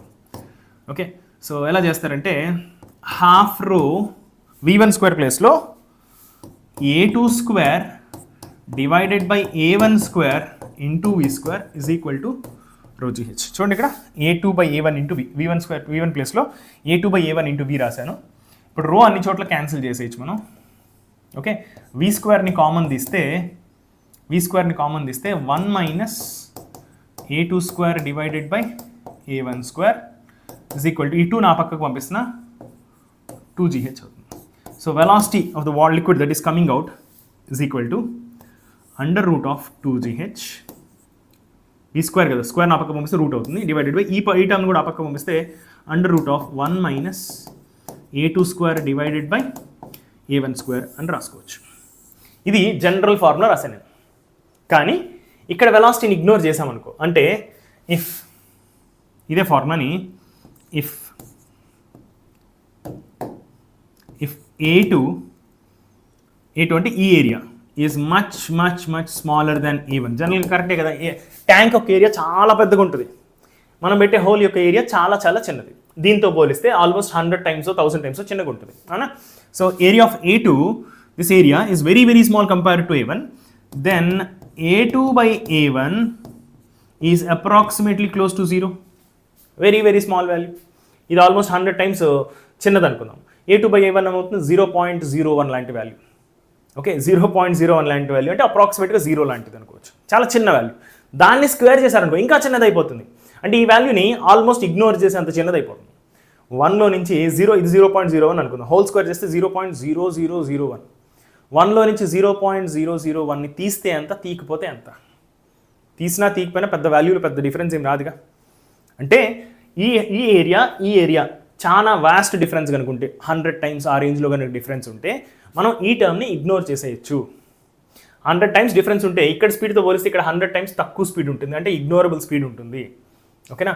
సో ఇది కనుక స్పీడ్ 0 తీసేసుకుని ఉంటే ఇంకా ఈజీ అయిపోయింది. చూడండి ప్రాబ్లం, ఇక్కడ ఈ స్పీడ్ కనుక 0 తీసేసుకుని ఉంటే ప్రాబ్లం చాలా ఈజీ అనాలిసిస్. ఇక్కడ చూడండి, ఇక్కడ 0 తీసేసుకుంటే V equal to root of 2GH వచ్చేసి ఉంటుంది. What is the speed? Route of 2GH. ఈ స్పీడ్ని మనం ఇగ్నోర్ చేస్తే ఆన్సర్ ఏమొస్తుంది, రూట్ ఆఫ్ 2G వచ్చేస్తుంది. ఎందుకంటే ఇది ఇగ్నోరబుల్ అయిపోతుంది, ఈ టర్మ్ 0 అయిపోతుంది, మొత్తం రూట్ ఆఫ్ 2GH సింపుల్గా అట్లా వచ్చేస్తుంది. నేను జనరలైజ్డ్ కేసు కూడా చేశాను, బట్ సింపుల్గా మాట్లాడుకుంటే ఇక్కడ స్పీడ్ మనం ఇగ్నోర్ చేస్తే ఈ టర్మ్ 0 అయిపోతుంది, మిగిలినంతా V equal to root of 2GH వస్తుంది. ఆర్ఎల్స్ దీన్ని నేను జనరలైజ్ చేస్తే A2/A1 0 అయిపోతుంది, మిగిలింది రూట్ ఆఫ్ 2GH. ఒకవేళ కాదు ఈ స్పీడ్ కూడా ఇగ్నోర్ చేయొద్దు అంటే అప్పుడు ఇలాంటి జనరల్ రిలేషన్ వాడుకోవచ్చు. మీకు మోస్ట్లీ ఇలాంటి రిలేషన్ వాడాల్సిన అవసరం రాకపోవచ్చు, రూట్ 2GH వాడితే సరిపోతుంది. రూట్ 2GH మీకు గుర్తుందా ఫార్ములా? ఫ్రీలీ ఫాలింగ్ ఆబ్జెక్ట్లో ఒక బాల్ని ఒక హైట్ నుంచి ఫ్రీలీ ఫాల్ చేస్తే అది గ్రౌండ్ టచ్ అయ్యే ముందు దానికి ఎంత స్పీడ్ ఎక్కువ అవుతుంది, రూట్ 2GH ఎక్కువ అవుతుంది. ఓకే, ఇక్కడ కూడా చూడండి, ఇక్కడ వాటర్ మాలిక్యూల్ ఇక్కడ నుంచి ఇక్కడ ట్రావెల్ చేస్తుంది, హెచ్ అనే హైట్ ట్రావెల్ చేస్తుంది కాబట్టి దానికి వచ్చే స్పీడ్ కూడా √2gh. చాలా ఈజీగా గుర్తుపెట్టుకోవచ్చు. ఒక బాల్ని డ్రాప్ చేస్తే వచ్చే స్పీడ్ ఏదైతే ఉందో అంతే స్పీడ్ √2gh. ఓకేనా, వెరీ నైస్. అర్థమైంది అనుకుంటా. Velocity is equal to √2gh. So అవసరమైన చోట ఈక్వేషన్ ఆఫ్ కంటిన్యూటీ కూడా వాడుకోండి. బెర్నౌల్లీస్ ఈక్వేషన్ రిలేటెడ్ క్వశ్చన్స్లో ఎక్కడన్నా అవసరం అనిపిస్తే ఈక్వేషన్ ఆఫ్ కంటిన్యూటీ కూడా చాలా హెల్ప్ చేస్తుంది. రైట్, సో √2gh అర్థమైపోయింది కదా. ఇక్కడ స్పీడ్ తెలిసిపోయింది. సో స్పీడ్ ఆఫ్ ప్రొజెక్షన్ అర్థమైంది కదా. ఇక్కడ ఎంత స్పీడ్తో ప్రొజెక్ట్ అవుతుంది వాటర్ తెలిసిపోయింది. So it's like horizontal projector. ఇక్కడ వాటర్ హారిజాంటల్గా ప్రొజెక్ట్ చేయబడింది, θ = 0తో ప్రొజెక్ట్ చేస్తున్నాం. సో ఎంత రేంజ్ ట్రావెల్ చేస్తుంది అనేది మనకి ఇంపార్టెంట్ కదా. ఎంత రేంజ్ ట్రావెల్ చేస్తుంది? స్పీడ్ ఇంటూ టైం టేకెన్, అవునా? Speed into time taken. Speed ఎంత? v. ఎంత టైం పడుతుంది? టైమ్ ఆఫ్ ఫ్లైట్ అనొచ్చు దాన్ని, లేకపోతే టైమ్ ఆఫ్ డిసెంట్ అని కూడా అనొచ్చు. సో ఎంత టైం పడుతుంది మనకు తెలుసు కదా. టైమ్ ఆఫ్ ఫ్లైట్ హారిజాంటల్ ప్రొజెక్టర్లో time taken to fall to the ground is √2h/g. ఎంత హైట్ నుంచి పడుతుందో ఇంటూ √2h/g. సో √2h/g, ఒక నిమిషం, range is equal to horizontal speed ux అనొచ్చు. మనం ux అని రాస్తాం అక్కడ ప్రాజెక్ట్ కైనమెటిక్స్లో అయితే. ఇక్కడ ux into time of flight అని రాయొచ్చు. ఇక్కడ ux వచ్చి v అని ఇచ్చారు. Okay, into time of flight వచ్చి √2h/g. √2h/g ఎంత హైట్ నుంచి పడుతోంది ఇలా చూద్దాం. ఒక బాల్ని ఇలా డ్రాప్ చేసామనుకో స్పీడ్ 0తో వర్టికల్గా, అది ఇక్కడికి వచ్చేసరికి ఎంత స్పీడ్ ఎక్వైర్ చేస్తుంది? అది h అనే హైట్ నుంచి పడుతుంటే ఇక్కడికి వచ్చేసరికి √2gh అనే స్పీడ్ ఎక్వైర్ చేస్తుంది. ఇక్కడికి రావడానికి పట్టే టైం వచ్చేసి √2h/g. ఎంత హైట్ నుంచి పడుతుంది అనేది important. √2h/g. Okay, so right. So ఎంత హైట్ నుంచి పడుతుంది ఇక్కడ? ఇంతకుముందు కేసులో ఎంత హైట్ నుంచి పడుతుంది? ఇక్కడ H - స్మాల్ h అనే హైట్ నుంచి పడుతుంది. ఒక్కసారి బయటకు వచ్చేస్తే ఈ హైట్తో మనకు సంబంధం లేదు. ఈ హైట్ ఇంపార్టెంట్ కాదు మనకి. ఇక్కడ ఎంత హైట్ పడుతుంది water? H - small h. Okay, నేను ఇక్కడ ఫ్రీలీ ఫాలింగ్ ఆబ్జెక్ట్ గురించి మాట్లాడా. ఒక ఆబ్జెక్ట్ని ఇలా హారిజాంటల్ ప్రొజెక్టైల్ చేసినా కూడా ఓకే వర్టికల్ డైరెక్షన్లో దాని మోషన్ అంతా కూడా ఫ్రీలీ ఫాలింగ్ ఆబ్జెక్ట్ లానే ఉంటుంది. సో ఈ కేసులో కూడా టైమ్ ఆఫ్ ఫ్లైట్ సేమే ఉంటుంది. ఈ హైట్ ఎంతో టైమ్ ఆఫ్ ఫ్లైట్ ఇక్కడ కూడా అంతే ఉంటుంది. స్పీడ్ కూడా వర్టికల్ స్పీడ్ √2gh ఉంటుంది. సో హారిజాంటల్ ప్రొజెక్టర్లో వర్టికల్ డైరెక్షన్ ఏవైతే జరుగుతుందో ఫ్రీలీ ఫాలింగ్ ఆబ్జెక్ట్లో కూడా అదే జరుగుతుంది అనమాట. ఓకే, సో ఈ పర్టికులర్ కేసులో ఈ హైట్ ఎంత హైట్ నుంచి పడుతుంది? లిక్విడ్ H - స్మాల్ h అనే హైట్ నుంచి పడుతుంది. H - స్మాల్ h అనే హైట్లో పడుతుంది. ఇంత హైట్లో పడుతుంది లిక్విడ్, ఇంత హైట్ నుంచి పడుతుంది. సో ఇది ట్రావెల్ చేసే height H - small h. So time of flight √2h/g అనే ఫార్ములా. h అంటే ఎంత హైట్ ట్రావెల్ చేస్తుంది లిక్విడ్ అనేది.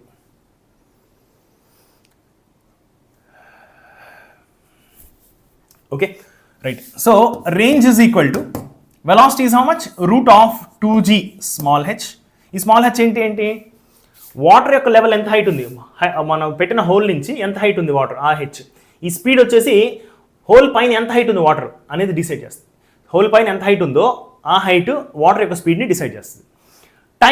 టైం ఎవరు డిసైడ్ చేస్తారు? టైం ఏది డిసైడ్ చేస్తుంది? ఈ హైట్ డిసైడ్ చేస్తుంది. హోల్ నుంచి కింద గ్రౌండ్ దాకా ఎంత హైట్ వాటర్ పడుతుందో ఆ హైట్ డిసైడ్ చేస్తుంది. జాగ్రత్తగా అర్థం చేసుకోవాలి. టైమ్ ఆఫ్ ఫ్లైట్ వచ్చేసి ఎక్కడి నుంచి వాటర్ పడుతుందో ఓకే దాని కింద ఎంత హైట్ ఉందో, ఎంత హైట్ ట్రావెల్ చేస్తుందో ఆ హైట్ డిసైడ్ చేస్తుంది. వచ్చే స్పీడ్ వచ్చేసి ఈ speed of projection of water వచ్చేసి దాని పైన వాటర్ లెవెల్ ఎంత హైట్ ఉందో ఆ హైట్ డిసైడ్ చేస్తుంది. సో కాసేపు అయిన తర్వాత ఈ వాటర్ లెవెల్ తగ్గిపోతుంది, అంటే స్పీడ్ కూడా తగ్గిపోతుంది. పోను స్పీడ్ తగ్గిపోతూ ఉంటుంది. ఓకేనా, right. √2gh into √2 times H - small h divided by g. Okay, so g cancel చేసేస్తే మనం మీరు గమనించండి range is equal to under root of okay 2 బయటకు తీసేయచ్చు కదా, రెండు 2లు ఉన్నాయి కదా రూట్ లోపల. 2 × 2 = 4, రూట్ కడితే 2 బయటకు వచ్చేస్తుంది. Root of small h into H - small h. జాగ్రత్తగా అర్థం చేసుకోండి. ఇది వెజల్ అనుకుంటే హోల్ ఒక చోట పెట్టాం, హోల్ పైన హైట్, హోల్ కింద హైట్. హోల్ పైన హైట్ h అయితే హోల్ కింద ఉన్న height H - small h. Okay, లేదంటే ఈ హైట్ h1 అనుకుంటే, ఈ హైట్ని h1 అనుకుంటే, ఈ హైట్ని h2 అనుకుంటే మనం ఇదే ఫార్ములాని root of h1 into h2 అని కూడా రాసుకోవచ్చు. హోల్ పైన ఉన్న హైట్ వాటర్ యొక్క హైట్, హోల్ కింద ఉన్న హైట్ రెండింటిని మల్టిప్లై చేస్తే రూట్ కడితే 2తో మల్టిప్లై చేస్తే రేంజ్ వస్తుంది. అలా అర్థం చేసుకోవచ్చు. నేను ఇక్కడ సింపుల్గా మనం ప్రొజెక్టైల్ మోషన్లో ఏవైతే ఫార్ములా వాడతాం అదే ఫార్ములా వాడాం, మనం ఏం డిఫరెంట్గా వాడలేం. కానీ ఫార్ములా ఫైనల్గా వచ్చిన ఫార్ములా ఏదైతే చాలా ఇంట్రెస్టింగ్ ఫార్ములా, మీరు గమనిస్తే 2 × root of small H into capital H minus small H. Whole పైన ఉన్న హైట్, హోల్ కింద ఉన్న హైట్ రెండింటిని మల్టిప్లై చేయాలి. ఓకేనా? సో వాటర్ యొక్క రేంజ్ అంత ఉంటుంది అనమాట. సో ఒకసారి ఆ ఫార్ములా ఇక్కడ రాద్దాం.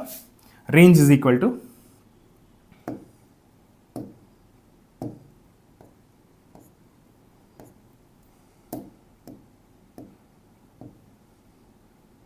range is equal to 2 times root of small h into capital H minus small h. ఎంత టైం పడుతుంది అది కూడా మనం ఇందాక కనుక్కున్నాం. Time of flight or time of descent is equal to under root of 2 into capital H minus small h divided by g.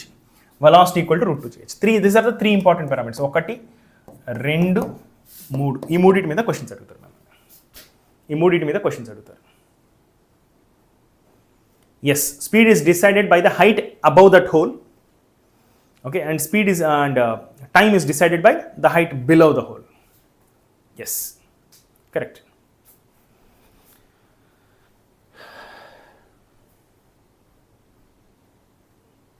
Okay.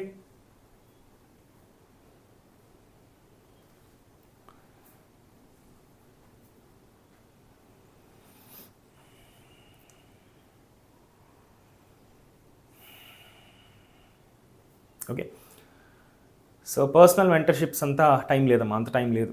Personal మెంటర్షిప్కి ఇచ్చే అంత time లేదు. మాకు యూట్యూబ్ క్లాసెస్, పెయిడ్ క్లాసెస్ కావాల్సినంత వర్క్ మాకు ఇక్కడే ఉంది. We don't have time for anything for personal mentorship. Okay, right. Yash, ఆమె good గర్లే. మరి నువ్వు గుడ్ బాయేనా? నువ్వు గుడ్ బాయే కాదా?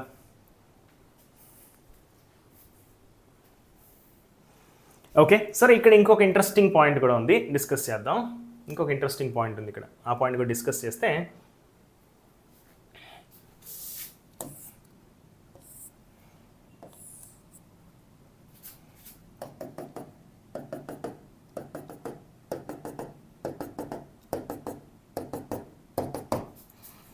So range is equal to మనకు 2 into root of small H into capital H minus small H వచ్చింది కదా. రేంజ్ మ్యాక్సిమం అవ్వాలి అంటే హోల్ ఎక్కడ పెట్టాలి? దీన్ని కొంచెం డిఫరెన్షియేషన్ చేయాల్సి వస్తుంది. మీకు డిఫరెన్షియేషన్ బాగా వస్తే స్మాల్ హెచ్తో డిఫరెన్షియేట్ చేసి ఈక్వల్ టు 0 చేయండి. మీకు రేంజ్ మ్యాక్సిమం ఏ హైట్ దగ్గర వస్తుందో తెలిసిపోతుంది. So range maximum will happen, range is maximum if small H is equal to capital H divided by 2. అంటే ఇది గ్రౌండ్ అనుకోండి, గ్రౌండ్ మీద ఈ వాటర్ ట్యాంక్ పెడితే దీనికి టోటల్ హైట్ హెచ్ అయితే, ఓకే, సో మనం ఎగ్జాక్ట్గా మిడ్ పాయింట్ దగ్గర కనుక హోల్ పెట్టామనుకోండి, హోల్ పెడితే ఓకే, వాటర్ విపరీతమైన మ్యాక్సిమం రేంజ్ వస్తుంది. వాటర్కి విపరీతమైన, నువ్వు జెంటిల్మెన్ అర్థమైపోతుంది. సో ఎంత హైట్? ఎగ్జాక్ట్గా h/2. పైన కింద హైట్, వాటర్ పైన ఉన్న హైట్, కింద ఉన్న హైట్ రెండు సేమ్ అయితే అప్పుడు మ్యాక్సిమం రేంజ్ వస్తుందంట. ఎగ్జాక్ట్గా హోల్ కనుక మిడిల్లో పెడితే వాటర్ ఎక్కువ దూరం ట్రావెల్ చేస్తుంది. ఓకేనా? So range is maximum if h equal to small h equal to h/2. And what is the maximum range? Maximum range is equal to 2 into root of small h ఎంత? h/2. Capital h minus h/2 కూడా h/2నే, which is equal to ఎంత? 2 cancel, which is equal to h.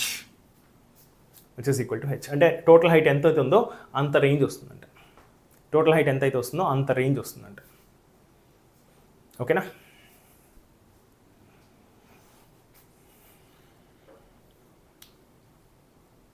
Okay, right. So maximum range, total height ఎంత ఉందో అంత height, maximum ఎంత height అయితే ఉందో అంత దూరంలో పడుతుందంట water. So that is the maximum range possible. Or max will happen when you make the hole exactly at the mid point, which is equal to height of the liquid. Okay, right. ఇక్కడ ఇంకొక point కూడా ఉంది. మనం ప్రొజెక్టైల్లో 2 యాంగిల్స్తో project చేస్తే same range వచ్చే chance ఉన్నాయి. ఆ 2 యాంగిల్స్ ఏంటో గుర్తుందా? 2 యాంగిల్స్ కాంప్లిమెంటరీ యాంగిల్స్, కరెక్టా? రెండింటిని యాడ్ చేస్తే 90 వచ్చే యాంగిల్స్, 30, 60 యాంగిల్స్ ప్రొజెక్ట్ చేస్తే రెండింటికి సేమ్ రేంజ్ వస్తుంది. సేమ్ హైట్ రాదు, సేమ్ రేంజ్ వస్తుంది. 15, 75 సేమ్ రేంజ్ వస్తుంది. రెండింటిని యాడ్ చేస్తే 90 వచ్చాయి. విధంగా ఆ రెండు యాంగిల్స్కి సేమ్ రేంజ్ వస్తుంది. అదేవిధంగా ఇక్కడ యాంగిల్ ఆఫ్ ప్రొజెక్షన్స్ ఏమి అన్నీ కూడా హారిజాంటల్, ఎక్కడ మనం హోల్ చేసినా హారిజాంటల్గానే హారిజాంటల్ ప్రొజెక్టైల్ వస్తుంది. కాకపోతే ఇంట్రెస్టింగ్ థింగ్ ఏంటంటే పైనుంచి h/4 అనే హైట్తో మనం ప్రొజెక్ట్ చేస్తే కింది నుంచి h/4 హైట్ తీసుకున్నాం అనుకోండి, పైనుంచి h/4 అయితే కింది నుంచి కూడా h/4 తీసుకున్నాం అనుకోండి. ఒకసారి ఫార్ములా అప్లై చేసి చూడండి. ఇక్కడ పైనుంచి h/4 అయితే ఒకటి h/4 అయితే ఇంకోటి 3h/4 అవుతుందిగా. మరి కింది నుంచి h/4 అంటే ఇది h/4 అవుతుంది, మిగిలిన ఇంకోటి 3h/4 అవుతుంది. ప్రోడక్ట్ సేమ్ ఉంటుందిగా. ఓకే, హోల్ పైన ఉన్న హైట్ ఇది, హోల్ కింద ఉన్న హైట్ ఇది. ఒకటి h/4 అయితే ఇంకొకటి 3h/4 అవుతుంది. కింద నుంచి హైట్ h/4 అంటే ఈ హైట్ h/4 అయితే ఇది 3h/4 అవుతుంది. ప్రోడక్ట్ సేమ్ వస్తుంది కదా. అంటే ఈ హైట్ దగ్గర ఉన్నప్పుడు ఈ హైట్ తక్కువ కాబట్టి తక్కువ స్పీడ్తో ప్రొజెక్ట్ అవుతుంది కాబట్టి కొంచెం దగ్గరలో పడుతుంది. ఇక్కడ స్పీడ్ ఎక్కువ ఉంది కానీ తక్కువ టైంలో పడిపోతుంది. సో కానీ రేంజ్ సేమ్ వస్తుంది. ఈ రెండు ప్లేసెస్లో కూడా సేమ్ రేంజ్ వస్తుంది. అంటే పైనుంచి ఎంత డిస్టెన్సో కింద నుంచి కూడా అంతే డిస్టెన్స్ కనుక ఉంటే అప్పుడు రేంజ్ సేమ్ వస్తుంది. ఓకేనా, పైనుంచి ఎంత డిస్టెన్సో కింద నుంచి కూడా అంతే డిస్టెన్స్లో కనుక ప్రొజెక్ట్ చేస్తే ఆ రెండు చోట్ల హోల్స్కి సేమ్ రేంజ్ వస్తుంది అనమాట. ఇక్కడ హోల్ పెట్టండి, రెండు ఒకే చోట పోయి కలుస్తాయి. అదేవిధంగా h/2 దగ్గర అంటే ఒక హోల్, కింద నుంచి h/2 అంటే కూడా సేమ్ హోలే. ఓకే, అలా కాకుండా h/3 పైనుంచి కింద నుంచి h/3 రెండు హోల్స్ చేస్తే అవి కూడా సేమ్ డిస్టెన్స్లో పోయి కలుస్తాయి, సేమ్ రేంజ్ వస్తాయి వాటికి కూడా. అర్థమవుతుందా?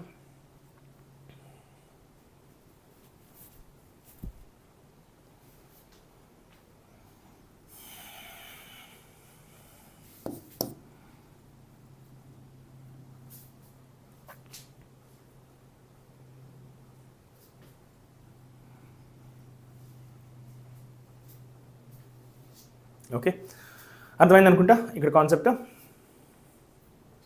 సరే, దీనిలో ఇంకొక క్వశ్చన్ అడుగుతాను చూడండి. నేను ఒక ట్యాంక్ కానీ గ్రౌండ్ ఇక్కడ ఉంది. ఈ ట్యాంక్ని దాని మీద నిల్చోబెట్టాం మనం. గ్రౌండ్ ఇక్కడెక్కడ ఉంది. ఓకే, ఈ హైట్ h1 అనుకుందాం. ట్యాంక్లో వాటర్ ఉన్నాయి. ఇది సమ్ స్లాబ్ లాంటిది ఏదో. ఇప్పుడు చెప్పండి, దీని యొక్క హైట్ h. ఓకేనా, ఇది కూడా క్యాపిటల్ H అని ఇప్పుడు చెప్పుకుందాం.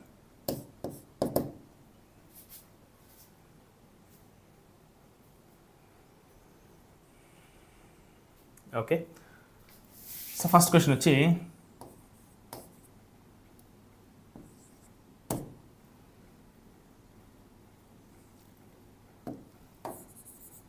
First question.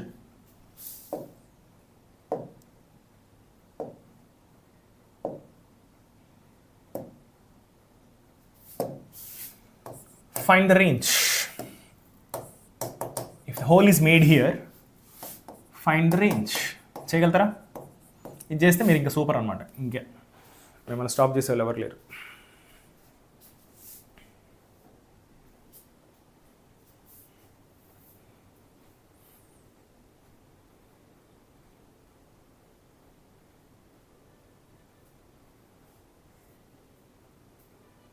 హోల్ ఇక్కడ పెట్టాం, ఎగ్జాక్ట్గా మిడిల్. ఈ హైట్ h/2 అంటున్నాం. ఓకేనా, కానీ ఇది ఎంత డిస్టెన్స్ ట్రావెల్ చేస్తుంది? వాటర్ బయటకు వచ్చిన వాటర్ ఇలా ట్రావెల్ చేస్తాను. ఎంత హైట్ ట్రావెల్ చేస్తుంది? 3h/2 ట్రావెల్ చేస్తాను. 3h/2 ట్రావెల్ చేస్తాను.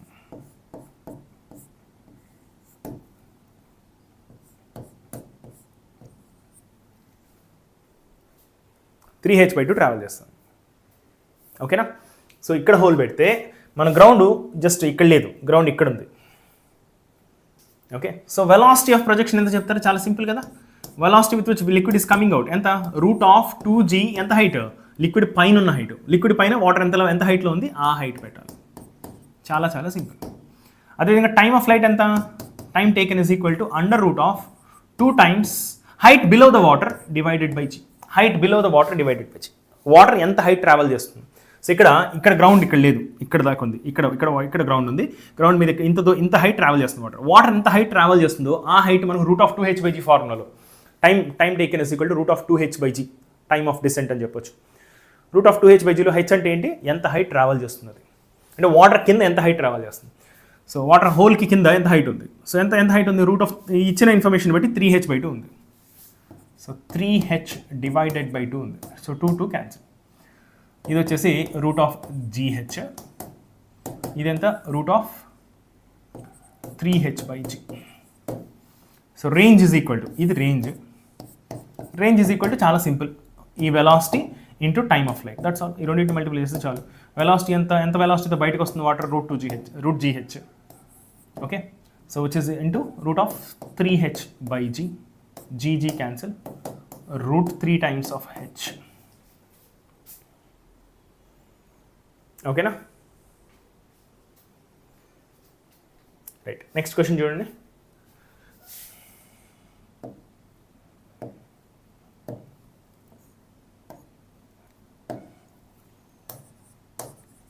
Where should the hole be made?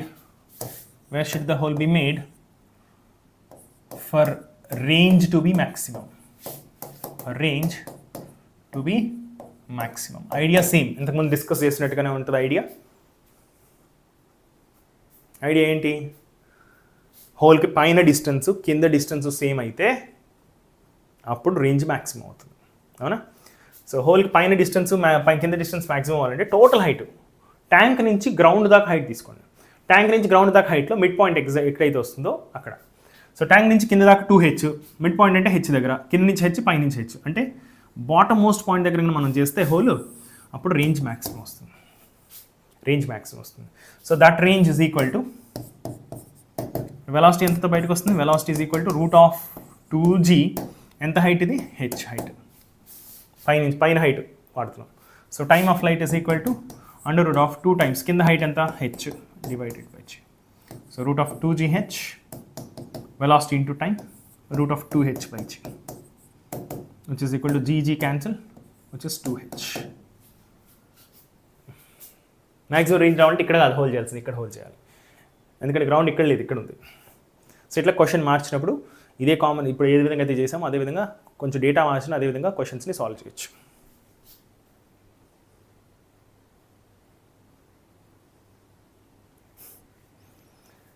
Ideas ఏం వాడితే ఐడియాస్ రావు, ఆలోచిస్తే వస్తాయి.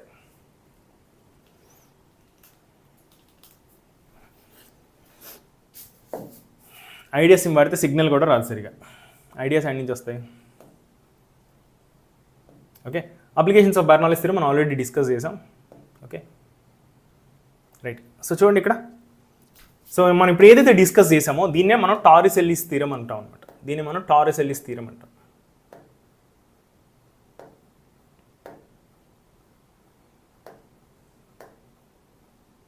ఓకే, ఇప్పుడు మనం ఏదైతే డిస్కస్ చేసాం ఇక్కడ వాటర్ గురించి, సో దీన్ని మనం టారిసెల్లిస్ థియరమ్ అని కూడా అంటాం. ఓకే, సో దాన్ని బేస్ చేసుకుని కొన్ని క్వశ్చన్స్ చేద్దాం చకచ్. సో ఇంకొక కాన్సెప్ట్ ఉంది ఇక్కడ, అది ఇక్కడ డిస్కస్ చేసేద్దాం మనం. So difference in height between 2 holes, find out the resultant force of reaction of liquid flowing out of vessel. So ఈ క్వశ్చన్ చేసే ముందు ఇంకొక చిన్న కాన్సెప్ట్ నేర్చుకుందాం మనం. వాటర్ ఉంది ఇక్కడ, ఈ వెసల్లో వాటర్ ఉంది, చిన్న హోల్ చేద్దాం, వాటర్ బయటకు వస్తుంది. సో వెలాసిటీ ఆఫ్ వాటర్ ఎంత, రూట్ ఆఫ్ 2g, పైన ఉన్న హైట్, పైన ఎంత హైట్ అయితే ఉందో ఆ హైట్, రూట్ ఆఫ్ 2gh, అవునా. సో ఇంత వెలాసిటీతో బయటకు వస్తుంది కదా, మరి ఈ వాటర్ బయటకు వస్తుంది కదా, వాటర్ బయటకు వస్తున్నప్పుడు ఏమవుతుంది తెలుసా, అంటే వాటర్ మీద ఎవరో ఫోర్స్ అప్లై చేస్తున్నారుగా, అంటే లోపల ఉన్న ప్రెషర్ వాటర్ మీద ఫోర్స్ అప్లై చేస్తుంది. ఎక్కడైనా ఫోర్స్ ఉందంటే అది యాక్షన్ అనుకుంటే రియాక్షన్ ఫోర్స్ కూడా ఉంటుందిగా. సో వాటర్ మీద వెజల్ ఫోర్స్ అప్లై చేస్తుంది, అదేవిధంగా బయటకు వస్తున్న వాటర్ వెజల్ మీద కూడా ఆపోజిట్ డైరెక్షన్లో ఫోర్స్ అప్లై చేస్తుంది. ఇక్కడ కానీ ఫ్రిక్షన్ లేకపోతే గ్లాస్ గ్యారంటీగా వెనక్కి జరుగుతుంది, కానీ ఫ్రిక్షన్ వల్ల గ్లాసులు ఆర్ఎల్స్ ట్యాంకులు వెనక్కి జరగడం మనం గమనించాం. ఓకేనా. సో కానీ ఇక్కడైతే ఫోర్స్ వాటర్ మీద ఎగ్జర్ట్ చేయబడుతుంది, వాటర్ వల్ల వెజల్ మీద కూడా ఫోర్స్ ఎగ్జర్ట్ చేయబడుతుంది. ఓకేనా. ఓకే, సో ఈ ఫోర్స్ని మనం థ్రస్ట్ ఫోర్స్ అని కూడా చెప్పొచ్చు. So thrust force is equal to, మీకు గుర్తుందా, force is equal to dp/dt అని రాస్తాం మనం. Force is equal to dp/dt, d/dt of p p బదులు మనం mass into velocity mass into velocity రాస్తాం. So which is equal to dm by dt into v plus m into dv by dt అని రాస్తుంటాం. So force is equal to dm by dt into v plus mass into acceleration. మనకు చాలా చోట్ల force equal to mass into acceleration అని మాత్రమే రాస్తుంటాం, కానీ చాలా ప్రాబ్లమ్స్లో సరిపోతుంది. కానీ కొన్ని చోట్ల వెలాసిటీ కాన్స్టెంట్గానే ఉంటుంది కానీ ఫోర్స్ అప్లై అవుతుంది. ఇలాంటి కేసెస్లోనే వీటిని మనం వేరియబుల్ మాస్ సిస్టమ్ అంటాం. రాకెట్ ప్రొపల్షన్లో కూడా ఈ ఫోర్స్ ఉంటుంది మనకు. మాస్ చేంజ్ వల్ల, మాస్ టైంతో పాటు చేంజ్ అవ్వడం వల్ల వచ్చే ఫోర్స్. ఓకే, ఇక్కడ కూడా చూడండి మాస్ చేంజ్ అవుతుందిగా, మాస్ బయటకు వచ్చే కొద్దీ dm by dt మారుతుంది, కానీ సేమ్ స్పీడ్తోనే బయటకు వస్తుంది. రైట్, కాసేపు అయిన తర్వాత స్పీడ్ కూడా మారుతుంది, బట్ తక్కువ టైంలో తీసుకుంటే స్పీడ్ కొంచెం సేమ్గానే ఉంటుంది. సో ఇక్కడ ఈ కాంపోనెంట్ వల్ల ఫోర్స్ వస్తుంది. ఇక్కడ యాక్సిలరేషన్ ఏమి ఉండదు, వాటర్ బయటకు వస్తున్నప్పుడు సేమ్ స్పీడ్తోనే వస్తుంటుంది కాబట్టి సో యాక్సిలరేషన్ ఈ కాంపోనెంట్ ఇగ్నోర్ చేద్దాం. సో ఇక్కడ force exerted by the water on the vessel or force exerted by the vessel on the water రెండు ఆపోజిట్ డైరెక్షన్ ఉంటాయి. వాటర్ మీద ఈ డైరెక్షన్ ఫోర్స్ అప్లై చేస్తుంది, అదే వాటర్ బయటకు వస్తున్న వాటర్ వెజల్ మీద ఆపోజిట్ డైరెక్షన్ ఫోర్స్ అప్లై చేస్తుంది. అందుకని వెజల్ వెనక్కి వెళ్ళే అవకాశం కూడా ఉంటుంది. కింద ఫ్రిక్షన్ లేకపోతే వెనక్కి వెళ్తుంది గ్యారంటీగా. So that force is equal to dm by dt into v. జాగ్రత్తగా అర్థం చేసుకోండి, dm by dt అంటే ఎంతో చూద్దాం. So dm by dt is equal to d by dt of mass is density into volume. Mass is density into volume. So రోని బయటికి తీసుకొస్తే, డెన్సిటీని బయటికి తీసుకొచ్చేస్తే dv by dt అని రాసుకోవచ్చు. రో ఇంటూ మీకు గుర్తుంటే volume rate of flow. dv by dt అంటే ఏంటి? Volume rate of flow. Volume rate of flow అంటే ఏరియా ఇంటూ స్పీడ్ అని రాసుకోవచ్చు. మనం ఆల్రెడీ డిస్కస్ చేసాం, గుర్తుందా మీకు? Rho AV. So volume rate of flow అంటే మన ఈక్వేషన్ ఆఫ్ కంటిన్యూటీ డిస్కస్ చేసాం. Volume rate of flow equal to area into velocity or area into speed అని రాసుకున్నాం, అవునా? So rho AV is the rate at which mass is changing. dm by dt అంతా rho ఏవి.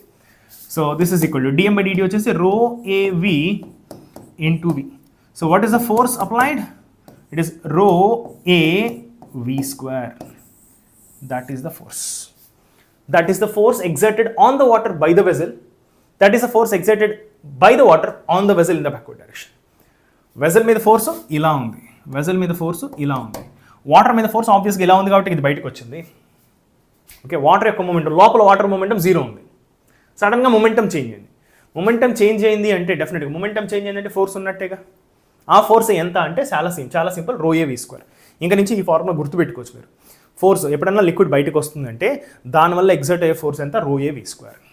ఈ ఫార్ములాని మనం ఈ particular కేసులో ఈ ఫోర్స్ని రో ఏ వి స్క్వేర్ అని రాసుకోవచ్చు. ఆ వి స్క్వేర్ని 2gh అని కూడా రాసుకోవచ్చు. వి స్క్వేర్ బదులు 2gh రాసుకుంటే రో ఏ 2gh అని రాసుకోవచ్చు. 2 రో ఏ gh అని కూడా రాసుకోవచ్చు. సో మీరు రో ఏ వి స్క్వేర్ గుర్తుపెట్టుకోండి. ఈ పర్టికులర్ సిచ్యువేషన్లో కనుక అయితే వెలాసిటీ మనకు అప్పర్ హైట్ తెలిస్తే √2gh రాసుకోవచ్చు. √2gh రాసుకుంటే అప్పుడు 2 రో ఏ gh అని రాసుకోవచ్చు. ఇది కూడా చాలా important concept. So vessel water ఏ డైరెక్షన్లో పోతుందో వెజల్ మీద ఫోర్స్ దానికి ఆపోజిట్ డైరెక్షన్లో ఉంటుంది. ఇక్కడ దాకా అర్థమైందా? ఏమైనా డౌట్ ఉందా? ఇది కొద్దిగా ట్రికీ కాన్సెప్ట్. ఇది అర్థమైతే నేను ముందుకు వెళ్తాను, నెక్స్ట్ క్వశ్చన్కి వెళ్తాను. వెళ్ళొచ్చా ముందుకి? రైట్, చూడండి, there are two identical small holes on the opposite sides of a tank containing a liquid. The tank is open at the top. Okay, పైన ఓపెన్గా ఉందంట.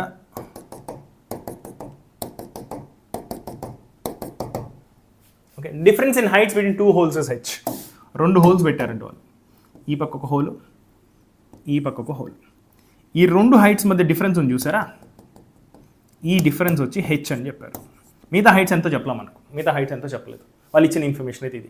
Find the resultant force of reaction of liquid flowing out of the vessel. Okay, so ఈ whole వల్ల ఏమవుతుంది తెలుసా? Liquid ఈ హోల్లో నుంచి ఇలా వస్తుంది బయటికి, అవునా? ఈ హోల్లో నుంచి ఇలా వస్తుంది బయటికి. దీనివల్ల ఒక ఫోర్స్ వస్తుందా దీని మీద? సో దీని హోల్ 1 అన్నాం, దీని హోల్ 2 అన్నాం. ఈ హోల్ వల్ల ఏదైతే ఫోర్స్ వస్తుందో ఆ ఫోర్స్ ఆఫ్ రియాక్షన్, లిక్విడ్ అటు పక్క వెళ్తుంది అంటే లిక్విడ్ని ఈ ట్యాంక్ అటు పుష్ చేస్తుంది. సో లిక్విడ్ మీద ఫోర్స్ అటు ఉంటే దాని మీద రియాక్షన్ ఫోర్స్, ట్యాంక్ మీద ఫోర్స్ ఇటు పక్క ఉండాలి. ప్రతి ఫోర్స్కి రియాక్షన్ ఫోర్స్ ఉంటుంది. లిక్విడ్ మీద ఫోర్స్ యాక్షన్ ఇదైతే రియాక్షన్ వెజల్ మీద ఆపోజిట్ డైరెక్షన్ ఉంటుంది. వాటర్ ఏ డైరెక్షన్లో పోతుందో దానికి ఆపోజిట్ డైరెక్షన్లో వెజల్ మీద ఫోర్స్ ఉంటుంది. ఆ ఫోర్స్ ఫార్ములా మనం ఆల్రెడీ తెలుసుకున్నాం కదా. ఏంటి ఫార్ములా? రో ఏ వి స్క్వేర్, అవునా? రో ఏ V square. So formula is రో ఏరియా ఇంటూ వి. ఇక్కడ పాయింట్ 1 దగ్గర వెలాసిటీ ఎంత మనకు తెలియదు, రో ఏ V1 స్క్వేర్ అంటున్నా. ఇక్కడ ఫోర్స్ ఎంత? ఇక్కడ F2 force on the second whole, force because of the second whole. Second whole వల్ల వాటర్ బయటకు వస్తుంది, వాటర్ మీద ఫోర్స్ ఇట్లా ఉంది, same amount of force water కూడా వెసల్ మీద అటుపక్క ఎగ్జర్ట్ చేస్తుంది. So force F2 is equal to రో ఏ V2 square. So two identical అన్నారు. ఐడెంటికల్ అంటే మీనింగ్ ఏంటి? ఏరియాస్ సేమ్ అని, ఏరియాలు సేమ్ అని, అందుకే ఏరియాస్ సేమ్ తీసుకున్నాం. ఒకవేళ ఏరియాస్ డిఫరెంట్గా ఉంటే దానికి తగ్గట్టుగా ఏరియాస్ మార్చుకోవచ్చు మనం. ఇక్కడ ఐడెంటికల్ హోల్స్ అన్నారు కాబట్టి ఏరియా సేమ్ తీసుకున్నాం. కానీ వెలాసిటీ డిఫరెంట్ హైట్స్లో ఉన్నాయి కాబట్టి వాటి యొక్క వెలాసిటీస్ డెఫినెట్గా డిఫరెంట్గా ఉంటాయి. సేమ్ లెవెల్లో కనుక హోల్స్ పెడితే రెండింటి వెలాసిటీ సేమ్ ఉంటాయి, రెండింటి యొక్క ఫోర్స్లు సేమ్ ఉంటాయి, రెండు బ్యాలెన్స్ అయిపోయి వెసల్ ఎక్కడికి కదలదు. దీనివల్ల ఫోర్స్ ఇటు, దీనివల్ల ఫోర్స్ ఇటు, రెండు ఈక్వల్ అండ్ ఆపోజిట్ అయిపోతే ఇప్పుడు రెండు హోల్స్ సేమ్ లెవెల్లో ఉంటాయి. కానీ రెండు హోల్స్ డిఫరెంట్ లెవెల్స్లో ఉన్నాయి. సో డిఫరెంట్ వెలాసిటీస్ ఉంటాయి, డిఫరెంట్ వెలాసిటీ వల్ల డిఫరెంట్ ఫోర్స్లు ఉంటాయి. ఏ ఫోర్స్ డామినేట్ చేస్తుంది? ఏ ఫోర్స్ డామినేట్ చేస్తుంది? ఇక్కడ నుంచి వస్తుంది వెజలు. ఇక్కడ వెలాసిటీ V2 కదా, ఇది V2 ఎంత అవుతుందమ్మా? సో మనకి ఇక్కడ వాళ్ళు ఏం డేటా ఇవ్వలేదు ఎంత హైట్లో ఉంది అనేసి, మనమే తీసుకుందాం ఆ డేటాని. వాళ్ళు ఇవ్వలేదు. ఈ డేటాని నేను ఏం చేస్తానంటే, ఇది H1 అనుకుంటా, ఈ హోల్ యొక్క హైట్ H1 అనుకుంటా, ఈ హోల్ యొక్క హైట్ ఏదైతే ఉందో దాన్ని H2 అనుకుంటా. ఓకేనా? H2 అనుకుందాం. సో ఈ హోల్ యొక్క హైట్ H1 అనుకున్నాం కాబట్టి వెలాసిటీ ఎంత? √2gH1. ఈ హోల్ ఈ వెలాసిటీ ఎంత? ఈ వెలాసిటీ ఎంత? V1 అంటున్నాను. ఈ వెలాసిటీని √2gH2. ఇదంతా √2gH1. So net force is equal to, ఇక్కడ చూడండి, రో ఏ V1 స్క్వేర్, రో ఏ V2 స్క్వేర్. అవునా? ఏది ఎక్కువ ఉంటుంది? V1 ఎక్కువ, ఎందుకంటే ఎక్కువ దానిపైన వాటర్ లెవెల్ ఎక్కువ ఉంది కాబట్టి ఇక్కడ స్పీడ్ ఎక్కువ ఉంటుంది. స్పీడ్ ఎక్కువ ఉంది కాబట్టి ఇక్కడ ఫోర్స్ ఎక్కువ ఉంటుంది, అంటే ఈ ఫోర్స్ ఎక్కువ ఉంటుంది, F1 ఎక్కువ ఉంటుంది F2 కన్నా. సో F1 అనేది ఎక్కువ ఉంటుంది కాబట్టి F1 minus F2 will give you net force. అంటే నెట్ ఫోర్స్ వెజల్ మీద ఎఫెక్టివ్ ఫోర్స్ ఈ డైరెక్షన్లో ఉంటుంది, ఎందుకంటే ఈ ఫోర్స్ డామినేట్ చేస్తుంది కాబట్టి ఎఫెక్టివ్గా వెజల్ ఇటు పక్క కదులుతుంది. సో F1 ఎంత? రో ఏ V1 స్క్వేర్ మైనస్ రో ఏ V2 square, which is equal to రో ఏ V1 స్క్వేర్ ఎంత? 2gH2 మైనస్ రో ఏ V2 స్క్వేర్ ఎంత? 2gH1, which is equal to 2 rho AG into H2 minus H1. చూడండి ఇక్కడ H2 minus H1 ఎంత వాళ్ళే ఇచ్చారు. ఈ రెండు హోల్స్ మధ్య distance H2 minus H1 which is equal to H అని వాళ్ళే ఇచ్చారు క్వశ్చన్లో. సో వాళ్ళు డిఫరెన్స్ ఇన్ హైట్స్ సరిపోతుంది కాబట్టి వాళ్ళు ఆ ఇన్ఫర్మేషన్ మాత్రం ఇచ్చారు. 2 rho AG H2 minus H1 అనేది వాళ్ళే H అని ఇచ్చారు. So this is the net force because of two holes. ఒక హోల్ వల్ల మనకు స్టోరీ తెలుసు, రెండో హోల్ కూడా పెట్టారు, దానివల్ల కూడా మనం అదే సేమ్ అనాలిసిస్ చేయొచ్చు. రెండు హోల్స్ సేమ్ హైట్లో లేవు కాబట్టి రెండింటి వల్ల వచ్చే ప్రెషర్ ఫోర్స్ ఏదైతుందో అది రెండు సేమ్ కాదు. సో నెట్ ఫోర్స్ ఉంటుంది, ఆ నెట్ ఫోర్స్ ఎంతో కనుక్కోమన్నారు. Very good మేఘ్నా.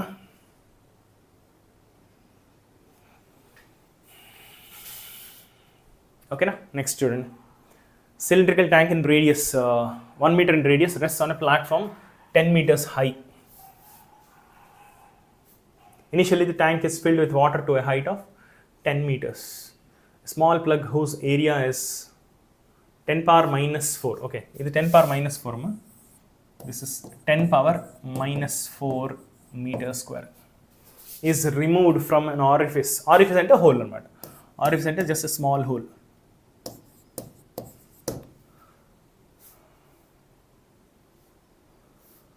ఇది ఇలాంటి క్వశ్చన్ మనం ఆల్రెడీ డిస్కస్ చేసేసాం. క్వశ్చన్ చేయలేదు కానీ దాని కాన్సెప్ట్ అంతా డిస్కస్ చేసాం మనం. సో సిలిండ్రికల్ ట్యాంక్ అంట.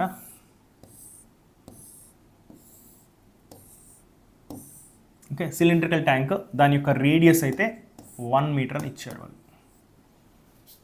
Rest on a platform 10 meters high. ఒక ప్లాట్ఫామ్ ఉంది, ఆ ప్లాట్ఫామ్ వచ్చి 10 meter హైట్ ఉందంట దానికి. దాని మీద రెస్ట్ ఈ సిలిండ్రికల్ ట్యాంక్ అనేది ఆ ప్లాట్ఫామ్ మీద పెట్టారు. Okay, so initially the tank is filled with water to height of 10 meters. So ఇనీషియల్గా ట్యాంక్లో వాటర్ కూడా 10 meter హైట్ ఉందంట. ఇనీషియల్గా 10 meters హైట్లో ఉందంట. ఓకేనా? A small plug whose area is 10 power minus 4 meter square is removed from an orifice located on the side of the tank at the bottom most point దగ్గర, tank యొక్క bottom most point దగ్గర ఒక whole పెట్టారంట. So water ఏమవుతుంది? ఇలా పడుతుంది. So మనం ఇలాంటి ప్రాబ్లమ్స్ బోల్డ్ చేసాం, ఇంతకుముందు డిస్కస్ చేసాం ఆల్రెడీ. సో ఫాస్ట్గా సాల్వ్ చేద్దామా. So initial speed with which water flows out. So ఎంత స్పీడ్తో వాటర్ బయటకు వస్తుంది, √2g, ఎంత హైట్ పైన ఉంది ఆ హైట్, అవునా, అదేగా స్పీడ్. √2gh, హెచ్ అంటే ఏంటి, ఎంత హైట్ పైన ఉంది వాటర్ ఆ హోల్కి పైన ఎంత హైట్లో ఉందో ఆ వాల్యూని హెచ్ అంటాం. సో √2 ఇంటూ g వచ్చి 10, ఎంత హైట్ ఉంది పైన 10 మీటర్స్, ఎందుకంటే ఇనిషియల్గా వాళ్ళు 10 మీటర్స్ హైట్ ఉందని చెప్పారు. So 2 into 10 into 10 is 10√2 or 14.14 metres per second. అంత స్పీడ్తో బయటకు వస్తుంది water. Initial speed with which water strikes the ground. So water ఇక్కడ పోయి ఇక్కడ గ్రౌండ్ దగ్గర స్ట్రైక్ చేస్తుందిగా, ఆ స్పీడ్ అడుగుతున్నారు వాళ్ళు, ఆ స్పీడ్ అడుగుతున్నారు. సో మీరు గమనిస్తే ఇది ప్రొజెక్టైల్ మోషన్ క్వశ్చన్, ఇది సింపుల్గా projectile motion question. So water ఇక్కడ నుంచి ప్రొజెక్ట్ అయింది కదా, సో ప్రొజెక్టైల్ మోషన్ ఇలా జరిగింది కదా. సో ఈ స్పీడ్ ఏదైతుందో, హారిజాంటల్ స్పీడ్ ఏదైతే ఉందో 10√2 అనే స్పీడ్ ఏదైతే ఉందో అది మారదు. ఎక్కడికి వెళ్ళినా కూడా హారిజాంటల్ స్పీడ్ అయితే 10√2నే ఉంటుంది. బట్ వర్టికల్ స్పీడ్ని చూసారా, గ్రావిటీ వల్ల ఈ వర్టికల్ స్పీడ్ అనేది పెరుగుతూ పోతుంది. వర్టికల్ స్పీడ్ ఎంత ఉంటుంది మీకు గుర్తుంటే, v = √2gh అనే ఫార్ములా. ప్రొజెక్టైల్ మోషన్లో vertical component of velocity v = √2g, ఎంత హైట్ ట్రావెల్ చేస్తుందో ఆ హైట్, క్యాపిటల్ హెచ్ అంటాను నేను, ఆ హైట్ ఎంత హైట్ ట్రావెల్ చేస్తుంది, 10 మీటర్స్ ట్రావెల్ చేస్తుంది. √2 ఇంటూ 10 ఇంటూ ఎంత హైట్ ట్రావెల్ చేస్తుంది, 10 ట్రావెల్ చేస్తుంది. సో పైకి ఎంత ఉందో హారిజాంటల్ కాంపోనెంట్ ఆఫ్ వెలాసిటీ ఏదైతే ఉందో అది మారదు, ఎందుకంటే హారిజాంటల్ డైరెక్షన్లో ఎటువంటి యాక్సిలరేషన్ లేదు, వర్టికల్ డైరెక్షన్లో యాక్సిలరేషన్ ఉంది కాబట్టి. ఇనీషియల్గా వర్టికల్ కాంపోనెంట్ 0 ఉంది, ఆ 0 కాస్త ఇంక్రీజ్ అయ్యి √2gh అయింది. సో వర్టికల్ డైరెక్షన్ ఎంత ఉంది, 10√2 ఉంది. So vertical component horizontal component రెండు సేమ్ ఉన్నాయి. రిజల్టెంట్ ఎంత, ఈ రెండింటి యొక్క రిజల్టెంట్ ఇలా ఉంటుంది. So √10√2² + 10√2² is √2 times of 10√2 which is 20 meters per second. So ఇక్కడ దాని స్పీడ్ అది ఇలా పడుతుంది. ఓకే, దాని స్పీడ్ హారిజాంటల్ కాంపోనెంట్ వచ్చి 10√2, వర్టికల్ కాంపోనెంట్ వచ్చేసి 10√2, రిజల్టెంట్ వచ్చేసి √2 times of this which is 20 meters per second.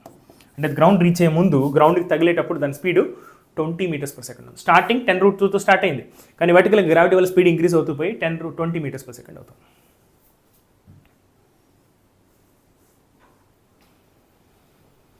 ఓకేనా, అర్థమైంది? అన్న డౌట్ ఉంటే ఎక్స్ప్లెయిన్ చేస్తాను ఇంకొకసారి.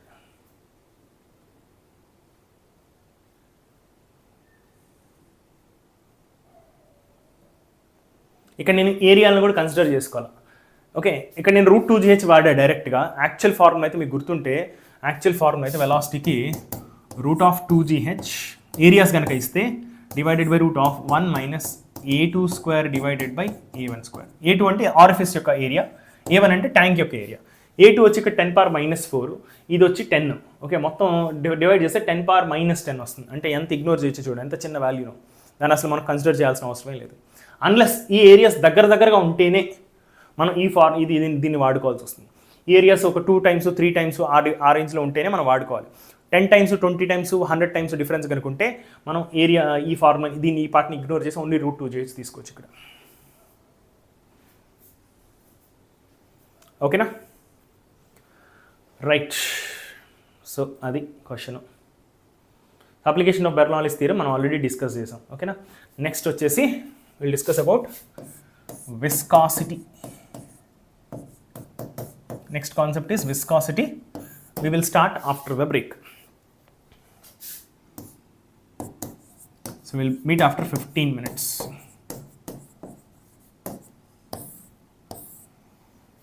15-minute break. We'll exactly meet at 5:20.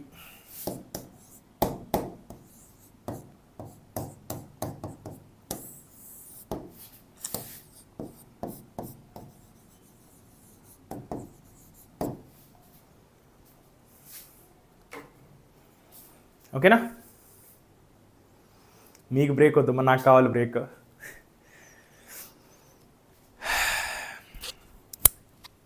మీకు ఎనర్జీ ఉంది కాకపోతే నేను గొంతు దించుకొని అరుస్తున్నా కదా, నాకు కొంచెం బ్రేక్ కావాలి. ఒక కాఫీ టీ తాగేసి మళ్ళీ కలుద్దాం.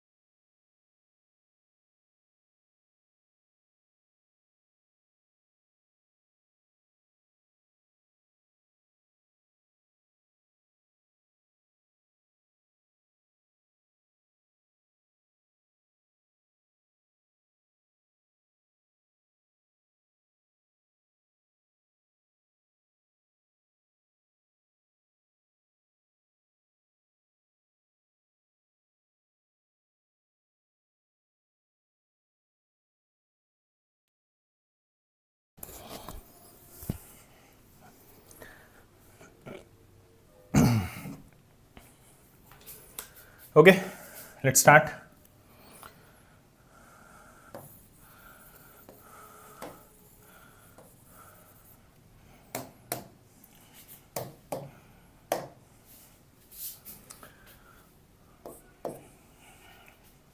ఓకే, సో విస్కాసిటీకి సంబంధించి మనకి రెండు ఫార్ములాస్ ఉన్నాయమ్మా. అంటే 2 డిఫరెంట్ సిచ్యువేషన్స్. ఆ సిచ్యువేషన్ బట్టి మనం ఏ ఫార్ములా వాడాలనేది డిసైడ్ అవ్వాలన్నమాట. ఓకే రైట్, ఫస్ట్ది వచ్చేసి force, viscous force. First of all what is viscous force, అసలు ఎందుకు వస్తుంది ఇది అనేది అర్థం చేసుకుందాం. విస్కస్ ఫోర్స్ అంటే ఏంటి, అసలు ఎందుకు వస్తుంది అనేది అర్థం చేసుకుందాం. తర్వాత దానికి సంబంధించిన ఫార్ములా అర్థం చేసుకుందాం.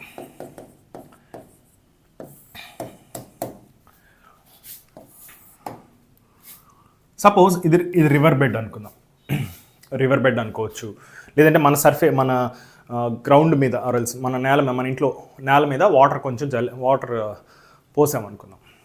ఆ సిచ్యువేషన్ అనేది తీసుకోవచ్చు, రివర్ బెడ్ తీసుకోవచ్చు, ఏదైనా తీసుకోండి. సిచ్యువేషన్ సిమిలర్, అనాలిసిస్ అయితే సేమ్.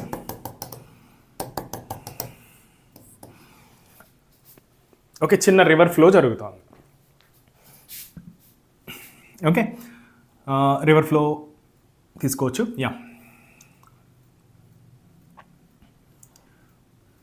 రివర్ అంటే ఎలాగో ఫ్లో అవుతుంది. రివర్ పర్ఫెక్ట్ కాదు మనం ఇక్కడ అర్థం చేసుకోవడానికి. చెరువు తీసుకుందాం. ఓకే, చెరువు తీసుకుంటే చెరువు కదలదు జనరల్గా, అవునా? చెరువు జనరల్గా కదలదు. సో మనం ఒక బోట్ తీసుకుందాం. ఇక్కడ ఒక బోట్ తీసుకుందాం. ఈ బోటు ఒక V అనే స్పీడ్తో వెళ్తాం.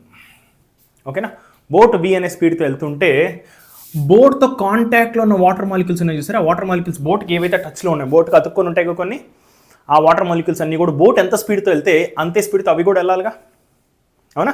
బోట్ ఎంత స్పీడ్తో వెళ్తే ఈ వాటర్ మాలిక్యూల్స్ అన్నీ కూడా అంతే స్పీడ్తో వెళ్తాయి. మీరు ఒక విషయం గుర్తుపెట్టుకోవాలి, సాలిడ్ సర్ఫేస్కి టచ్లో ఉన్న వాటర్ మాలిక్యూల్స్ సాలిడ్ సర్ఫేస్ ఎంత స్పీడ్తో వెళ్తే అంతే స్పీడ్తో వెళ్తాయి. ఇక్కడ సాలిడ్ సర్ఫేస్ని చూసారు, రివర్ బెడ్ ఎంత వెలాసిటీతో వెళ్తుంది? వెలాసిటీ 0 కదా రివర్ బెడ్కి. అంటే దానికి టచ్లో ఉన్న వాటర్ మాలిక్యూల్స్ అన్నీ కూడా 0 స్పీడ్తో వెళ్తాయి. మరి ఇక్కడ వాటర్ మాలిక్యూల్స్ ఏం చేస్తున్నాయి?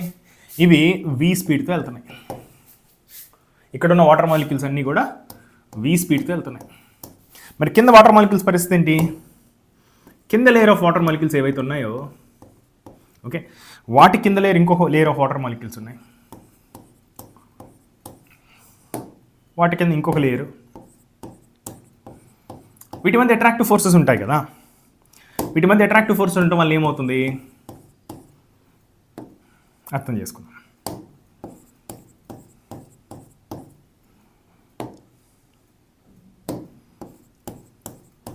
Different layers of water molecules తీసుకున్నాం. Different layers. ఓకే, సో ఒక లేయర్ ఆఫ్ వాటర్ మాలిక్యూల్స్ ఈ పడవ కదలటం వల్ల పడవకి టచ్లో ఉన్న వాటర్ మాలిక్యూల్స్ అన్ని వెళ్ళిపోవడానికి ట్రై చేస్తున్నాయి. కానీ ఈ పడవకి టచ్లో ఉన్న ఈ వాటర్ మాలిక్యూల్స్ వీటి మధ్య బాండ్ ఉందిగా, వీటి బాండ్ వల్ల ఈ వాటర్ మాలిక్యూల్స్ని లాగడానికి ట్రై చేస్తాం. ఈ వాటర్ మాలిక్యూల్స్ పైన ఉన్న వాటర్ మాలిక్యూల్స్ ఫస్ట్ లేయర్, ఇది first layer of water molecules. Second layer అనుకుందాం. డిఫరెంట్ లేయర్స్, జస్ట్ నేను 7 లేయర్స్ గీసా, బట్ వాటర్లో ఒక చిన్న విడుతున్న దాన్ని 100 లేయర్స్ లాగా చూడొచ్చు. ఓకే, బట్ జస్ట్ ఎగ్జాంపుల్ కోసం ఇలా గీసాను నేను.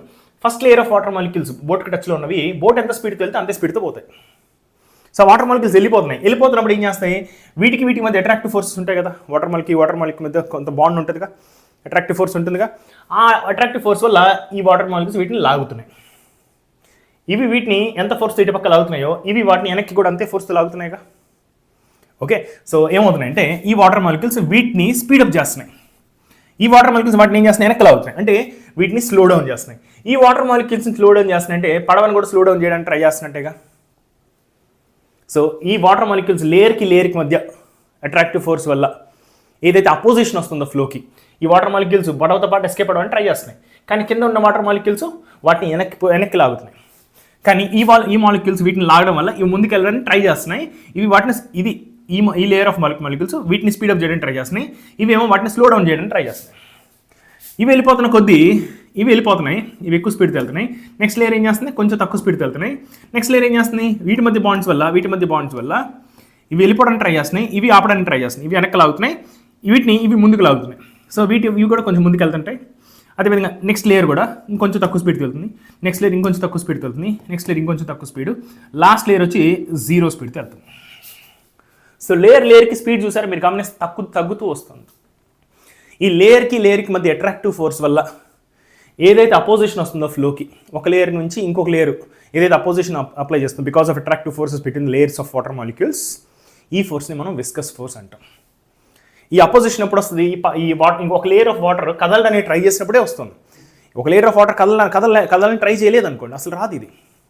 ఏ విధంగా అయితే ఫ్రిక్షనల్ ఫోర్స్ వస్తుందో, ఒక ఆబ్జెక్ట్ గ్రౌండ్ మీద స్లైడ్ అవ్వడానికి ట్రై చేసినప్పుడు ఫ్రిక్షనల్ ఫోర్స్ వస్తుందో, అదేవిధంగా ఒక వాటర్ లేయర్ స్లైడ్ అవ్వడానికి ట్రై చేసినప్పుడు, ఇంకొక లేయర్ మీద స్లైడ్ అవ్వడానికి ట్రై చేసినప్పుడే ఈ విస్కస్ ఫోర్స్ వస్తుంది.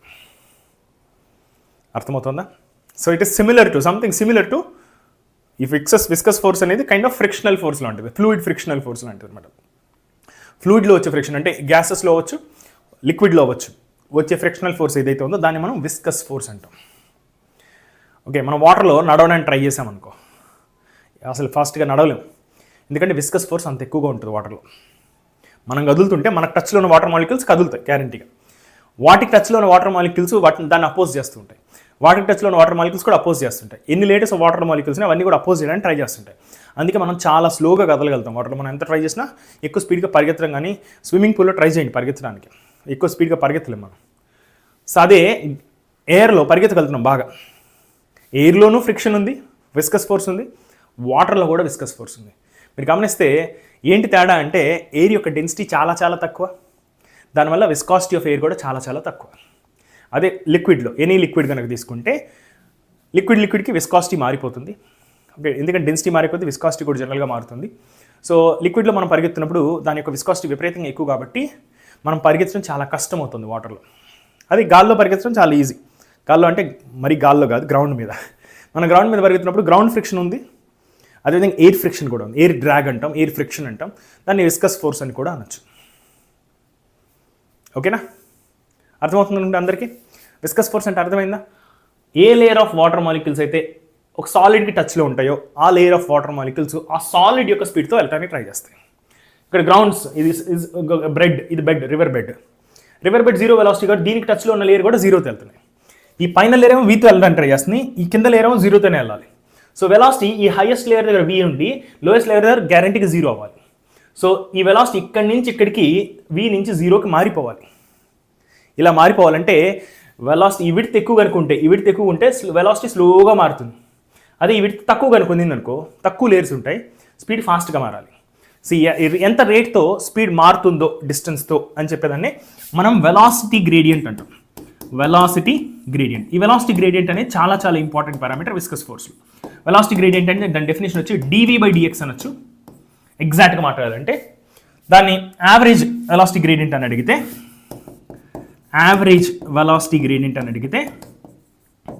మనకు అదే ఇంపార్టెంట్. యావరేజ్ వెలాసిటీ గ్రేడియంట్ మనకి ఇంపార్టెంట్.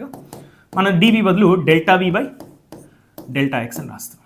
సో ఈ పర్టికులర్ కేసులో ΔV ఎంత, ఇక్కడి నుంచి ఇక్కడికి, ఆ ఎడ్జ్ నుంచి ఈ ఎడ్జ్కి వెలాసిటీ ఎంత చేంజ్ అయింది? v-0. ఇక్కడ v ఉంది, ఈ పక్క 0 ఉంది.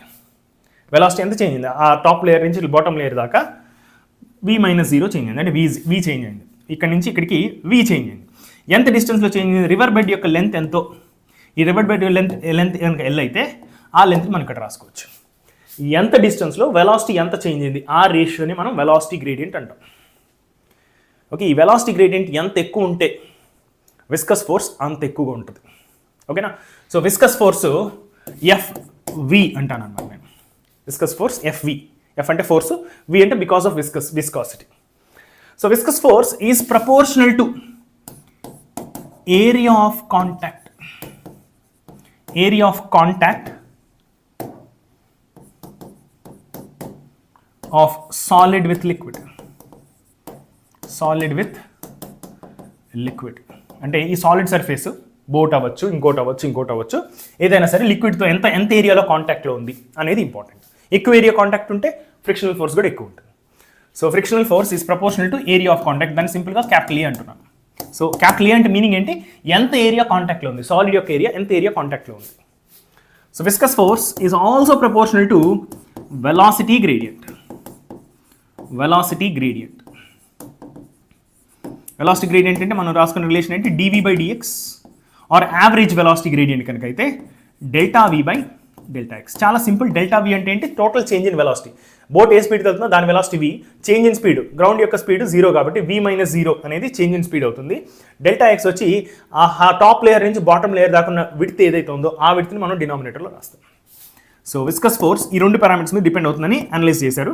So it is proportional. రెండింటిని కలిపేస్తే a into dv by dx అని రాయొచ్చు, లేదంటే delta v by delta X అని కూడా రాయొచ్చు. సో మీకు ఈజీగా ఉండడం కోసం మనకు dv బై dx అనేది వాడాల్సిన అవసరం రాదు. So delta v by delta X అనేది రాసుకుందాం. ఓకేనా? సో ప్రపోర్షనాలిటీ కదా, ఈక్వాలిటీకి ఎలా రాస్తాం? So viscous force is equal to some constant times a into delta v by delta X. ఆ కాన్స్టెంట్ని మనం ఈటా అని రాశారు. ఈ ఈటానే మనం కోఎఫిషియంట్ ఆఫ్ విస్కాసిటీ అని పేరు పెట్టారు. కోఎఫిషియంట్ ఆఫ్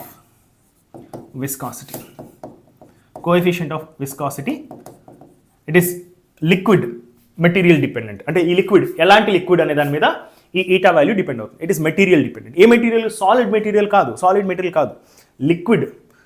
ఏ లిక్విడ్ ఇది? వాటర్ లిక్విడా? వాటర్ మాలిక్యూల్స్ తయారు చేయబడిందా? ఆర్ఎల్స్ హనీతో తయారు చేయబడిందా? ఈ లిక్విడ్ ఎటువంటి లిక్విడ్, దాని కాంపోజిషన్ ఏంటి అనే దాన్ని బట్టి ఈ ఈటా వాల్యూ మారిపోతూ ఉంటుంది అనమాట. So coefficient of viscosity it is liquid dependent. Liquid ఎలాంటి లిక్విడ్ దాన్ని బట్టి మారుతూ ఉంటుంది అనమాట. సో లిక్విడ్కి కూడా ఈ ఈటా వాల్యూ మారిపోతూ ఉంటుంది. మనం ఏ వాల్యూ గుర్తుపెట్టుకోవాల్సిన, ఎటువంటి లిక్విడ్కి కూడా ఈటా వాల్యూ గుర్తుపెట్టుకోవాల్సిన అవసరం లేదు, క్వశ్చన్లో వాళ్ళే ఇస్తారు. ఓకే, చాలా సింపుల్ ఫార్ములా చూసారా? Powerful formula, very powerful formula. ఇది ఒక ఫార్ములా. ఇంకో రెండో ఫార్ములా కాసేపు అయిన తర్వాత డిస్కస్ చేద్దాం. ఓకే, సో విస్కస్ ఫోర్స్కి ఫార్ములా ఏంటి? Eta A DV by DX. So viscous ఫోర్స్ అంటే ఫోర్స్ యొక్క యూనిట్స్ న్యూటన్స్. ఓకే, ఈటా అంటే coefficient of viscosity. This is coefficient of viscosity. ఇంతకుముందు కూడా రాసాం, మళ్ళీ రాస్తున్నాను. దీని యూనిట్స్ ఒకసారి డిస్కస్ చేద్దాం. దీనికి యూనిట్స్ 2 యూనిట్స్ ఉన్నాయమ్మా. Decapoise, okay, which is SI unit. అదేవిధంగా CGS యూనిట్ వచ్చేసి పాయిస్. ఓకే, ఇది CGS యూనిట్.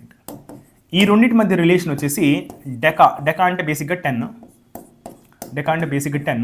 డెకా అంటే 10 పాయిస్ ఇస్ ఈక్వల్ టు 10 పాయిస్. CGS యూనిట్కి SI యూనిట్ మధ్య జస్ట్ 10 టైమ్స్ డిఫరెన్స్ మాత్రమే ఉంది. ఓకేనా? ఓకే, ఇది ద కోఎఫిషియంట్ ఆఫ్ విస్కాసిటీకి సంబంధించిన యూనిట్స్.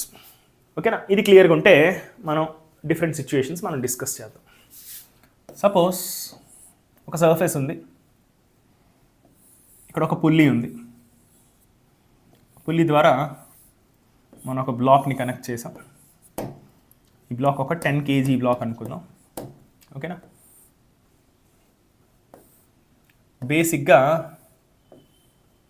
మనం బ్లాక్ని ఇలా గ్రౌండ్ మీద పెట్టేసి ఈ సర్ఫేస్ మీద పెట్టేస్తే మనకు బేసిక్గా సాలిడ్ ఫ్రిక్షన్ వస్తుంది. అవునా? సాలిడ్ ఫ్రిక్షన్ మనకు తెలుసు.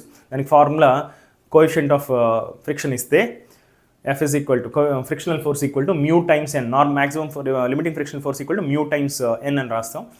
Okay, kinetic friction force equal to mu k times n అని రాస్తుంటాం. బట్ ఇక్కడ మనం చేస్తున్న స్టోరీ ఏంటంటే, ఇక్కడ కొంచెం థిన్ లేయర్ ఆఫ్ ఆయిల్ పోసాం. ఇక్కడ థిన్ లేయర్ ఆఫ్ ఆయిల్ పోసాం.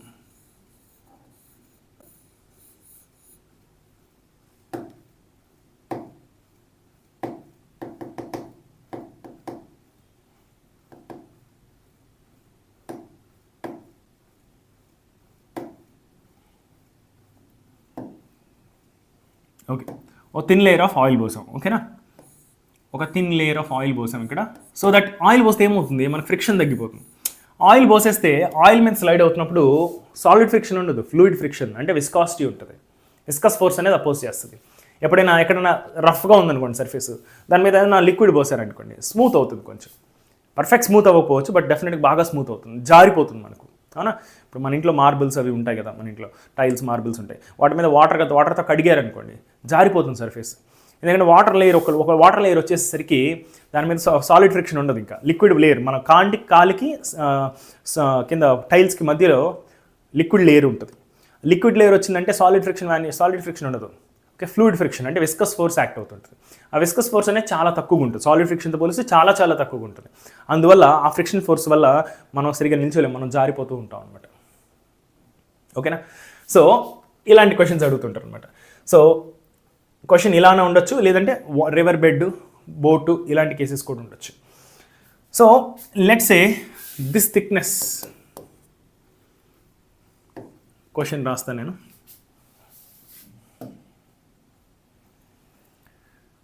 ఇదొక 2 kg బ్లాక్ అనుకుందాం. ఇదొక 2 kg బ్లాక్ అనుకుందాం. ఫైండ్ ద యాక్సెలరేషన్ ఆఫ్, రెండు బ్లాక్స్కి సేమ్ యాక్సెలరేషన్ ఉంటుంది, అందుకే find the acceleration of the blocks అని అడుగుతున్నాను. ఇది మనం కనుక్కోవాల్సింది. సో డేటా ఏంటి అంటే 2 kg block is placed on a layer of liquid of thickness 5 mm and viscosity eta is equal to 20 decapoise, and area of cross section, area of 2 kg block, area of 2 kg block is, area అంటే area of the bottom surface అనుకోవచ్చు లేకపోతే top surface అనుకోవచ్చు, is equal to 10 power minus 2 meter square. ఇది data, ఇది data.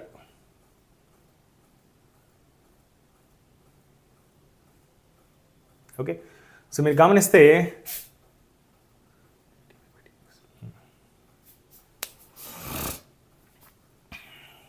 Find the acceleration of the blocks. Okay,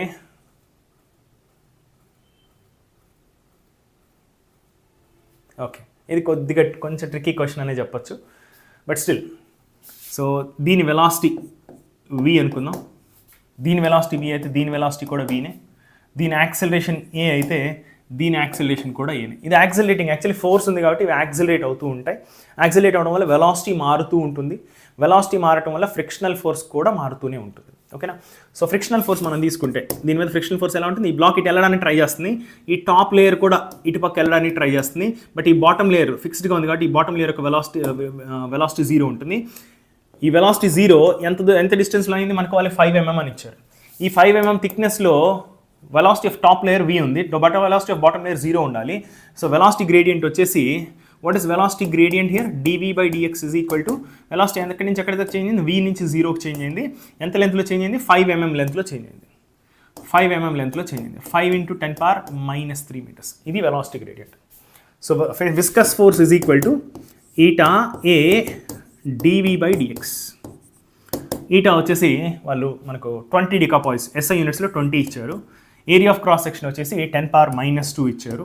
okay, into dv by dx వచ్చేసి v divided by 5 × 10⁻³ so this is equal to, ఈ 10⁻³ పైకి వస్తే 10⁻³ అవుతుంది. ఈ 10⁻² and 10⁻³ పోతే 10 మిగులుతుంది. సో వచ్చేసి 200 డివైడెడ్ బై 5. 200 డివైడ్ బై 5 ఎంత? 5 × 20 40. కరెక్ట్నా? 5 1s 5 4s వచ్చేసి 40 × small v. So viscous force is equal to 40v వచ్చింది మనకు. సో విస్కస్ ఫోర్స్ ఎలా యాక్ట్ అవుతుంది? విస్కస్ ఫోర్స్ దీని యొక్క మోషన్ అపోజ్ చేస్తుంది. అంటే విస్కస్ ఫోర్స్ ఎఫెక్టివ్గా మాట్లాడాలంటే ఫ్రిక్షన్ ఫోర్స్ ఏ విధంగా అయితే పనిచేస్తుందో, అది ఏ డైరెక్షన్ మూవ్ అవడానికి ట్రై చేస్తుందో ఆ డైరెక్షన్కి ఆపోజిట్ డైరెక్షన్ ఉంటుంది అన్నమాట విస్కస్ ఫోర్స్. ఈ లేయర్స్ ఆఫ్ లిక్విడ్ స్లైడ్ అవడానికి ట్రై చేసే ప్రాసెస్లో ఈ ఫస్ట్ లేయర్ని అపోజ్ చేస్తున్నాయి. ఫస్ట్ లేయర్ని అపోజ్ చేస్తున్నాయంటే బ్లాక్ని అపోజ్ చేస్తున్నాయి. సో అపోజ్ చేయడం అంటే ఏంటి? ఇది ఆ డైరెక్షన్ వెళ్ళడానికి ట్రై చేస్తుంది, దాన్ని అపోజ్ చేయడానికి ఈ డైరెక్షన్లో ఇంత ఫోర్స్ పనిచేస్తుంది అనమాట. Okay, right. సో ఇప్పుడు చూడండి, సో దీని మీద పనిచేస్తున్న ఫోర్స్ ఎంత? mg which is equal to 100 newtons. దీని మీద పైకి టెన్షన్. ఓకే, అదే టెన్షన్ ఈ బ్లాక్ మీద కూడా పనిచేస్తుంది. ఓకేనా? సో దీని మీద ఈక్వేషన్ మనం రాస్తే, ఫోర్స్ ఈక్వేషన్ రాస్తే 100 - t is equal to 10a. 100 - t equal to 10a. Okay, next ఇంకో ఈక్వేషన్ చూసుకుంటే దీని మీద ఉన్న ఫోర్స్ టెన్షన్ t అనే పనిచేస్తుంది, దానికి ఆపోజిట్ డైరెక్షన్లో fv అనే ఫోర్స్ పనిచేస్తుంది, which is equal to 2a అని రాసుకోవచ్చు. ఓకే, 2a అని రాసుకోవచ్చు. So frictional force is equal to 40v వచ్చింది మనకు. Frictional force is equal to 40v. ఓకేనా? సో ఇక tension is equal to 100 - 10a వస్తుంది.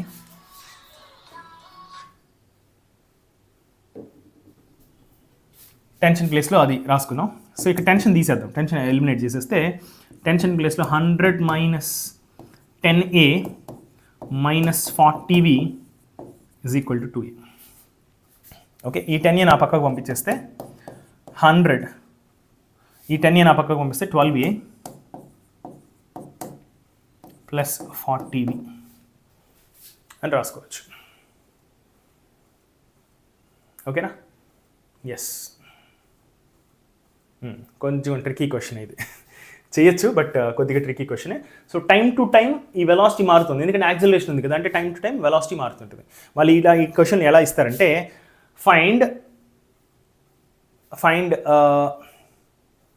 When the velocity of the block, కాసేపు అయిన వెలాసిటీ ఒక పర్టికులర్ వెలాసిటీ వస్తుంది, ఆ పర్టికులర్ వెలాసిటీ వచ్చినప్పుడు దీనికి ఉన్న యాక్సిలేషన్ ఎంత అని అడుగుతారు అనమాట. సో ఇలా అడిగితే ఇది జేఈ అడ్వాన్స్ లెవెల్ క్వశ్చన్ అవుతుంది. నేను కొంచెం ఎక్స్ట్రా ఇన్ఫర్మేషన్ ఇవ్వాలి. ఓకే, సో ఆ information in the above question ఇది జనరలైజ్డ్గా కూడా చేయొచ్చమ్మా, జే అడ్వాన్స్ లెవెల్ అవుతుంది. కొద్దిగా క్యాలిక్యులస్ వాడాల్సి వస్తుంది. ఇక్కడ ఏ ప్లేస్లో VdV/dx అని రాసుకుంటే మనకు వెలాసిటీకి డిస్ప్లేస్మెంట్కి మధ్య రిలేషన్ వస్తుంది. ఓకే, దాన్ని యూజ్ చేసి మనం వేరే రిలేషన్స్ని కూడా తెచ్చుకోవచ్చు. సో బట్ మరి క్వశ్చన్ ఎలా అడుగుతారు జనరల్గా, in the above question find the acceleration of the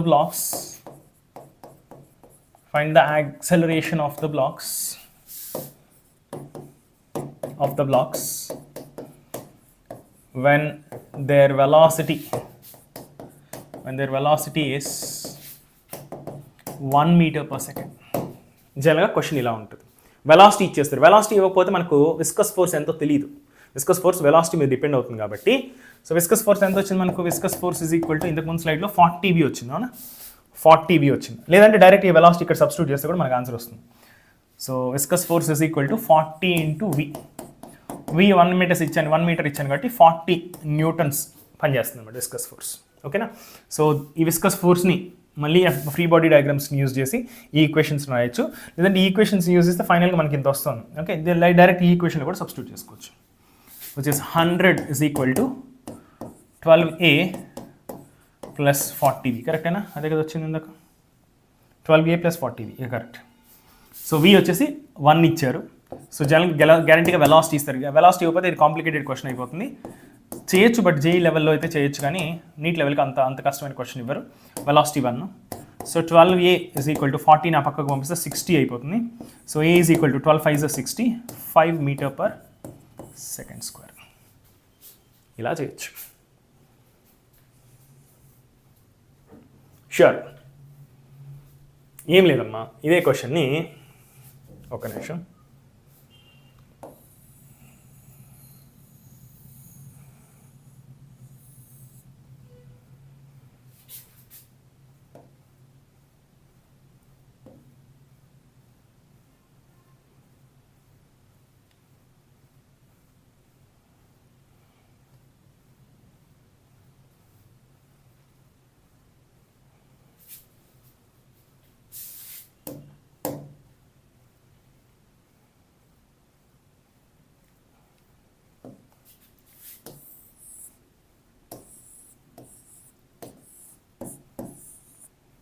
ten KG black కదా, ఇక్కడ వచ్చేసి ఇంకో బ్లాక్ ఉంది, దీని మీద వెనక్కి ఫ్రిక్షనల్ ఫోర్స్ ఉంది, సారీ విస్కస్ ఫోర్స్ ఉంది, ఈ పక్క టెన్షన్ ఫోర్స్ ఉంది, దీనికి పైకి టెన్షన్ ఫోర్స్ ఉంది, కిందికి mg 100 న్యూటన్స్ కిందికి ఉంది. 10 kg వల్ల mg వచ్చి 100 న్యూటన్స్, అవునా? సో మనకు న్యూటన్స్ లాస్ ఆఫ్ మోషన్లో నేర్చుకుంటాం కదా మనం ఫోర్స్ ఈక్వేషన్ రాయడం, ఆ ఫోర్స్ ఈక్వేషన్స్ రాస్తున్నాం అంతే. సో దీని మీద ఫోర్స్ ఈక్వేషన్ వస్తే ఇది కిందికి ఏ అనే యాక్సిలేషన్తో కిందికి వెళ్తుంది, ఇది కూడా ఏ అనే యాక్సిలేషన్తో ఈ పక్క వస్తుంది, రెండు తాడుతో కట్టేశారు కదా, ఇది ఎంత యాక్సిలేషన్తో పోతుంది, ఇది కూడా అంతే యాక్సిలేషన్తో పోవాలి. సో ఇది కిందికి వస్తుంది యాక్సిలేషన్ అంటే గ్యారంటీగా 100 న్యూటన్స్ డామినేట్ చేస్తున్నట్టుగా. సో ఈ టెన్షన్ పైకి ఉన్న ఫోర్స్తో పోలిస్తే కిందికి ఉన్న ఫోర్స్ ఎక్కువగా ఉంది. సో ఎంత ఎక్కువగా ఉంది, 100 - t, దీన్ని మనం నెట్ ఫోర్స్ అంటాం, దీన్ని మనం నెట్ ఫోర్స్ అంటాం. సో న్యూటన్ సెకండ్ లాని యూజ్ చేసి మనం net force equal to mass into acceleration రాయొచ్చు. మాస్ ఎంత 10 ఇంటూ యాక్సిలేషన్ ఈజ్ ఏ. అదే ఇక్కడ కూడా రాస్తే ఇక్కడ ఇది ఈ బ్లాక్ ఇటు వెళ్తుంది యాక్సిలేషన్ అంటే టెన్షన్ అనే ఫోర్సు ఎఫ్వి అనే ఫోర్స్ కన్నా ఎక్కువ ఉంది. ఎంత ఎక్కువ ఉంది, tension minus F V is the net force on the second block or 2 kg block. So 2 kg బ్లాక్కి నెట్ ఫోర్స్ వచ్చి మాస్ ఇంటూ యాక్సిలేషన్ రాసుకోవచ్చు. మాస్ వచ్చి 2 kg into acceleration is A. So tension ఎంతో తెలియదు. సో విస్కస్ ఫోర్స్ వచ్చేసి మనం ఇంతకుముందు discuss చేసాం eta A DV by DX మనం అప్లై చేస్తే ఏమొచ్చింది మనకు 40V వచ్చింది అవునా. సో వి వచ్చేసి నేను ఈ క్వశ్చన్లో వి వచ్చి 1 ఇచ్చాను. 1 ఇస్తే సో ఇదొక ఈక్వేషను, ఇది ఇంకొక ఈక్వేషన్. సో టెన్షన్ ఏలో 2 ఈక్వేషన్స్ వచ్చినాయి. ఈ రెండింటిని సాల్వ్ చేస్తే మనకు టెన్షన్ వస్తుంది, యాక్సిలరేషన్ కూడా వస్తుంది. ఓకేనా. సో ఇంతకుముందు నేను సాల్వ్ చేసింది కూడా అదే. ఇంతకుముందు సాల్వ్ చేస్తే నాకు యాక్సిలరేషన్కి ఆల్రెడీ ఈక్వేషన్ వచ్చింది కదా ఇక్కడ, ఈ ఈక్వేషన్ వాడుకున్నాను డైరెక్ట్గా. మీరు డైరెక్ట్గా సాల్వ్ చేయండి దీన్ని, మీకు నేను సాల్వ్ చేస్తాను కావాలి చూడండి ఒకసారి. ఈ రెండింటిని యాడ్ చేస్తే ఇది ఫస్ట్ ఈక్వేషన్ అనుకుందాం, ఈ సెకండ్ ఈక్వేషన్ అనుకుందాం. ఈ రెండింటిని యాడ్ చేస్తే టీ క్యాన్సిల్ అయిపోతుంది, 100. ఈ రెండింటిని యాడ్ చేస్తే T cancel. Left hand side 100 మిగిలింది, ఇక్కడ -40 మిగిలింది. Right hand side 10A + 2A is 12A. So A is equal, ఇది 60/12 is 5 m/s². ఇదే క్వశ్చన్లో టెన్షన్ ఎంత అని కూడా అడగచ్చు. సో టెన్షన్ అడిగినప్పుడు tension is equal to 40 + 2A, tension is equal to 40 + 2A, acceleration వచ్చి 5 which is equal to 50 Newtons. ఈ విధంగా సాల్వ్ చేయొచ్చు. ఓకే, కొద్దిగా టఫ్ క్వశ్చన్ తీసేసుకున్నాను. ఐ థింక్ మీకు అర్థమైంది అనుకుంటా. రైట్, ఇంకొక క్వశ్చన్ చేద్దాం. రివర్ బెడ్, వాటర్ ఉంది, ఒక బోట్ ఇలా ఉంది. బోట్ ఒక 10 m/s వెళ్తుంది. బోట్ ఒక 10 m/s వెళ్తుంది. ఓకేనా. సో బోట్ ఒక 10 m/s వెళ్తుంది. రివర్ బెడ్ వచ్చేసి బోట్ నుంచి గ్రౌండ్ రివర్ బెడ్ దాకా ఉన్న డిస్టెన్స్ వచ్చేసి 2 meters అనుకుందాం. Okay, coefficient of viscosity of this water is 20 decapoise. ఓకేనా. ఈ ఏరియా ఏదైతే ఉందో ఈ ఏరియా వచ్చేసి 10⁻⁻² m² అనుకుందాం. 10⁻⁻² m². ఓకేనా, లేదు కొంచెం ఎక్కువ తీసుకుందాం, 10 m² అనుకుందాం. ఏరియా వచ్చేసి ఏరియా ఆఫ్ ద బోట్ యొక్క ఏరియా ఎంత రివర్కి టచ్లో ఉంది. ఓకే, రివర్కి ఎంత బోట్ ఏరియా టచ్లో ఉందంటే అది 10 m² ఇచ్చాను. ఇన్ఫర్మేషన్ అంతా ఇచ్చేసాను. Okay, now tell me find the viscous force on the boat. Second question, find the power exerted by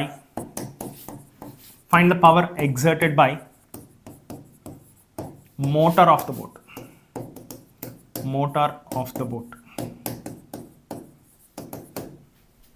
confuse అవుద్దు, పవర్ అన్నాను కదా అనేసి. పవర్కి చాలా సింపుల్ ఫార్ములా ఉంది, F.V ఆర్ F/V. దాన్ని యూజ్ చేస్తే ఈజీగా వచ్చేస్తుంది.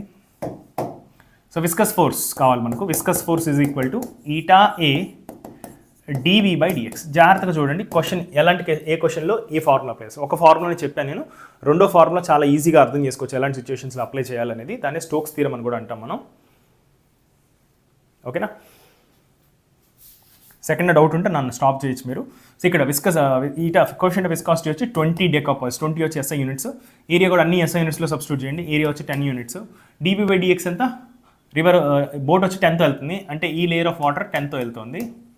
మరి కింద layer of water river bed 0తో వెళ్తుంది కదా, వెళ్ళదు కదా అక్కడికి.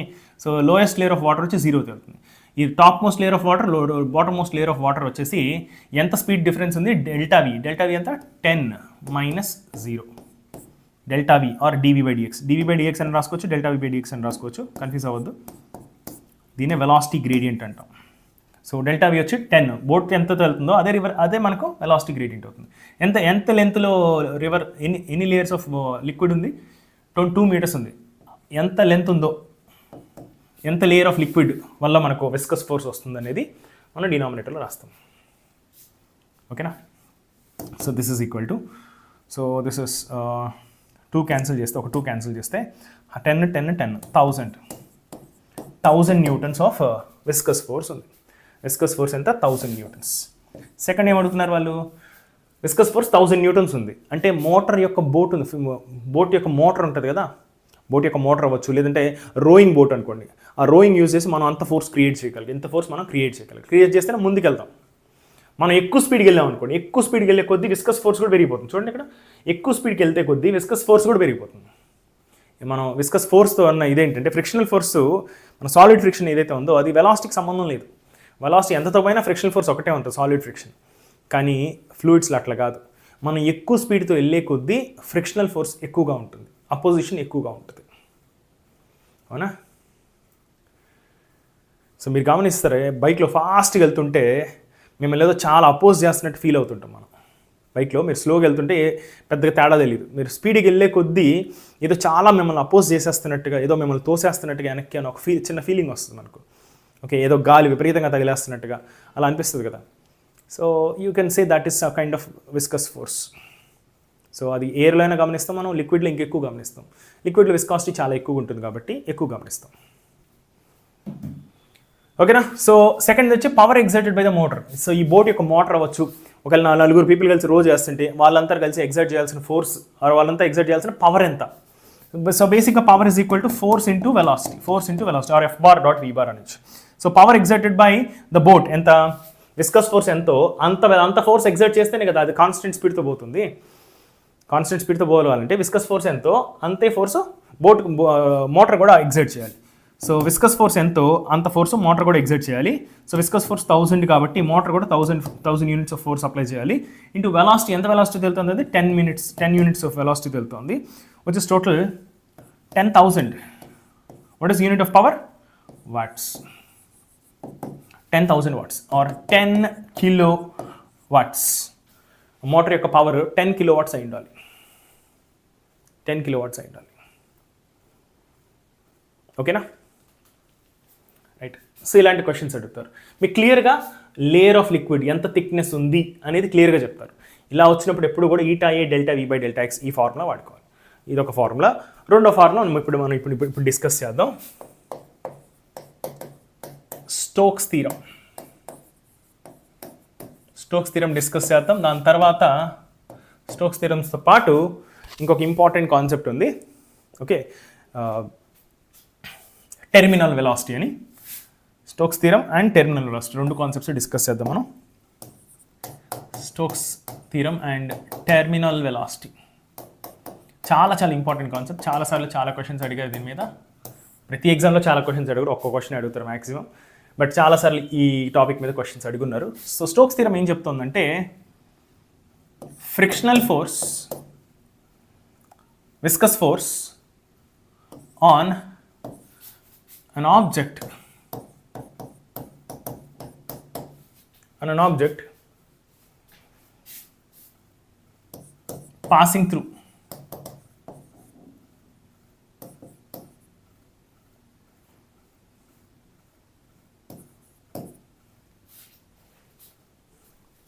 huge volume of fluid is equal to viscous force. In that case is equal to, he has given it as 6 pi eta rv. చాలా సింపుల్ ఫార్ములా, ఇది గుర్తుపెట్టుకోవచ్చు. 6 pi eta rv. ఇది డెరివేషన్ ఏం లేదు దీనికి. సో స్టోక్స్ అనే అతను figure out చేశాడు. విస్కాసిటీ మీద డిపెండ్ అవుతుంది, రేడియస్ ఆఫ్ ద ఆబ్జెక్ట్ మీద డిపెండ్ అవుతుంది, వెలాసిటీ మీద డిపెండ్ అవుతుందని అర్థం చేసుకొని దాన్ని యూజ్ చేసి డైమెన్షనల్ అనాలిసిస్ యూజ్ చేసి కూడా ఈ ఫార్ములా తెప్పించవచ్చు. బట్ స్టోక్స్ అని అతను అనలైజ్ చేసి ఈ ఫార్ములా ఇచ్చాడు. ఏం చెప్తున్నాడంటే ఇతను, మనం ఇంతకుముందు డిస్కస్ చేసాం విస్కాసిటీ, ఒక పక్కే లిక్విడ్ ఉంటుంది, ఒక పక్క మాత్రమే ఫ్లూయిడ్ ఉంటుంది.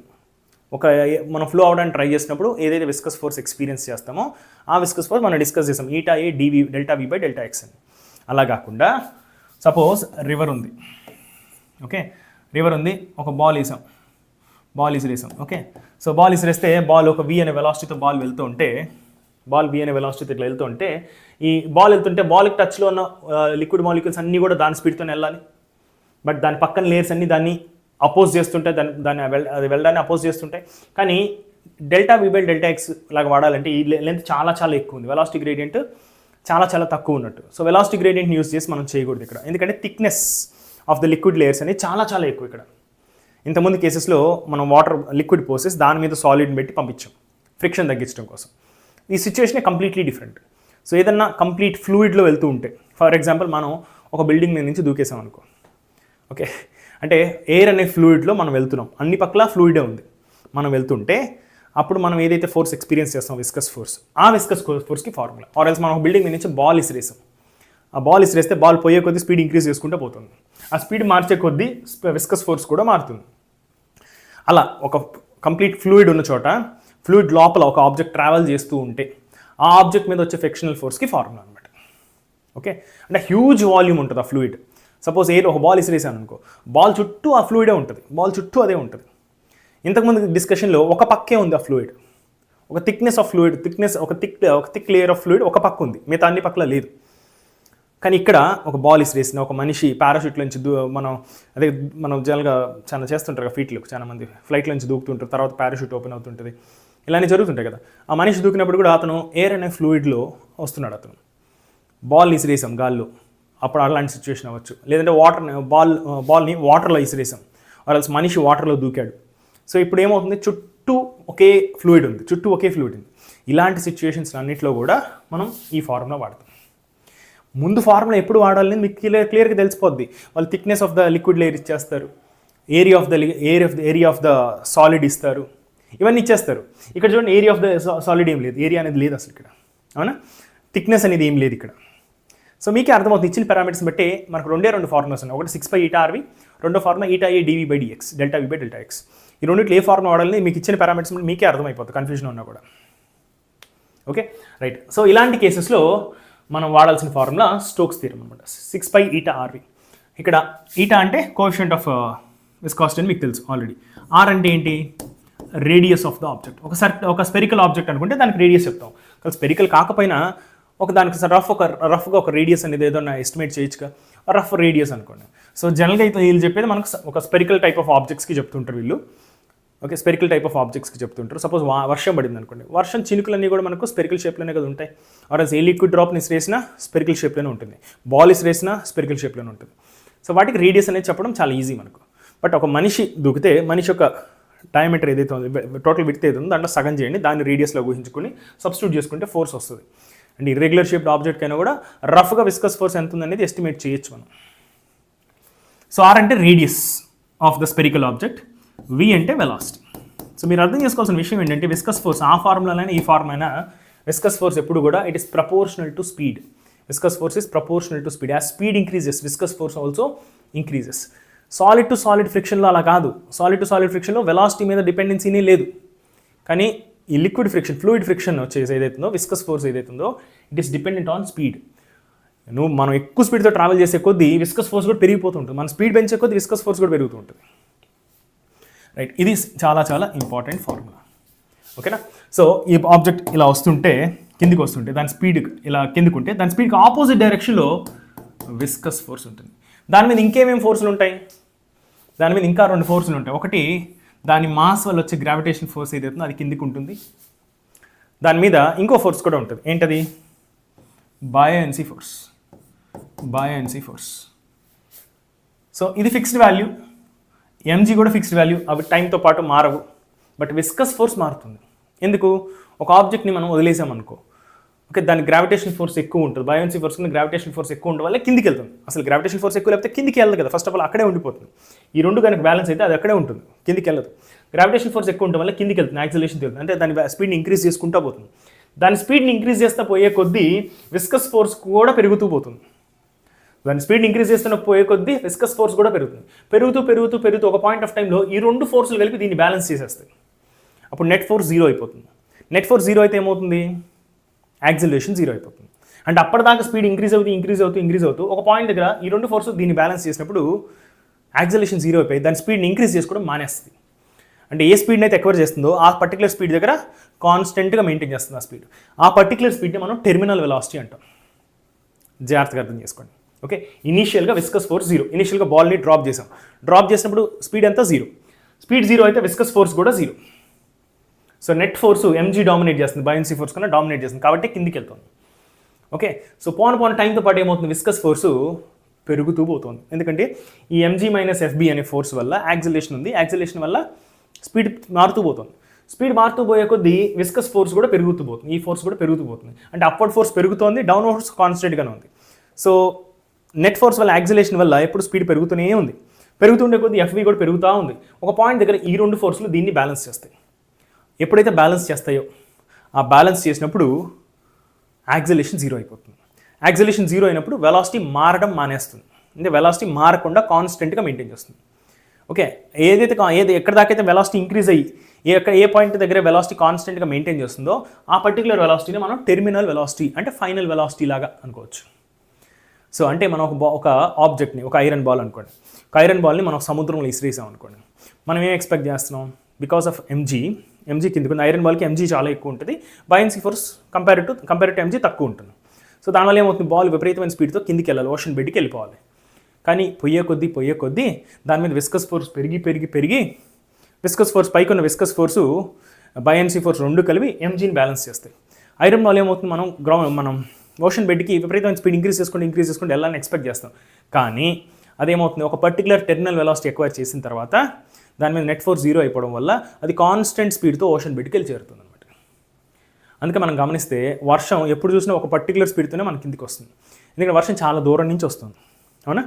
సో అది వస్తున్న కొద్దీ ఫస్ట్ ఎంజీ డామినేట్ చేయడం వల్ల, యాక్సిలరేట్ అవ్వడం వల్ల వెలాసిటీ పెరుగుతూ వచ్చి ఓ పర్టికులర్ టైం దగ్గర వెలాసిటీ కాన్స్టెంట్ అయిపోయి టెర్మినల్ వెలాసిటీ అయిపోతుంది. ఎందుకంటే దాని మీద ఉన్న విస్కస్ ఫోర్స్ వల్ల అది కాన్స్టెంట్గా మారుతుంది. విస్కస్ ఫోర్స్ ఎవరి వల్ల వస్తుంది? ఎయిర్ వల్ల వస్తుంది ఫ్రిక్షన్.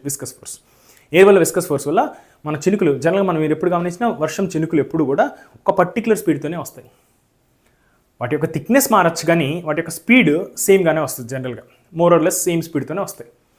ఎందుకు వస్తున్నాయంటే because they are travelling at terminal velocity. అదేవిధంగా ఒక బాల్ని ఒక చాలా హైట్ ఉన్న బిల్డింగ్ మీద, ఒక 15 ఫ్లోర్ హై రైజ్ బిల్డింగ్స్ మీద నుంచి ఇసిరేసాం. అది పడుతూ దాని స్పీడ్ ఇంక్రీజ్ అవుతూ వస్తుంది. కానీ ఒక పాయింట్ దగ్గర నుంచి ఇంక్రీజ్ అవ్వడం మానేసి ఒక పర్టికులర్ స్పీడ్ మెయింటైన్ చేస్తుంది కదా, ఆ స్పీడ్ని మనం టెర్మినల్ వెలాసిటీ అంటాం.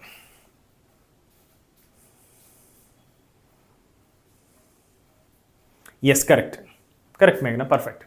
సో అర్థమవుతుంది అనుకుంటే సిచ్యువేషన్ ఇక్కడ. సో ఇది స్టోక్స్ థీరం యూజ్ చేసి సో టెర్మినల్ వెలాసిటీ ఎప్పుడు ఎక్వైర్ అవుతుందంటే so F V is equal to 6π eta R V. Okay, so F B plus F V should balance M G. ఈ ఎంజీ ఫోర్స్ని ఈ రెండు ఫోర్సెస్ బ్యాలెన్స్ చేయాలి.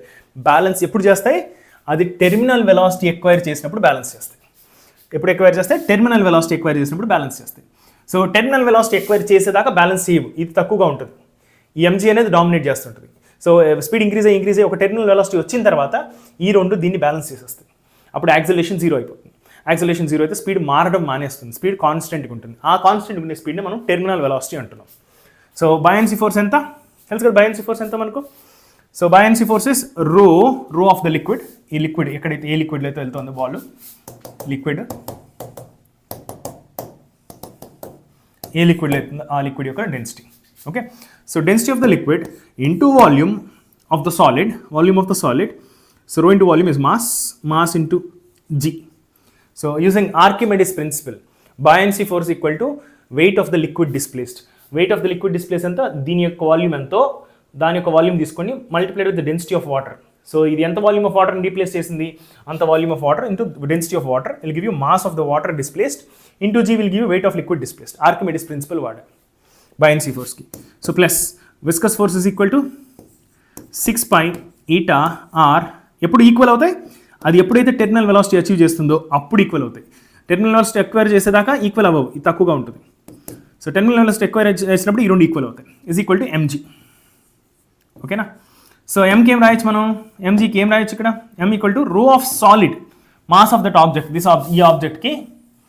ఈ ఆబ్జెక్ట్ యొక్క డెన్సిటీ రో ఆఫ్ సాలిడ్ అన్నాం, into volume of that solid V అనుకుందాం, into this is mass into G. Okay, right. So 6π eta R V is equal to, so దీన్ని ఆ పక్కకు తీసుకెళ్తే rho yes minus rho of that liquid, రో అంటే rho of the liquid అని, into v into G. So this is equal to, మీరు గమనిస్తే మనకు కావాల్సిన టెర్మినల్ వెలాసిటీ. జనరల్గా మనకు అడిగే ఫార్ములా ఏంటంటే టెర్మినల్ వెలాసిటీకి ఫార్ములా అడుగుతారు. Terminal velocity is equal to 6π eta R ఆ పక్కన పంపించేస్తే 1/6π eta into R. 6π eta R ఆ పక్క పంపించేస్తే ఓన్లీ టెర్మినల్ వెలాసిటీ మాత్రం ఈ పక్క నుంచా. ఆ పక్క ఇంకేమున్నాయి? రో ఎస్ మైనస్ రో ఉంది, ఇంటూ వాల్యూమ్. స్పెరికల్ ఆబ్జెక్ట్ అని అజ్యూమ్ చేసుకుంటున్నానుగా. స్పెరికల్ ఆబ్జెక్ట్కి వాల్యూమ్ ఏంటమ్మా? 4/3 π r క్యూబే కదా. 4/3 π r క్యూబ్ అనేది వాల్యూమ్ ఇంటూ జీ. ఒక ఆర్ క్యాన్సిల్ అయిపోతుంది, అవునా, పై క్యాన్సిల్ అయిపోతుంది, ఓకేనా, పై క్యాన్సిల్ అయిపోతుంది. ఇక్కడ 2 క్యాన్సిల్ చేయొచ్చు, 2 3s 2 2s. సో ఫైనల్గా ఫార్ములా ఏమొస్తుంది చూడండి ఒకసారి, టెర్మినల్ వెలాసిటీకి ఫార్ములా ఏమొస్తుంది ఒకసారి చూడండి ఒకసారి. ఏం మిగిలింది ఇక్కడ, 2 మిగిలింది, కింద 3 × 3 9 మిగిలింది, 2/9 మిగిలింది. డినామినేటర్లో ఈటా ఉంది, ఒక ఆర్ క్యాన్సిల్ అయిపోతే ఆర్ స్క్వేర్ మిగులుతుంది, ρs minus rho into r square into g. చూడండి ఒకసారి, ఏం మిస్ చేయలేదు అనుకుంటా నేను. ρs మైనస్ రో, ఆర్ క్యూబ్లో నుంచి ఒక ఆర్ క్యాన్సిల్ అయిపోతే ఆర్ స్క్వేర్ మిగిలింది ఇంటూ జీ మిగిలింది, కింద డినామినేటర్లో 9 ఉంది, 3 × 3 9, ఈటా మిగిలింది, ఆర్ క్యాన్సిల్ అయిపోయింది. So this is the formula for terminal velocity. ఒకవేళ మర్చిపోతే ఈ రిలేషన్ అప్లై చేయండి, జస్ట్ ఒక 10-15 సెకండ్స్లో ఈజీగా తెచ్చేసుకోవచ్చు, ఓకేనా. సో టెర్మినల్ వెలాసిటీకి ఫార్ములా వచ్చింది. సో స్టోక్స్ థీరం ఇది, ఓకే. సో ఇది టెర్మినల్ వెలాసిటీ ఫార్ములా, అర్థమైంది కదా.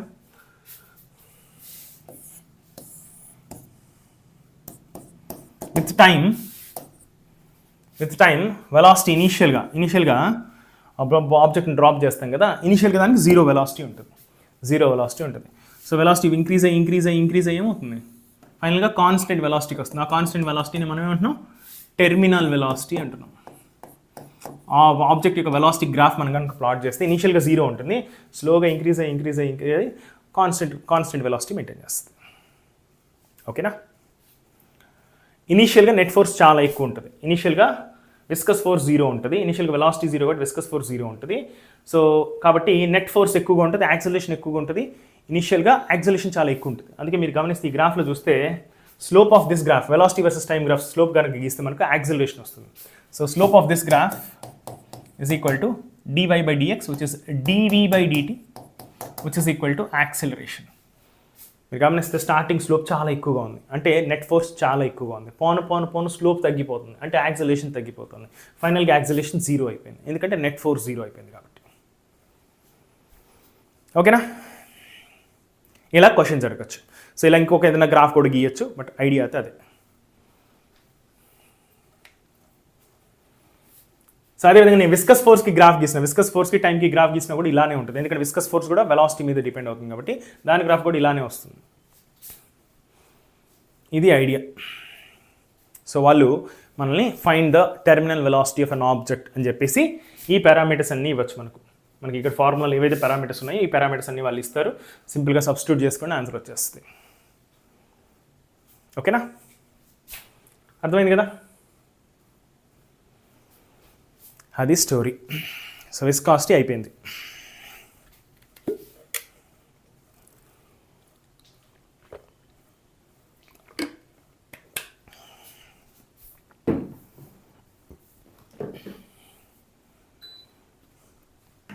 మళ్ళీ థర్స్డే PYQ సెషన్ చేద్దాం, ఓకేనా.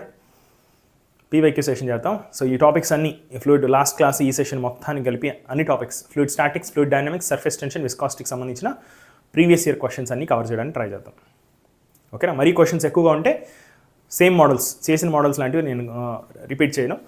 సో బట్ అన్ని టాపిక్స్ని టచ్ చేద్దాం, అన్ని టాపిక్స్ సంబంధించిన PYQస్ని టచ్ చేద్దాం నెక్స్ట్ సెషన్లో, which will be on Thursday, ఓకేనా. తర్వాత ఏ టాపిక్ కావాలి మీకు,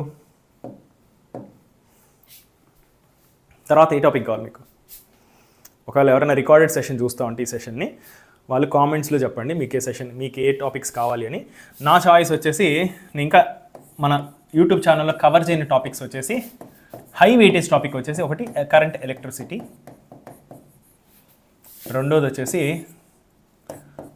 మ్యాగ్నెటిజం, ఓకే. సో మ్యాగ్నెటిజము దానికి సంబంధించిన రిలేటెడ్ స్టఫ్ అంతా కూడా ఈ కొద్దిగా ఈ రెండు కూడా పెద్ద టాపిక్స్. అదేవిధంగా optics, ray optics,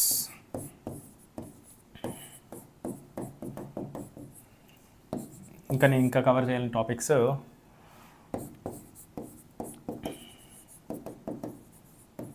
rotational motion, అంతే కదా. నేను కవర్ చేయని టాపిక్స్ ఇవే కదా, ఇంకేమైనా కవర్ చేయలేదు నేను? ఇంకా ఉన్నాయి. వేవ్స్ కవర్ చేయలేదు, యూట్యూబ్లో కవర్ చేయలేదు ఈ టాపిక్స్, SHM కవర్ చేయలేదు, దట్స్ ఆల్. ఈ 6 టాపిక్స్ నేను యూట్యూబ్లో కవర్ చేయలేదు. లాస్ట్ 4-5 మంత్స్లో నేను వేదాంతు జాయిన్ అయిన తర్వాత ఈ టాపిక్స్ తప్ప మిగతా అన్ని టాపిక్స్ యూట్యూబ్లో ఉన్నాయమ్మా. ఎవరైనా వినాలనుకునే వాళ్ళు, నేర్చుకోవాలనుకునే వాళ్ళు నేర్చుకోవచ్చు. ఆల్మోస్ట్ అన్ని టాపిక్స్ డీటెయిల్గానే డిస్కస్ చేశాను.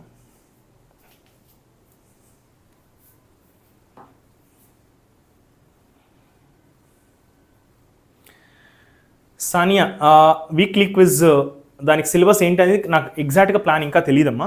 సో ఒకసారి వీక్లీ క్విజ్ స్టార్ట్ అయిన తర్వాత అది ఏ టాపిక్ మీద క్విజ్ కండక్ట్ చేస్తారని ముందే మేము ఇన్ఫామ్ చేస్తాం. ఓకేనా, మీరేం కంగారు పడాల్సిన అవసరం లేదు. ఏ టాపిక్ మీద క్విజ్ కండక్ట్ చేస్తారు, ఒకవేళ అవి మేము ఏ సిలబస్ అయితే డిస్కస్ చేస్తున్నామో ఆ సిలబస్ మీద కండక్ట్ చేస్తారా, లేదంటే వేదాంతు వాళ్ళు వేరే ఏదైనా సిలబస్ మీద వస్తారనేది నాకు తెలియదు కరెక్ట్గా. ఒకసారి వాళ్ళు అది డిజైన్ రెడీ అయిన తర్వాత నేను మీకు అప్డేట్ చేస్తాం. సడన్గా అయితే కండక్ట్ చేయం వీక్లీ క్విజ్, ముందే ఇన్ఫామ్ చేస్తాం. ఓకేనా, నాకు ఇన్ఫర్మేషన్ క్లారిటీకి వచ్చినప్పుడు నేను ఒక చిన్న సెషన్ ఏదైనా తీసుకొని క్లారిటీ ఇస్తాను, లేదంటే వేరే ఏదైనా సెషన్లో కూడా క్లారిటీ ఇస్తాను. ఓకేనా, అప్పటిదాకా వెయిట్ చేయండి. ఒక ఫ్యూ డేస్ వెయిట్ చేస్తే మనకు క్లారిటీ వచ్చేస్తుంది.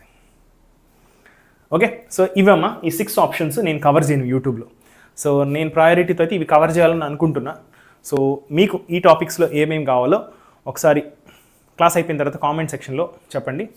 ఎక్కువ మంది ఏ టాపిక్ చెప్తారో ఆ టాపిక్ నెక్స్ట్ ఇమీడియట్గా థర్స్డే నేను PYQ సెషన్ చేస్తాను. ఫ్లూయిడ్స్ సంబంధించిన PYQ సెషన్ అయిపోయిన తర్వాత నెక్స్ట్ టాపిక్, సో ఈ వీక్ అవ్వచ్చు లేకపోతే నెక్స్ట్ వీక్ అవ్వచ్చు, నెక్స్ట్ టాపిక్ ఇమీడియట్గా అది తీసుకుంటాను. సో నేను అనుకోవడం వచ్చేసి ఇది ట్రై చేద్దాం అనేసి, ఎందుకంటే ఇది చాలా highest weightage topic current electricity. Almost 3 to 4 questions minimum వస్తాయి, ఈజీగా కూడా స్కోర్ చేయొచ్చు వాటిని. ఓకే, సో నేను కూడా అదే టాపిక్ అనుకుంటున్నాను. సో ఒకవేళ ఎక్కువ మంది దీని మీద ఇంట్రెస్ట్ చూపిస్తే డెఫినెట్గా అదే స్టార్ట్ చేస్తాను. ఓకేనా, చూద్దాం ఎంతమందికి ఏ టాపిక్ కావాలంటారో చూద్దాం. సో ఎక్కువ మంది ఏ టాపిక్ మీద ఇంట్రెస్ట్ చూపిస్తే ఆ టాపిక్ స్టార్ట్ చేద్దాం. మోస్ట్లీ అందరూ కరెంట్ ఎలక్ట్రిసిటీ మీద ఇంట్రెస్ట్ చూపించచ్చు అని అనుకుంటున్నా, ఎందుకంటే హై వెయిటేజ్ టాపిక్ కొంచెం ఈజీగా కూడా నేర్చుకోవచ్చు. ఓకేనా, రైట్. నెక్స్ట్ టాపిక్ ఫటాఫట్ 45 minutesలో డిస్కస్ చేసేద్దామా. Surface tension.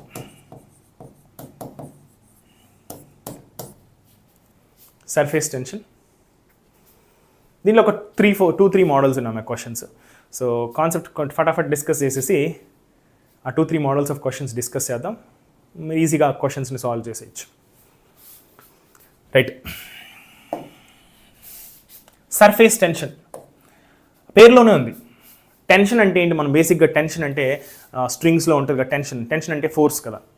సో అదేవిధంగా సర్ఫేస్ ఆఫ్ లిక్విడ్ సర్ఫేస్ మీద ఆ సర్ఫేస్ మాలిక్యూల్స్ మధ్యలో ఉండే ఫోర్స్ ఏదైతే ఉందో ఆ ఫోర్స్ని మనం సర్ఫేస్ టెన్షన్ ఫోర్స్ అంటాం అనమాట. Okay, so any liquid surface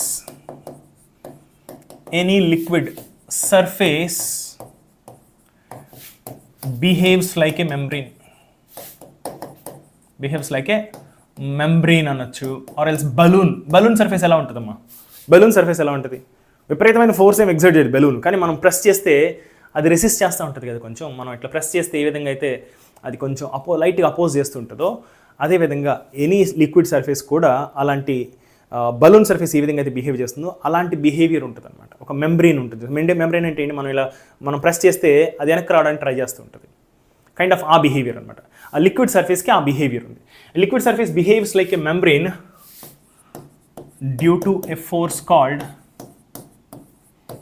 surface tension force.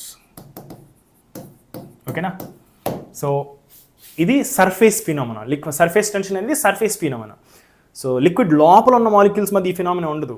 Liquid surface మీద అంటే సర్ఫేస్ మీద అంటే ఏంటి?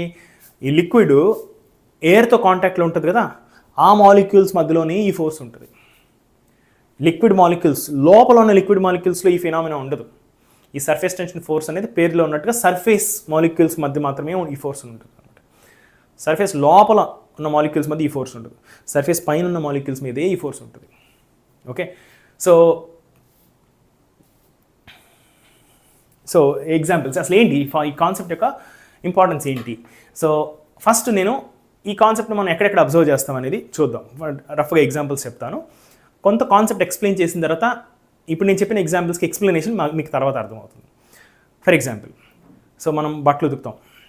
సోప్ వేసినప్పుడు, సోప్ కానీ మనం షాంపూ కానీ లేదంటే సర్ఫ్ పౌడర్ కానీ వేసినప్పుడు బట్టలకు బాగా మురికిపోతుంది. బికాస్ మన ఈ సోప్ కానీ సర్ఫ్ పౌడర్ కానీ వేసినప్పుడు ఏమవుతుంది తెలుసా, సర్ఫేస్ టెన్షన్ అనే ఫోర్స్ తగ్గిపోవడం వల్ల మురికి బాగా పోతుంది. ఎలా అనేది కొంచెం తర్వాత క్లియర్గా ఎక్స్ప్లెయిన్ చేస్తాను. బట్ ఇక్కడ సర్ఫేస్ టెన్షన్ కాన్సెప్ట్ అనేది ఉందన్నమాట. లిక్విడ్ మాలిక్యూల్స్ మనం డ్రాప్ చేస్తే వాటర్ మాలిక్యూల్స్ని వాటర్ని డ్రాప్ చేస్తే మీరు గమనిస్తే వాటి యొక్క షేప్ అప్రాక్సిమేట్లీ స్పెరికల్గా ఉంటుంది. ఎటువంటి లిక్విడ్ని మనం డ్రాప్ చేసినా, హనీని డ్రాప్ చేసినా అవి ఎయిర్లో ఉన్నంతసేపు మీకు కావాలంటే ఫోటో తీసి చూసుకోండి, వాటి యొక్క shape if not exactly spherical but approximately స్పెరికల్గా ఉంటుంది. ఎందుకు? Because of surface tension phenomena. అది ఎందుకు ఎగ్జాక్ట్గా అనేది తర్వాత ఎక్స్ప్లెయిన్ చేస్తాను. But examples of surface tension ఎక్కడెక్కడ ఉపయోగపడుతుంది అనేది చెప్తున్నాను నేను. సో అదేవిధంగా ఇంకేం చెప్పచ్చు, ఒక నీడిల్ దేంతో తయారు చేస్తారు? ఐరన్తో తయారు చేస్తారు. మరి ఐరన్తో తయారు చేసినప్పుడు అది వాటర్లో వేస్తే బాటంకి వెళ్ళిపోవాలిగా. కానీ మీరు కావాలంటే జాగ్రత్తగా ఒక తిన్ నీడిల్ తీసుకోండి, అంటే సూది తీసుకొని స్లోగా వాటర్ మీద పెట్టండి, అది మునగదు. ఐరన్ కదా మునిగిపోవాలి కదా అనుకుంటారు మీరు, కరెక్టే మునగాలి. కానీ మీరు జాగ్రత్తగా సర్ఫేస్ మీద జాగ్రత్తగా పెడితే, అంటే పాయింటెడ్ ఎండ్ పెట్టారంటే మునిగిపోతుంది. అలా కాకుండా నీడిల్ని ఇలా ప్లేస్ చేయాలి, నీడిల్ని ఇలా, దీన్ని కాదు, ఇది కూడా ఐ థింక్ ఫ్లోట్ అవుతుంది ఈజీగా, దీని డెన్సిటీ తక్కువ కాబట్టి. నీడిల్ని కనుక ఇలా పెడితే అది ఫ్లోట్ అవుతుంది. ఎందుకు? Because of surface tension phenomena. ఓకేనా? సో అదేవిధంగా ఏదన్నా ఒక ఆబ్జెక్ట్ని, ఫ్లోట్ అవుతున్న ఆబ్జెక్ట్ని లిక్విడ్లో పెడితే దాన్ని లాగేటప్పుడు దాని వెయిట్ ఎంత ఉందో దానికన్నా ఎక్కువ ఫోర్స్ మనం అప్లై చేయాల్సి ఉంటుంది. ఎందుకంటే because of surface tension phenomena. ఇట్లా బోల్డ్ ఎగ్జాంపుల్స్ మనం ప్రాక్టికల్గా చెప్పుకుంటూ పోవచ్చు. ఓకేనా?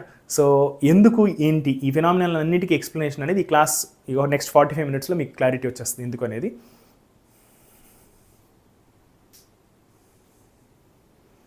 బ్యాలెన్స్ కాకముందు డౌన్వర్డ్ ఫోర్స్ ఎక్కువ ఉంటుంది కదా, అందుకే కదా కిందికి పోతుంది.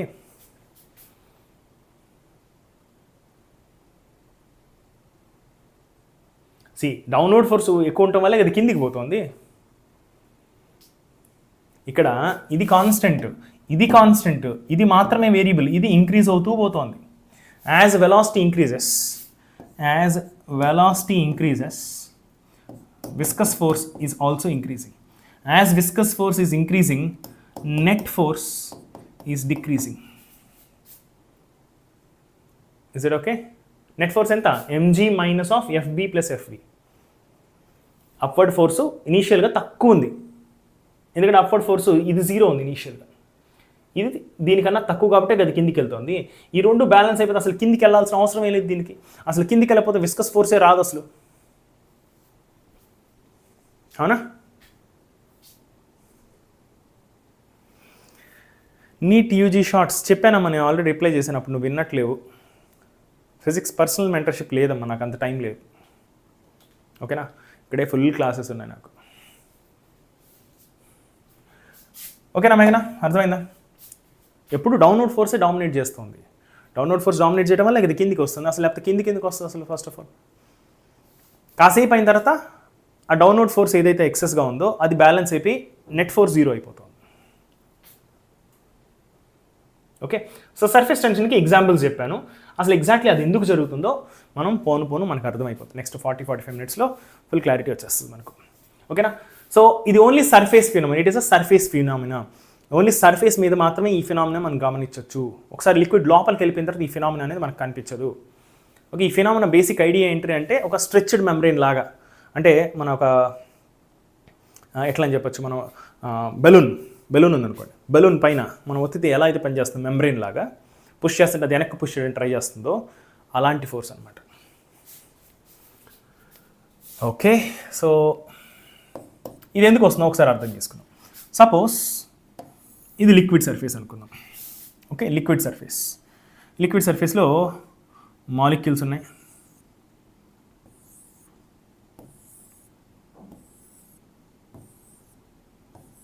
ఇవి సర్ఫేస్ మాలిక్యూల్స్. ఇది సర్ఫేస్ ఏంటి? ఇది వాటర్, సర్ఫేస్ ఆఫ్ వాటర్. ఇది air. Water and air boundary ఏదైతే ఉందో దాన్ని మనం సర్ఫేస్ అంటున్నాం. వాటర్ అండ్ ఎయిర్ బౌండరీ ఏదైతే ఉందో దాన్ని మనం సర్ఫేస్ అంటున్నాం. ఈ వాటర్ ఎయిర్ బౌండరీలో ఉన్న వాటర్ మాలిక్యూల్స్ ఉన్నాయి, వాటర్ మాలిక్యూల్స్, వాటిని మనం సర్ఫేస్ మాలిక్యూల్స్ అంటున్నాం, సర్ఫేస్ వాటర్ మాలిక్యూల్స్ అంటున్నాం. అదేవిధంగా కింద కూడా మాలిక్యూల్స్ ఉంటాయి.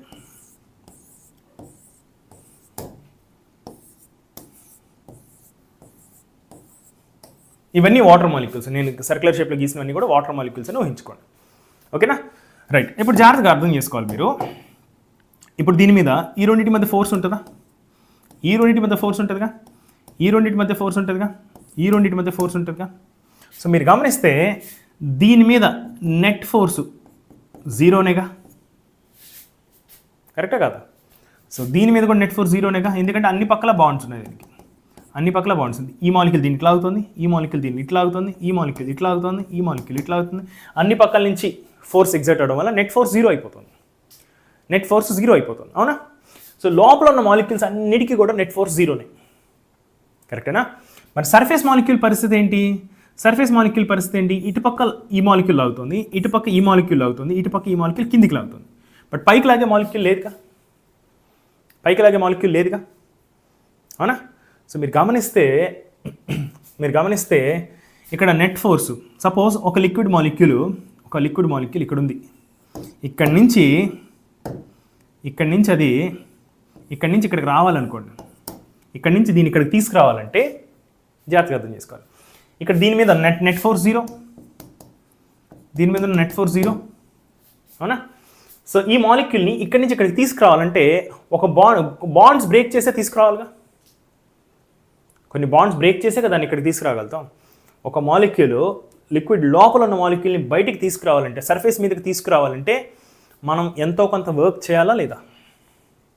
వర్క్ చేయాలి కదా. వర్క్ చేయకపోతే ఎట్లా బాండ్స్ బ్రేక్ చేయగలుగుతాం?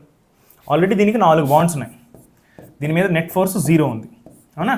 ఈ నెట్ ఫోర్స్ జీరో ఉన్న దాని మీద మనం దీన్ని ఇట్లా తీసుకొచ్చి పైకి తీసుకురావాలంటే, అంటే హైపోథెటికల్గా అర్థం చేసుకోండి. సో దీన్ని ఇక్కడి నుంచి ఇక్కడికి తీసుకురావాలి అంటే డెఫినెట్గా మనం వర్క్ చేయాలి, అంటే మనం కొంత ఎనర్జీ స్పెండ్ చేయాలి. మనం ఏదైతే వర్క్ చేస్తామో, మనం ఏదైతే ఎనర్జీ స్పెండ్ చేస్తామో దీన్ని బ్రేక్ చేసి ఇట్లా సర్ఫేస్ మీదకి తీసుకురావడానికి, అదంతా కూడా some kind of surface energy ఫామ్లో స్టోర్ అవుతుంది, సర్ఫేస్ ఎనర్జీ ఫామ్లో స్టోర్ అవుతుంది. ఓకేనా? సో ఎప్పుడైనా సిస్టమ్ ఎప్పుడు స్టేబుల్గా ఉంటుంది? Any system is stable. ఈ పాయింట్ నేను చాలాసార్లు చెప్పినట్టు గుర్తు నాకు యూట్యూబ్ క్లాసెస్లోనే. Any system is stable in its least energy state. Least energy state, అవునా? Any system is stable in its least energy state. అంటే తక్కువ ఎనర్జీ ఉన్నప్పుడే అది స్టేబుల్గా ఉంటుంది. ఆర్ఎల్స్ అది ఏ ఎనర్జీ స్టేట్లో ఉన్నా తక్కువ ఎనర్జీ స్టేట్లోకి వెళ్ళిపోవడానికి ట్రై చేస్తుంది అనమాట. అంటే దాని ఎనర్జీని తగ్గించుకోవడానికి ట్రై చేస్తుంది. తక్కువ ఎనర్జీ ఉన్నప్పుడు అది స్టేబుల్గా ఉంటుంది. సో ఎప్పుడైనా ఏదైనా సిస్టమ్ మనం డిస్టర్బ్ చేసినా అది స్టేబుల్ స్టేట్కి వెళ్ళడానికి ట్రై చేస్తుంది. స్టేబుల్ స్టేట్ అంటే ఏంటి? లీస్ట్ ఎనర్జీ స్టేట్ని మనం స్టేబుల్ స్టేట్ అంటాం. ఓకేనా? అది స్టేబుల్గా ఉండగలిగిన స్టేట్ ఏంటి? Least energy state. తక్కువ ఎనర్జీ ఉన్న స్టేట్లోనే అది స్టేబుల్గా ఉండగలుగుతుంది అనమాట. So any system is stable in its least energy state. And any system tries to reduce its energy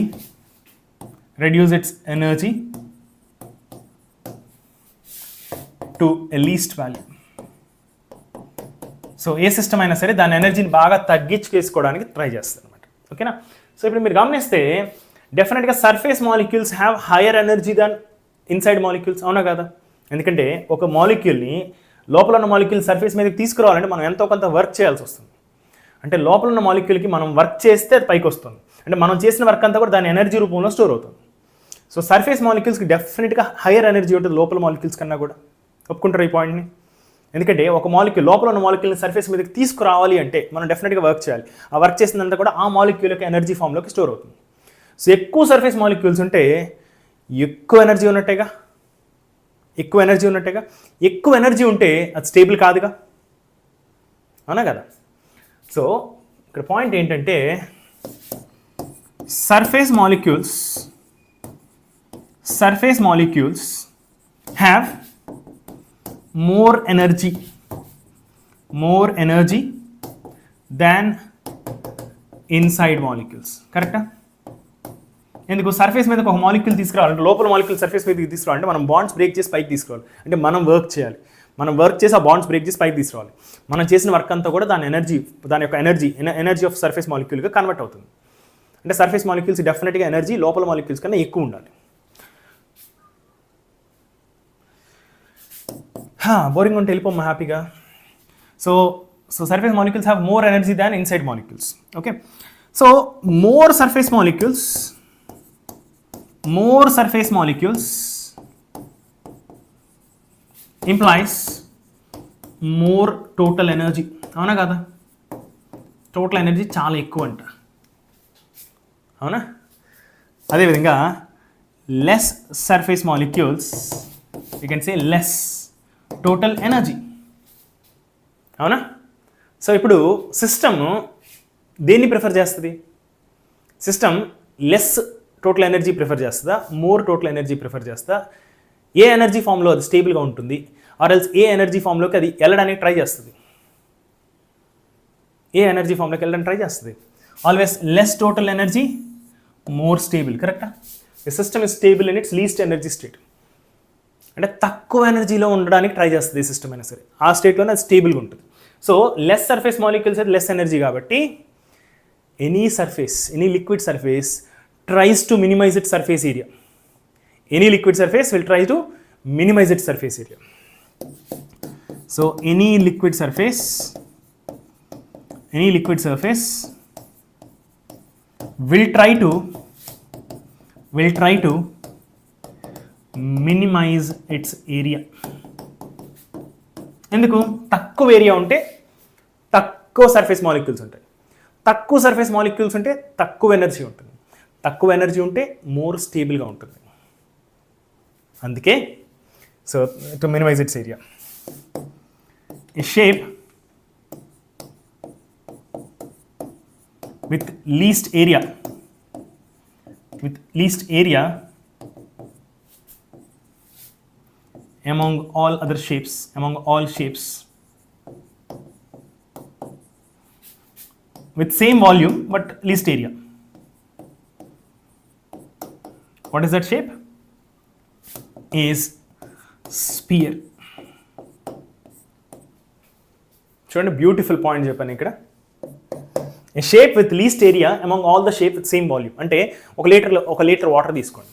ఒక లీటర్ వాటర్ని రకరకాల షేప్స్లో మీరు పెట్టండి.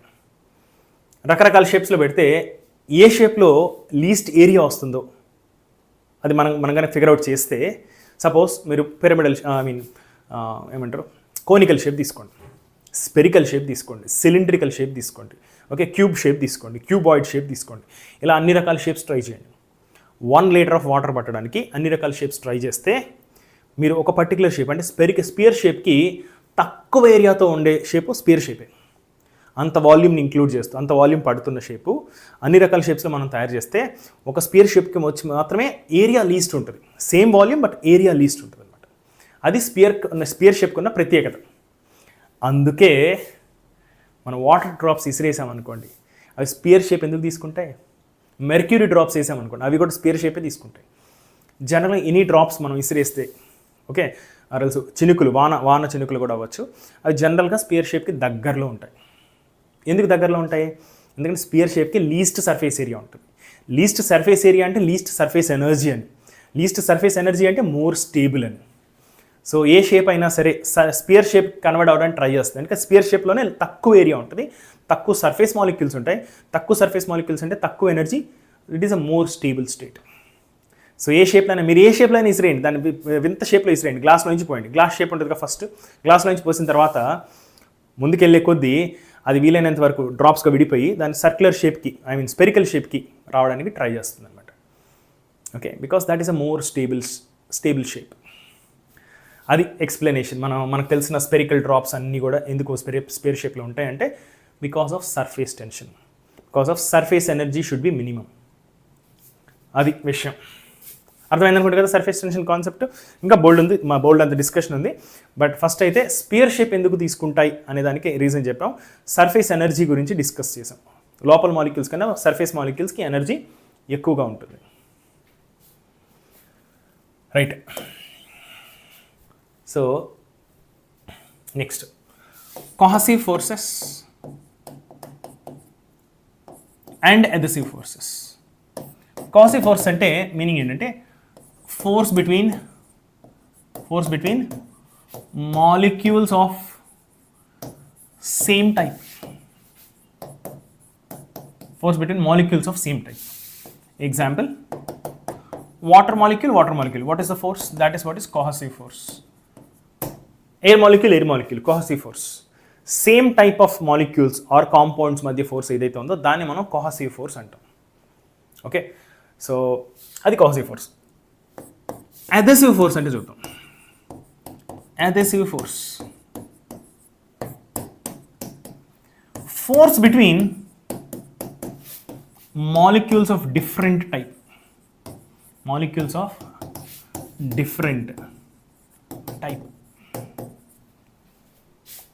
Example,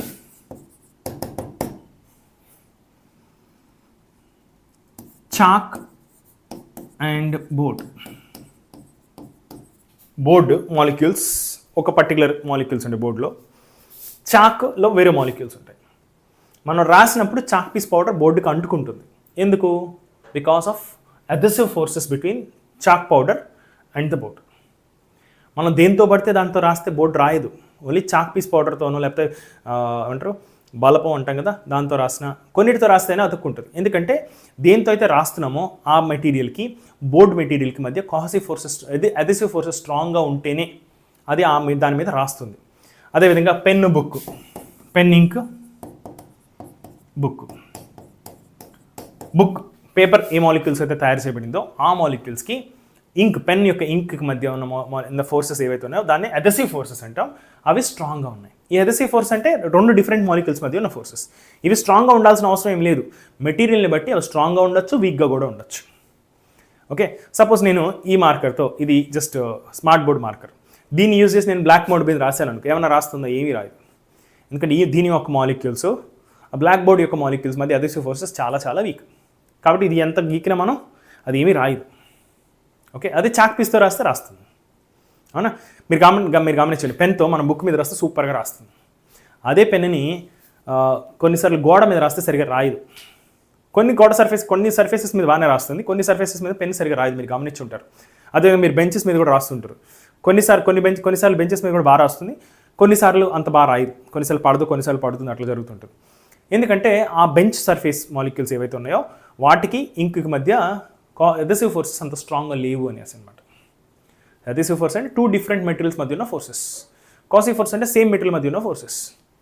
so cohesive forces, adhesive forces మధ్య ఫైట్ ఏదైతే ఉందో, మనం సర్ఫేస్ టెన్షన్కి సంబంధించిన ఫినామినా, నేను ఇంతకుముందు ఎగ్జాంపుల్స్ చెప్పా కదా, ఆ ఫినామినా అన్నీ కూడా ఈ కోహసివ్ ఫోర్సెస్, అదెసివ్ ఫోర్సెస్ని యూజ్ చేసి మనం ఎక్స్ప్లెయిన్ చేయొచ్చు అనమాట. ఓకేనా?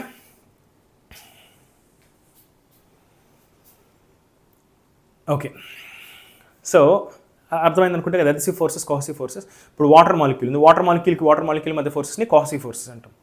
ఓకే, వాటర్ మాలిక్యూల్కి ఎయిర్ మాలిక్యూల్ మధ్య ఫోర్స్ ఏదైతే ఉందో, వాటర్ సర్ఫేస్ ఉంది కదా, సర్ఫేస్ వాటర్ మాలిక్యూల్స్కి ఎయిర్ మాలిక్యూల్స్ మధ్య ఉన్న ఫోర్స్ ఏదైతే ఉందో దాన్ని మనం అదెసివ్ ఫోర్స్ అనొచ్చు. కానీ వాటర్ మాలిక్యూల్స్కి ఎయిర్ మాలిక్యూల్స్ మధ్య ఉన్న ఫోర్స్ కన్నా, అంటే ఆ అదెసివ్ ఫోర్స్ కన్నా వాటర్ మాలిక్యూల్ ఉన్న ఫోర్సెస్, కోహసివ్ ఫోర్సెస్ స్ట్రాంగ్ ఉన్నాయి. సో కొన్ని చోట్ల కోహసివ్ ఫోర్సెస్ స్ట్రాంగ్ ఉండొచ్చు, కొన్ని చోట్ల అదెసివ్ ఫోర్సెస్ స్ట్రాంగ్ ఉండొచ్చు. అదెసివ్ ఫోర్సెస్, కోహసివ్ ఫోర్సెస్లో వీటిలో ఏది స్ట్రాంగ్ ఉంది అనే దాన్ని బట్టి బిహేవియర్ మారుతూ ఉంటుంది. ఓకేనా? సో ఈ కోహసివ్ ఫోర్సెస్, అదెసివ్ ఫోర్సెస్ యొక్క కంపారిజన్లో మన అన్ని ఫినామినాని మనం ఈజీగా ఎక్స్ప్లెయిన్ చేయొచ్చు అనమాట. ఓకేనా? సో దీని ఇంపార్టెన్స్ ఏంటంటే మనం తర్వాత చూద్దాం. సరే, సర్ఫేస్ టెన్షన్ అనే ఫోర్స్ గురించి మనం డిఫైన్ చేద్దాం. ఫస్ట్ సర్ఫేస్ టెన్షన్ ఫోర్స్, దీన్ని టీ అనే లెటర్తో రిప్రజెంట్ చేస్తాం. టీ అంటే సర్ఫేస్ టెన్షన్లో టీ అనే లెటర్ వచ్చింది కాబట్టి టీ అని వాడాము ఇక్కడ. కానీ ఇక్కడ టెన్షన్ అంటే టెన్షన్, ఇక్కడ ఇది ఫోర్స్ కాదు, ఇది force per unit length. So it is force per unit length. Surface tension force is defined as force per unit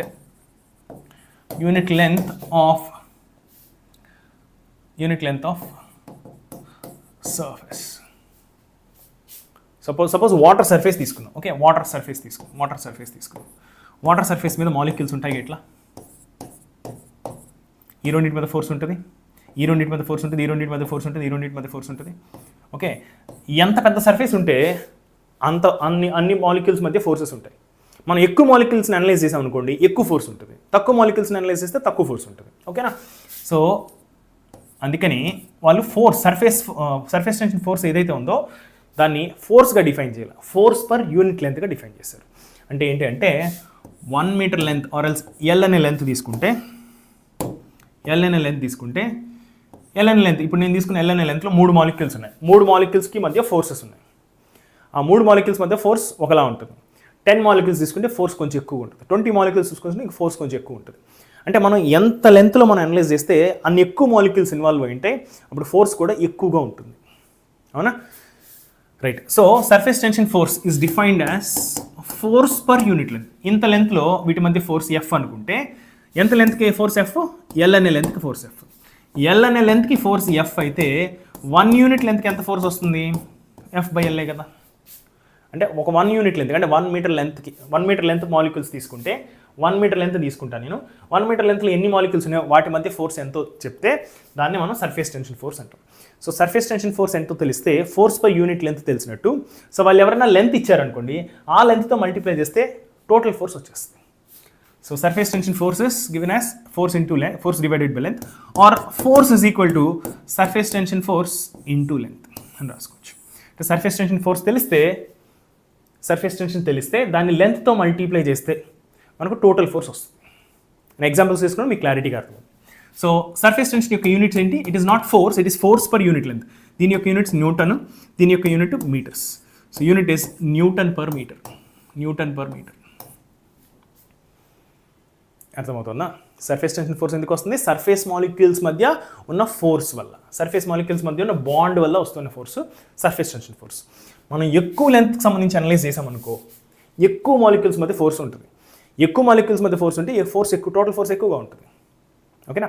surface tension force ఎన్ని మాలిక్యూల్స్ని అనలైజ్ చేస్తున్నా మనకు తెలియదు కాబట్టి సిచ్యువేషన్ మనం ఎన్ని ఎక్కువ మాలిక్యూల్స్ని అనలైజ్ చేయొచ్చు కాబట్టి సర్ఫేస్ టెన్షన్ ఫోర్స్ అనేది ఫోర్స్ పర్ యూనిట్ లెంత్గా డిఫైన్ చేశారు వాళ్ళు.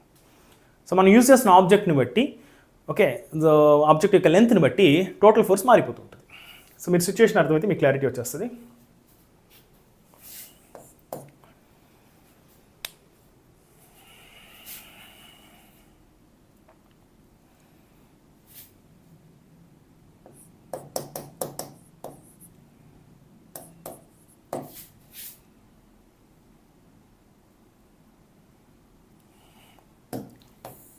Okay, right. So liquid surface ఇలా ఉందమ్మా.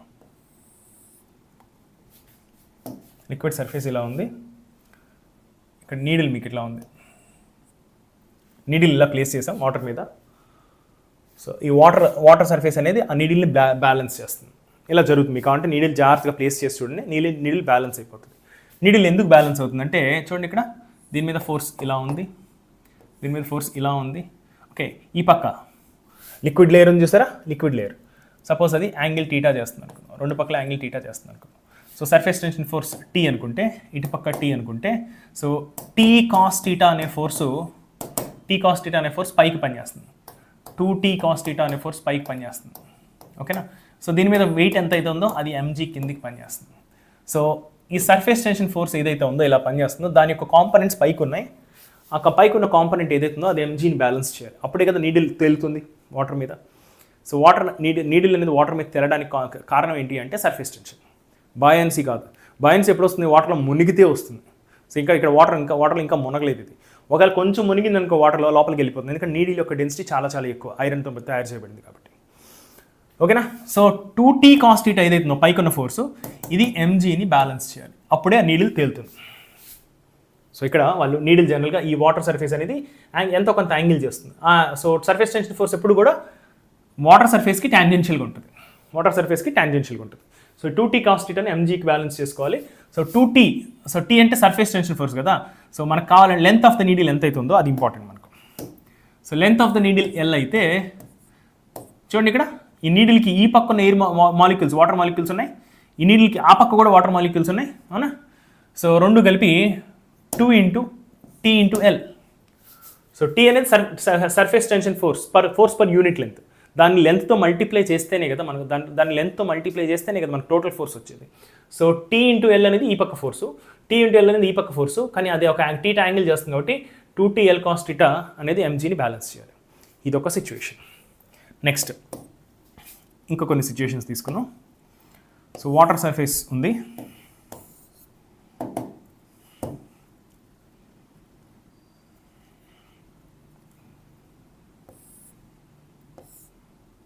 ఒక స్క్వేర్ లూప్ని మనం వాటర్లో పెట్టాం. ఓకేనా? స్క్వేర్ లూప్ని మనం వాటర్లో పెట్టాం. వాటర్లో పెట్టినప్పుడు దీని యొక్క మాస్ m, ఓకే, దీని యొక్క మాస్ m, జాగ్రత్తగా అర్థం చేసుకోండి.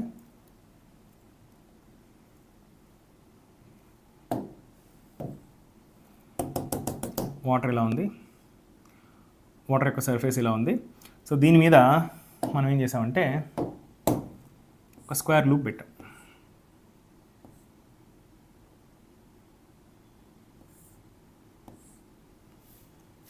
సో దీని యొక్క సైడ్ లెంత్ a, ఒక స్క్వేర్ లూప్ని వాటర్ సర్ఫేస్ మీద ప్లేస్ చేసాం. ఓకేనా, నా బొమ్మ అంత పర్ఫెక్ట్గా లేదు, బట్ అర్థం చేసుకోండి. సో ఇక్కడ వాటర్ మాలిక్యూల్స్ ఈ పక్క ఉన్నాయి, ఈ పక్క ఉన్నాయి, ఈ పక్క ఉన్నాయి, ఈ పక్క ఉన్నాయి. అదేవిధంగా లోపల పక్క కూడా ఉన్నాయిగా. ఎన్ని వాటర్ మాలిక్యూల్స్ వల్ల దాని మీద సర్ఫేస్ టెన్షన్ ఫోర్స్ ఉంటుంది? లోపల ఉన్న వాటర్ మాలిక్యూల్స్ వల్ల వస్తుంది, బయట ఉన్న వాటర్ మాలిక్యూల్స్ వల్ల వస్తుంది. సో సర్ఫేస్ టెన్షన్ ఫోర్స్ ఎంత? సర్ఫేస్ టెన్షన్ ఫోర్స్ అంటే ఫోర్స్ పర్ యూనిట్ లెంత్. ఈ ఫోర్స్ అనేది ఎంత లెంత్ మీద యాక్ట్ చేస్తుంది? బయట ఎన్ని మాలిక్యూల్స్ వల్ల యాక్ట్ అవుతుంది? 4a మాలిక్యూల్స్ వల్ల యాక్ట్ అవుతుంది. బట్ లోపల కూడా మాలిక్యూల్స్ ఉన్నాయిగా. ఎన్ని మాలిక్యూల్స్ అయితే ఎయిర్కి ఎక్స్పోజ్ అవుతాయో అండ్ ఆ మెటీరియల్ కూడా టచ్ ఎలా ఉంటాయో అంత లెంత్ మనం కన్సిడర్ చేయాలి. ఓకేనా, సో ఇక్కడ ఎంత లెంత్ లోపల ఎయిర్ మాలిక్యూల్స్కి ఎక్స్పోజ్ అయింది చూడండి. ఇక్కడ ఈ మెటీరియల్కి కాంటాక్ట్లో ఉండాలి, ఎయిర్కి కూడా కాంటాక్ట్లో ఉండాలి. ఈ మెటీరియల్కి కాంటాక్ట్లో లోపల ఒక 4a లెంత్లో మెటీరియల్ కాంటాక్ట్లో ఉన్నాయి, బయట ఒక 4a కాంటాక్ట్లో ఉన్నాయి. అవి ఎయిర్కి కూడా ఎక్స్పోజ్ అయినాయి. ఎయిర్కి ఎక్స్పోజ్ అయితేనే సర్ఫేస్ టెన్షన్ ఫోర్స్ గురించి మాట్లాడతాం. ఎయిర్కి ఎక్స్పోజ్ అయితే అవ్వకపోతే సర్ఫేస్ టెన్షన్ ఫోర్స్ గురించి మనం మాట్లాడదాం. సో లోపల ఒక 4a, బయట ఒక 4a, టోటల్ 8a లెంత్లో మనకు సర్ఫేస్ మాలిక్యూల్స్ సర్ఫేస్ టెన్షన్ ఫోర్స్ని ఎగ్జర్ట్ చేస్తున్నాయి దాని మీద. So this should be the excess force to be applied to lift the square loop. అంటే బేసిక్గా దీని మాస్ m, దీని mg ఫోర్స్ కిందికి లాగుతుంది. మనం దాన్ని లిఫ్ట్ చేయాలంటే mg ఫోర్స్తో లిఫ్ట్ చేయొచ్చు. కానీ లిక్విడ్లో పెట్టినప్పుడు ఏమవుతుంది తెలుసా? ఆ లిక్విడ్ ఆ రింగ్ మీద కొంచెం పాకేసి దాని కిందికి లాగుతూ ఉంటుంది. అది ఎంత ఫోర్స్తో లాగుతుందంటే ఇంత ఫోర్స్తో లాగుతుంది. దాన్ని మనం లిఫ్ట్ చేయాలంటే దాని వెయిట్ ఎంత ఉందో దానికన్నా కొంచెం ఎక్స్ట్రాగా మనం ఫోర్స్ అప్లై చేయాలి. సో మనం ఎంత ఎక్సెస్ ఫోర్స్ అప్లై చేయాలి? సర్ఫేస్ టెన్షన్ ఫోర్స్ వద్ద ఎంతైతే కిందకి లాగబడుతుందో అంత ఫోర్స్ని మనం అప్లై చేయాల్సి ఉంటుంది. సో ఇది కామన్ క్వశ్చన్ అనమాట. సో దీని బదులు నేను సపోజ్ వేరే ఇచ్చాను అనుకోండి, రింగ్ కానీ ఇట్లా ఏమైనా ఇచ్చాను అనుకోండి, అప్పుడు కూడా ఇదే విధంగా మనం సాల్వ్ చేయొచ్చు. సో నెక్స్ట్ స్లైడ్కి వెళ్దాం. Find the excess force to be applied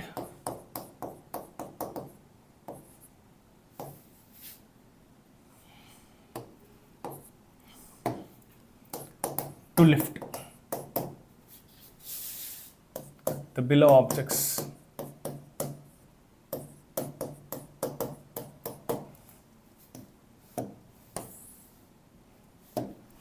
first the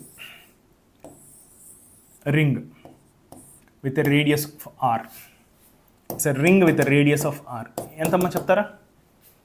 ring with radius of r ఎవరు చెప్తారు? ఒక ring of radius r. Ring అంటే లోపల ఏం మెటీరియల్ ఉందో దాన్ని వాటర్లో పడేస్తే తేలుతుందిగా. మనం ఇప్పుడు లాగాలంటే దాని వెయిట్ ఎంత ఉందో అంతకన్నా కొంచెం ఎక్కువ ఫోర్స్ అప్లై చేయాలి. ఎందుకని? సర్ఫేస్ టెన్షన్ ఫోర్స్ దాని కిందికి లాగేస్తుంటుంది. సో సర్ఫేస్ మాలిక్యూల్స్ ఎక్కడెక్కడ ఉన్నాయి చూడండి. సర్ఫేస్ మాలిక్యూల్స్ ఎక్కడెక్కడ ఉన్నాయి? రింగ్ లోపల ఉన్నాయి, అంటే రింగ్కి టచ్ అయి ఉండాలి, ఎయిర్కి ఎక్స్పోజ్ అయి ఉండాలి. బయట కూడా మాలిక్యూల్స్ ఉన్నాయి. సో టోటల్ ఎంత లెంత్లో మాలిక్యూల్స్ ఉన్నాయి? లోపల ఒక 2πr లెంత్, బయట ఒక 2πr లెంత్. టోటల్ ఎంత లెంత్లో మాలిక్యూల్స్ ఈ రింగ్ని లాగుతున్నాయి? All surface molecules in touch with the ring and in contact with air. ఈ మాలిక్యూల్స్ అన్నీ కూడా సర్ఫేస్ టెన్షన్ ఫోర్స్కి కారణం అవుతాయి. So surface tension force is T into ఎంత లెంత్లో కాంటాక్ట్ ఉన్నాయి? లోపల ఒక 2πr, బయట ఒక 2πr. This is the total force that is being applied on the ring. So this is the excess force that is to be applied on the ring to lift it up. Okay na? Right. ఇంకో question చేస్తే మీకు కొంచెం clarity వస్తుంది. Second ఇది disc తీసుకుందాం. Disc అంటే తెలుసు కదా. సో లోపలంతా మెటీరియల్ ఉంటుంది. సో డిస్క్ దాని యొక్క రేడియస్ r. ఓకే, సో ఇక్కడ ఏ లిక్విడ్ మాలిక్యూల్స్ ఎయిర్కి డిస్క్కి కాంటాక్ట్లో ఉన్నాయి? ఓన్లీ బయట మాలిక్యూల్స్ మాత్రం. లోపల మాలిక్యూల్స్ అన్ని డిస్క్ కింద ఉన్నాయి. డిస్క్ కింద ఉన్న మాలిక్యూల్స్ సర్ఫేస్ మాలిక్యూల్స్ అన్నాం మనం. ఓన్లీ సర్ఫేస్ మాలిక్యూల్స్ అంటే ఎయిర్కి ఎక్స్పోజ్ అయి ఉండాలి, డిస్క్కి టచ్లో ఉండాలి, డిస్క్కి టచ్లో ఉండాలి, ఆర్ మెటీరియల్కి టచ్లో, సాలిడ్కి కాంటాక్ట్లో ఉండాలి, ఎయిర్కి కాంటాక్ట్లో ఉండాలి. ఇక్కడ అట్లా 2 లేయర్స్ ఆఫ్ మాలిక్యూల్స్ ఉన్నాయి. సో ఇక్కడ లోపల ఒక 2 పైర్, బయట ఒక 2 పైర్, అందుకే 4 పైర్ రాసుకున్నాం.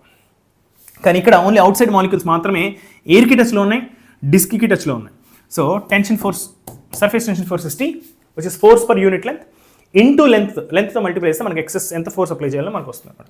సో సో ఎంత టోటల్ ఫోర్స్, లెంత్ ఎంత, టోటల్ లెంత్లో ఎయిర్ మాలిక్యూల్స్ ఉన్నాయి, surface molecules 2πr. So this is the excess force that should be applied. ఇంకో క్వశ్చన్ అడుగుతాను చూడండి. Third question.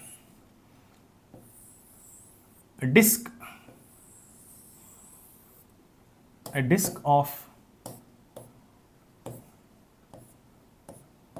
disc of inner radius A and outer radius B.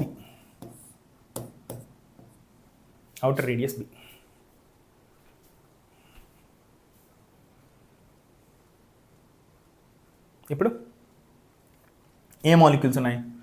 లోపల కొన్ని molecules ఎయిర్కి డిస్క్కి కాంటాక్ట్లో ఉన్నాయి, బయట కూడా కొన్ని మాలిక్యూల్స్ ఉన్నాయి, అవునా? So surface tension force into total ఎంత లెంత్లో ఎయిర్ మాలిక్యూల్స్ మనల్ని ఇంపాక్ట్ చేస్తున్నాయి. ఈ సర్ఫేస్ టెన్షన్ ఫోర్స్కి కారణమైన లెంత్ ఆఫ్ ద మాలిక్యూల్స్. ఎంత లెంత్లో ఉన్నాయి మాలిక్యూల్స్? లోపల ఒక 2πa లెంత్లో ఉన్నాయి molecules, circumference. Outside circumference ఎంత ఉందో అంత లెంత్లో కూడా ఎయిర్ మాలిక్యూల్స్ ఉన్నాయి, water molecules. So the which are giving surface tension force which is 2πb. So this is the excess force that you should apply to lift this one. So మామూలుగా దీని wait ఎంతో అంత lift చేస్తే సరిపోద్ది. కానీ ఎక్సెస్గా surface tension force వల్ల ఇంకొంచెం extra force మనం అప్లై చేయాలి, ఎందుకంటే వాటర్ మాలిక్యూల్స్ దాన్ని కిందికి లాగుతుంటాయి. ఆ ఎక్సెస్గా ఎంత లాగుతుంది, ఎంత ఫోర్స్తో లాగుతున్నాయి, ఎంత ఫోర్స్తో లాగుతున్నాయి. ఈ విధంగా వేరే ఏదన్నా షేప్ ఇస్తే కూడా మీరు ఈజీగా చేయొచ్చు. ఏ ఆబ్జెక్ట్ ఇచ్చినా లోపల ప్లాట్ చేసుకోండి. ఓకే, సాలిడ్కి కాంటాక్ట్లో ఉన్న మాలిక్యూల్స్ ఎంత లెంత్లో ఉన్నాయి, లోపల కాంటాక్ట్లో ఉండొచ్చు, బయట కూడా కాంటాక్ట్లో ఉండొచ్చు షేప్ని బట్టి. సో ఎన్ని లిక్విడ్ మాలిక్యూల్స్ ఎయిర్కి కాంటాక్ట్లో ఉన్నాయి, సాలిడ్కి కాంటాక్ట్లో ఉన్నాయి చూసుకోండి. ఆ టోటల్ లెంత్ పట్టుకోండి, ఆ టోటల్ లెంత్ని సర్ఫేస్ టెన్షన్తో మల్టిప్లై చేయండి, మీకు ఎక్సెస్ ఫోర్స్ ఎంత అప్లై చేయాలో వచ్చేస్తుంది. ఓకేనా? అర్థమవుతుంది కదా? రైట్, ఇది ఒక మోడల్ ఆఫ్ క్వశ్చన్. ఓకేనా? Next surface energy. Surface tension అంటే ఏంటి? ఫోర్స్ పర్ యూనిట్ లెంత్ కదా. అదేవిధంగా సర్ఫేస్ ఎనర్జీ అనేది ఈ అనే లెటర్తో మనం రిప్రజెంట్ చేస్తాం. Surface energy is defined as surface energy per unit surface area. Energy per unit surface area. Surface energy అంటే టోటల్ ఎనర్జీ కాదు, ఎందుకంటే సర్ఫేస్ ఏరియా ఎక్కువ పెరిగే కొద్దీ ఎనర్జీ కూడా పెరిగిపోతుంది. సో సర్ఫేస్ ఎనర్జీ అనేది ఫిక్స్డ్ క్వాంటిటీ కాదు కాబట్టి పర్ యూనిట్ ఏరియా ఎంత ఎనర్జీ ఉంటుందని చెప్పేదే సర్ఫేస్ ఎనర్జీ అన్నమాట.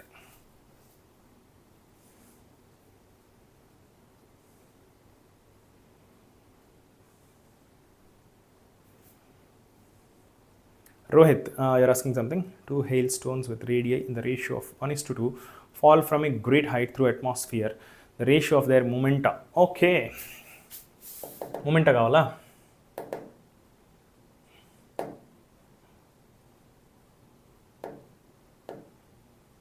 చేద్దాం క్వశ్చన్. మన రోహిత్ అడుగుతున్నాడు ఏదో క్వశ్చన్. సో టెర్మినల్ వెలాసిటీకి ఫార్ములా ఏమొచ్చింది మనకు? 2/9 into 2/9 eta into rho minus rho s into r square. కరెక్టేనా?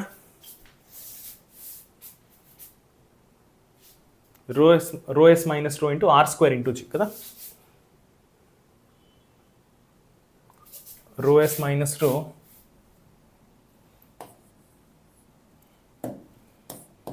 Yes minus rho into r square into g. కరెక్టేనా? So terminal velocity of first ball is to terminal velocity of second ball. బాల్కి ఏం మారుతుంది? Eta మారదుగా. Eta అనేది medium dependent. ఎటువంటి మీడియంలో రెండు వస్తున్నాయి? రెండు సేమ్ మీడియంలో వస్తున్నాయి, అవునా? రెండు సేమ్ మీడియంలో వస్తున్నాయి కాబట్టి ఈటా కూడా same. So first ball second ball ఏమని చెప్పావు? రెండిటి యొక్క ratio, stones with radii the ratio of 1:2. So radii ratio ఎంత అంటే రెండు స్టోన్స్కి 1:2 అంట. Let's assume stones are made of same material, అంటే డెన్సిటీస్ రెండింటికి కూడా సేమ్ అనుకుందాం. ఓకేనా? సో ఆబ్వియస్గా డెన్సిటీ సేమ్ ఇవ్వకపోతే వేరే ఏదో డెన్సిటీ ఇవ్వాలి. So let's assume densities of both the stones are same. ρ1 is to ρ2 is equal to 1 is to 1. ఓకేనా? Okay, so ρs minus ρ into r1 square into g divided by second stone పరిస్థితి ఏంటి? Second stone కూడా eta సేమే ఉంటుంది, ρs minus ρ కూడా సేమే ఉంటుంది, ఎందుకంటే డెన్సిటీస్ రెండింటికి స్టోన్స్కి ఏమేమి చెప్పలేదు కాబట్టి రెండింటికి డెన్సిటీస్ సేమే ఉంటాయి. Into g cancel, ρs minus ఈ cancel. So r1 square is to r2 square. So r1 is to r2, 1 2 is to 2 కాబట్టి it should be 1 is to 4. ఏంటిది? టెర్మినల్ వెలాసిటీస్ రేషియో వచ్చి 1 ఈజ్ టు 4. కానీ మనల్ని రోహిత్ అడుగుతుంది momenta ratio అడుగుతున్నారు, అంటే mass into velocity ratio. Terminal velocity ratio అయితే 1 is to 4, కానీ వాళ్ళు అడుగుతుంది momenta ratio. Momenta ratio P1 is to P2. So వచ్చేసి mass into terminal velocity 1 divide by mass into terminal velocity 2. Okay, so మీరు ఇక్కడ చూడండి, ఇక్కడ రేడియస్ రేషియో ఇచ్చారు కదా, అంటే వాల్యూమ్ రేషియో ఏంటి? వాల్యూమ్ రేషియో వచ్చేసి 4/3 pi r1 cube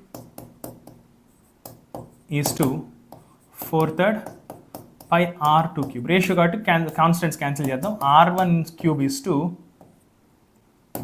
r2 cube. r1 is to r2 అయితే 1 is to 2. So r1 is to r2, r1 by r2 whole cube అనమాట, అంటే 1 ఈజ్ టు 8.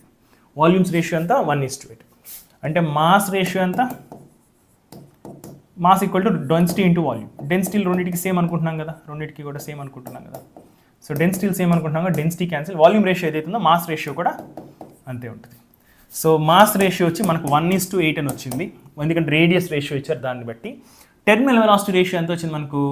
1 ఈజ్ టు 4 వచ్చింది. 1/8 into 4 is 1/32. ఓకేనా రోహిత్?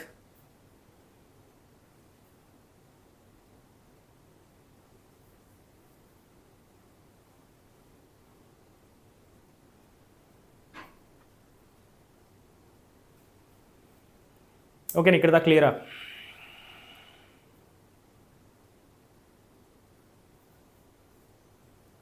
ఓకేనా? So radius రేషియోని use చేసి volume ratio కనుక్కోండి, volume రేషియోని use చేసి mass ratio కనుక్కోండి.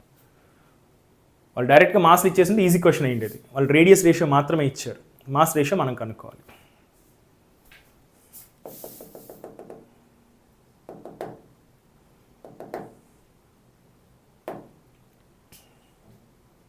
ఓకేనా? So energy per unit surface area.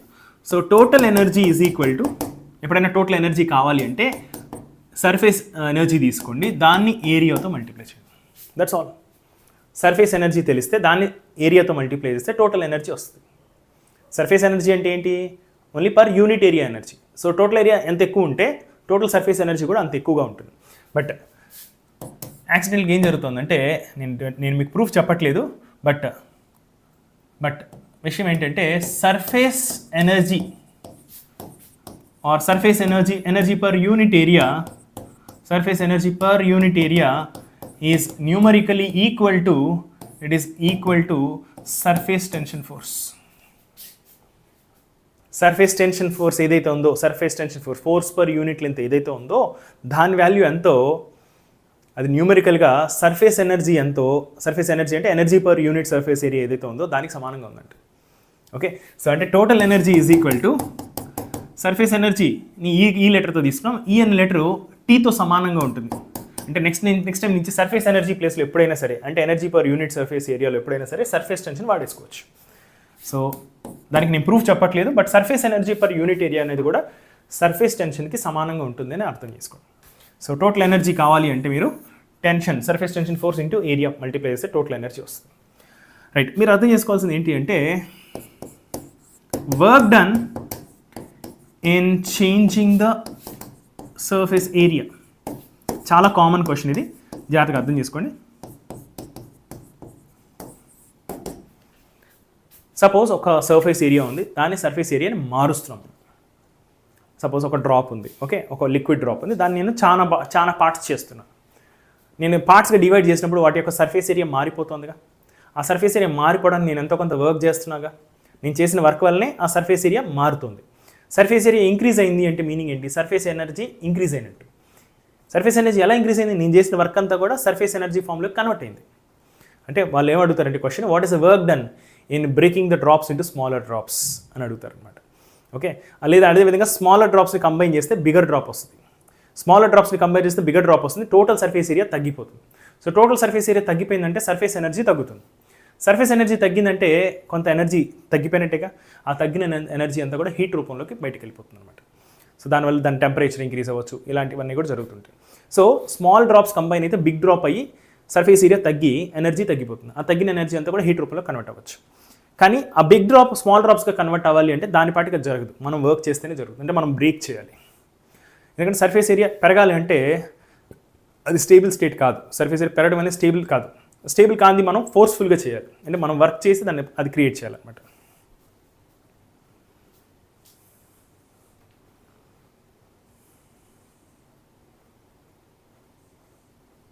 Sai Chandu, previous year రికార్డ్సా? ఇవ్వట్లేదు. ఏం రికార్డ్స్ అమ్మా? ల్యాబ్ రికార్డ్సా లేకపోతే ఏం రికార్డ్స్? PYQసా? ఏం అడుగుతున్నావు కొంచెం క్లియర్గా చెప్తావా? Right. So work done in changing the surface area అంటే జనరల్గా మనకి కామన్గా వచ్చే క్వశ్చన్ ఏంటి తెలుసా? ఒక పెద్ద స్పియర్ డ్రాప్ ఉంది, వాటర్ డ్రాప్ అవ్వచ్చు, మెర్క్యూరీ డ్రాప్ అవ్వచ్చు, ఏదైనా అవ్వచ్చు. దీన్ని వాళ్ళు బ్రేక్ చేసి వర్క్ చేసి దీన్ని స్మాల్ డ్రాప్స్గా కన్వర్ట్ చేస్తున్నారు అనమాట. స్మాల్ డ్రాప్స్గా కన్వర్ట్ చేస్తున్నారు. ఇలా కన్వర్ట్ చేసినప్పుడు ఇక్కడ ఒక ఏరియా ఉంటుంది. టోటల్ ఏరియా ఇక్కడ ఏదైతే ఉందో A1 ఉంటే ఇక్కడ ఏరియా A2 ఉంటుంది. ఏరియాని మార్చేసాం, మనం వర్క్ చేసి ఏరియాని మార్చేసాం. ఏరియాని మారిస్తే ఏమవుతుంది? ఎనర్జీ మారిపోతుంది. ఎనర్జీ ఎలా మారింది? మనం వర్క్ చేయడం వల్ల మారింది. మనం ఎంత వర్క్ చేసామో అంత ఎనర్జీ మారుతుంది అనమాట. సో చాలా simple. Work done in changing the surface area equal to final energy, total energy final minus total energy initial. మనం వర్క్ చేస్తే ఎనర్జీని ఇంక్రీజ్ చేస్తాం. మనం ఆ ఇంక్రీజ్ చేసిన ఎనర్జీ ఎంత కనుక్కోండి, స్టార్టింగ్ ఉన్న ఎనర్జీ కనుక్కోండి, రెండింటిని సబ్ట్రాక్ట్ చేస్తే ఎంత ఎనర్జీ డిఫరెన్స్ అయితే వస్తుందో ఆ ఎనర్జీ డిఫరెన్సే మనం చేసిన వర్క్.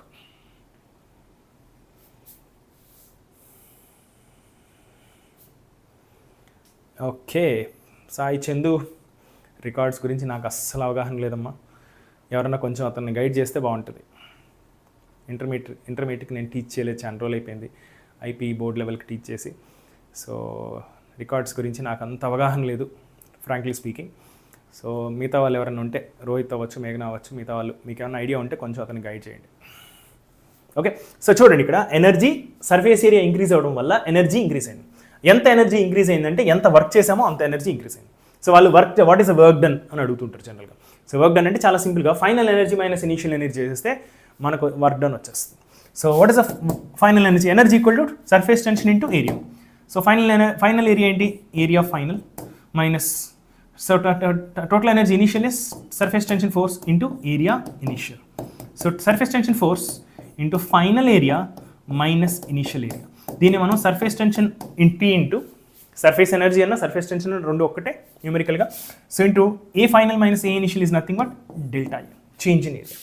సో చాలా సింపుల్. ఎప్పుడు work done in changing the surface area అని అడిగితే సర్ఫేస్ టెన్షన్ ఫోర్స్కి ఓకే చేంజ్ ఇన్ ఏరియాతో మల్టిప్లై చేయండి. ఎంత ఏరియా చేంజ్ అయిందో surface area, change in surface ఏరియాతో మల్టిప్లై చేస్తే మనకు క్లియర్గా వర్క్ డన్ వచ్చేస్తుంది.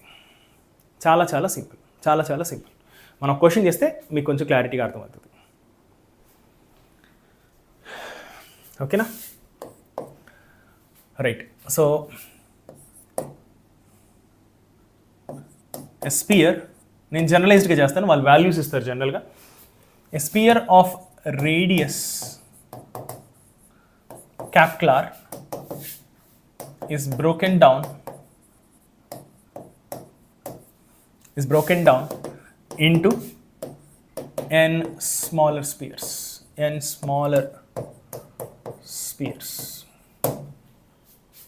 Okay, find the work done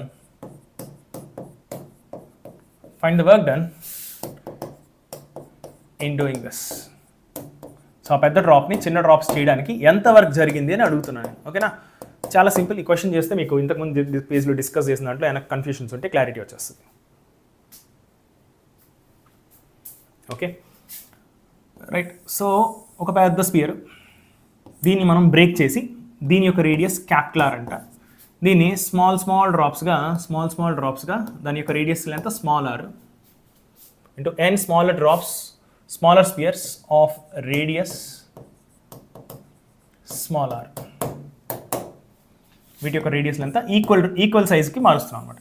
unequal సైజ్కి కూడా మారచ్చు, బట్ మనకు క్వశ్చన్ సాల్వ్ చేయడం చాలా కష్టం అయిపోతుంది అన్ఈక్వల్ డ్రాప్స్ అయితే.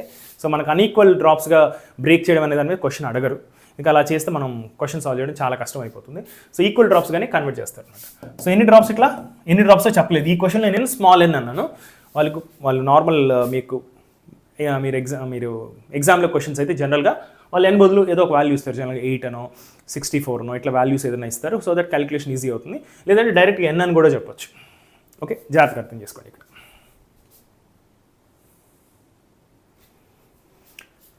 Okay right. సో ఇక్కడ వాల్యూమ్ ఆఫ్ లిక్విడ్ ఏదైతే ఉందో ఆర్ మాస్ ఆఫ్ లిక్విడ్ ఏదైతే ఉందో అది మారకూడదుగా, ఎందుకంటే మాస్ కన్సర్వ్ అవ్వాలి కదా.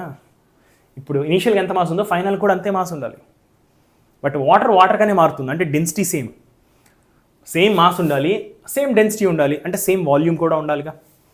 So initial volume should be equal to final volume or initial mass should be equal to final mass. అవునా, initial mass before breaking is equal to final mass equal to density into volume initial, final mass equal to density into volume final. డెన్సిటీలు ఏం మారకూడదు, ఒక డ్రాప్ని break చేసినంత మాత్రం దాని density ఏం మారదు. కాబట్టి initial volume should be equal to final volume. ఓకేనా, so దీన్ని అప్లై చేద్దాం. ఇనిషియల్ వాల్యూమ్ ఎంత, వాళ్ళు ఇచ్చిన రేడియస్ని బట్టి 4/3 pi capital R cube. Final volume ఎంత, ఒక చిన్న డ్రాప్కి volume 4/3 pi small r cube. ఎన్ని డ్రాప్స్ ఉన్నాయి, స్మాల్ ఎన్ డ్రాప్స్ ఉన్నాయి. సో స్మాల్ అండ్ డ్రాప్స్కి అన్నిటికీ కలిపిన వాల్యూమ్ ఇంత. ఈ రెండు సమానం అవ్వాలి, అంటే 4/3 పై క్యాన్సిల్ చేసేస్తే small r is equal to or else capital R is equal to క్యూబ్ని ఆ పక్కకు పంపిస్తే n⁻1/3 అంటే క్యూబ్ రూట్ ఆఫ్ n అని అర్థం చేసుకోవచ్చు ఇంటూ ఆర్. ఇది క్యాపిటల్ ఆర్కి స్మాల్ ఆర్కి మధ్య రిలేషన్. వాళ్ళు జస్ట్ ఈ రిలేషన్ మీద బేస్ చేసుకుని కూడా క్వశ్చన్స్ అడగచ్చు. సో సపోజ్ వాళ్ళు ఎట్లా అడుగుతారంటే క్యూబ్ రూట్ కదా, పర్ఫెక్ట్ ఎన్ అనేది పర్ఫెక్ట్ క్యూబ్ వచ్చేలా ఇస్తారనమాట. అంటే లైక్ 8, 2 క్యూబ్ ఇస్ 8 కదా, 3 cube is 27. So 27, 8, 4 cube is 64. So 8, 27, 64 లాంటి నెంబర్స్ ఇస్తారు 8, 7 ఎన్కి జనరల్గా. సో ఇచ్చినప్పుడు ఓకే, ఒక పెద్ద డ్రాప్ని 8 స్మాల్ డ్రాప్స్గా కన్వర్ట్ చేసినప్పుడు స్మాల్ డ్రాప్స్ యొక్క రేడియస్ ఎంత అని కూడా అడగచ్చు. Very simple question. అలాంటిప్పుడు ఇలాంటి రిలేషన్ వాడచ్చు. ఒకవేళ మర్చిపోయినా వాల్యూమ్స్ సేమ్ అవుతాయి అనే విషయం గుర్తుపెట్టుకుంటే మీకు ఈ రిలేషన్ వచ్చేస్తుంది. ఓకే,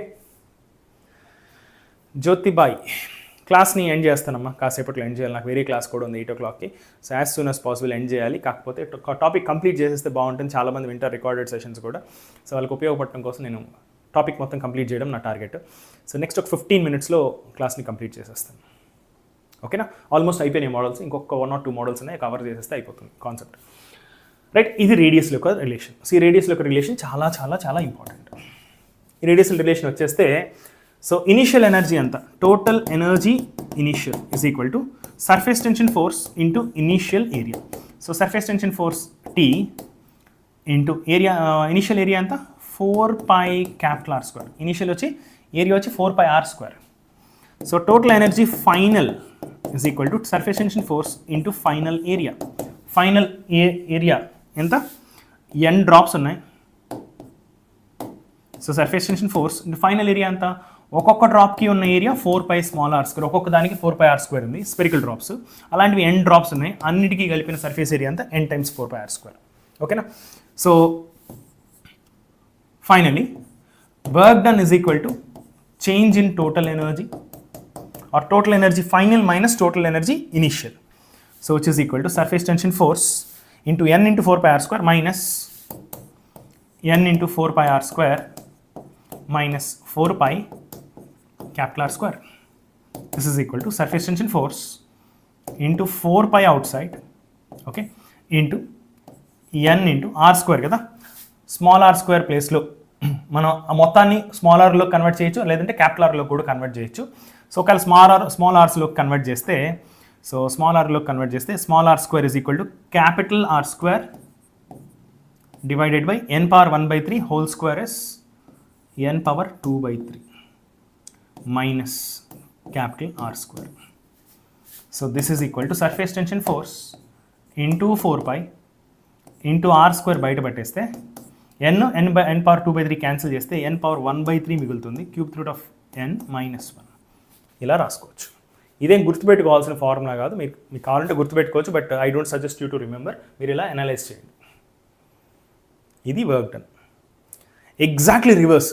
సో స్మాల్ డ్రాప్స్ని కంబైన్ చేస్తే బిగ్ డ్రాప్ వస్తుంది. అప్పుడు ఏమవుతుంది, హీట్ రిలీజ్ అవుతుంది. ఎక్కువ ఎనర్జీ ఫామ్ నుంచి తక్కువ ఎనర్జీలోకి వచ్చింది అనుకోండి, ఆ బ్యాలెన్స్ ఇన్ ఎనర్జీ ఏదైతుందో అది రిలీజ్ అవుతుంది, హీట్ రూపంలోకి రిలీజ్ అవుతుంది.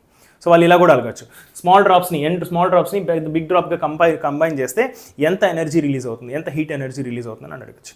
అప్పుడు కూడా ఫైనల్ ఎనర్జీ దీని అవుతుంది, ఇనిషియల్ ఎనర్జీ దాని అవుతుంది. సో సేమ్ ఇదే ఫార్ములా అప్లై చేస్తే మీకు నెగిటివ్ వస్తుంది అనమాట, but same amount of energy వస్తుంది, ఎగ్జాక్ట్ సేమ్ ఆన్సర్ కూడా వస్తుంది, but with minus sign.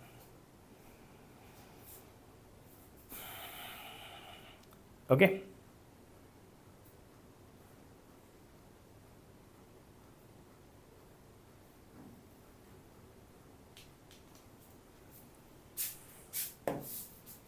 Okay, ఇది ఈ విధంగా స్పియర్స్ సంబంధించిన క్వశ్చన్ అడగచ్చు. సో కాన్సెప్ట్ అయితే అదే, మీరు అన్ని క్వశ్చన్స్ని ఈజీగా అటెంప్ట్ చేయొచ్చు. ఒకసారి నేను ఇచ్చిన ఐడియా ఒకసారి అర్థం చేసుకోండి. ఒకవేళ అయినా కొంచెం డౌట్ ఉండి ఇంకొకసారి వినండి. ఒక 10 మినిట్స్ ఇంతకుముందు చెప్పింది డిస్కషన్ ఒకసారి వింటే మీకు అర్థమైపోతుంది. అన్ని పాయింట్స్ నేను కవర్ చేశాను ఆ డిస్కషన్లోనే. రైట్, సో ఇంకేం మోడల్స్ ఉన్నాయి మనకు? స్పియర్ మోడల్ అయిపోయింది. ఇంకొక మోడల్ ఉంది, excess pressure inside a soap bubble, inside a spherical surface,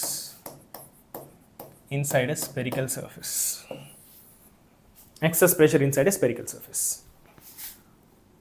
ఎప్పుడైనా ఒక స్పెరికల్ సర్ఫేస్ కనుక ఉంటే మనకు, ఓకే, స్పెరికల్ సర్ఫేస్ కనుక ఉంటే వాటర్ డ్రాప్ అవ్వచ్చు, వాటర్ బబుల్ అవ్వచ్చు, ఓకే, ఎయిర్ బబుల్ అవ్వచ్చు, ఓకే, ఇట్లాంటివి ఏవైనా సరే వీటన్నిటికి కూడా స్పెరికల్ షేప్ ఉంటుంది కదా. ఇలాంటి స్పెరికల్ షేప్ ఎప్పుడైనా ఉంటే అప్పుడు ఏమవుతుందంటే జనరల్గా ఎక్సెస్ ప్రెషర్ ఉంటుంది. ఎక్సెస్ ప్రెషర్ లేకపోతే స్పెరికల్ షేప్ రాదు. ఎక్సెస్ ప్రెషర్ లేకపోతే ఎప్పుడు కూడా ఫ్లాట్ సర్ఫేస్ ఉంటుంది. సో ఎక్సెస్ ప్రెషర్ ఎప్పుడైనా సరే స్పెరికల్ సర్ఫేస్ వస్తుంది, స్పెరికల్ షేప్ వస్తుంది. ఆర్ఎల్స్ ఎనీ కర్వ్డ్ సర్ఫేస్ వచ్చిందంటే డెఫినెట్గా ప్రెషర్ డిఫరెన్స్ ఉంటుంది. ప్రెషర్ డిఫరెన్స్ లేకపోతే ఇలాంటి కర్వ్డ్ షేప్ రాదు. ఎప్పుడైనా లిక్విడ్కి కర్వ్డ్ షేప్ వచ్చిందంటే ఎక్సెస్ ప్రెషర్ ఉన్నట్టు, ఓకేనా. సో లోపల ఒక ప్రెషర్ ఉంది, సో లెట్స్ సే లోపల ఉన్న ప్రెషర్ని పీ ఇన్సైడ్ అంటున్నాను, అవుట్ సైడ్ ప్రెషర్ని పీ అవుట్ అంటున్నాను. సో పిఐ ఎక్కువ ఉంటుందా, పీ నాట్ ఎక్కువ ఉంటుందా? సో పిఐ అనే ప్రెషర్ వల్ల ఇది ఇలా పుష్ చేస్తుంది, పీ నాట్ అనే ప్రెషర్ వల్ల అది బయట నుంచి పుష్ చేస్తుంది. సో మీరు గమనిస్తే ఈ షేప్ ఇలా వచ్చిందంటే లోపల ప్రెషర్ ఎక్కువ పుష్ చేయడం వల్ల ఇది ఇలాంటి షేప్ వస్తుంది. సో కామన్ సెన్స్తోనే మనం చెప్పొచ్చు PI is greater than P naught అని. ఇట్లా స్పెరికల్ షేప్ వచ్చిందంటే concave side, it side concave side అంటే అటుపక్క కాన్వెక్స్ సైడ్ అంటాం. కాన్కేవ్ సైడ్ ఎప్పుడు కూడా ప్రెషర్ ఎక్కువ ఉంటుంది, కాన్కేవ్ సైడ్ ఎప్పుడు కూడా ప్రెషర్ ఎక్కువగా ఉంటుంది. అందువల్ల కదా ఇది ప్రెస్ చేసినట్టు, ఎవరో ఇట్లా పుష్ చేసినట్టుగా అనిపిస్తుంది కదా, అటుపక్క పుష్ చేసినంత పోలిస్తే లోపల నుంచి ఎక్కువ ప్రెస్ చేసినట్టు అనిపిస్తుంది, కాబట్టి లోపల ప్రెషర్ ఎక్కువ అని కామన్ సెన్స్తోనే చెప్పొచ్చు మనం, ఓకేనా. ఆర్ఎల్స్ కాన్కేవ్ సైడ్ ఎప్పుడు కూడా pressure on the concave side is always greater than pressure on the convex side. ఇది మనం స్టాండర్డ్గా చెప్పుకోవచ్చు. ఎలాంటి కర్వ్డ్ సర్ఫేస్ వచ్చినా కాన్కేవ్ సైడ్ ఎప్పుడు కూడా ప్రెషర్ ఎక్కువ ఉంటుంది కాన్వెక్స్ సైడ్తో పోలిస్తే, ఓకేనా. రైట్, సో ఇప్పుడు జాగ్రత్తగా అర్థం చేసుకోండి. ఈ ప్రెషర్ ఏం చేస్తుంది తెలుసా, ఈ ప్రెషరు దీన్ని బయటికి నెట్టేస్తాం, అవునా. అదేవిధంగా ఈ ప్రెషర్ ఏదైతే ఉందో, ఈ p nought out side pressure ఏదైతే ఉందో, అవుట్ సైడ్ ప్రెషర్ ఏం చేస్తుంది, లోపలికి నెట్టేస్తుంది, ఓకేనా. సో దీంతో పాటు ఇక్కడ చూడండి, ఇక్కడ ఈ సర్ఫేస్ మాలిక్యూల్స్ ఉన్నాయి చూసారా, ఈ సర్ఫేస్ మాలిక్యూల్స్ ఇక్కడ ఒక మాలిక్యూల్, వీటి మధ్య ఫోర్స్ ఉందిగా.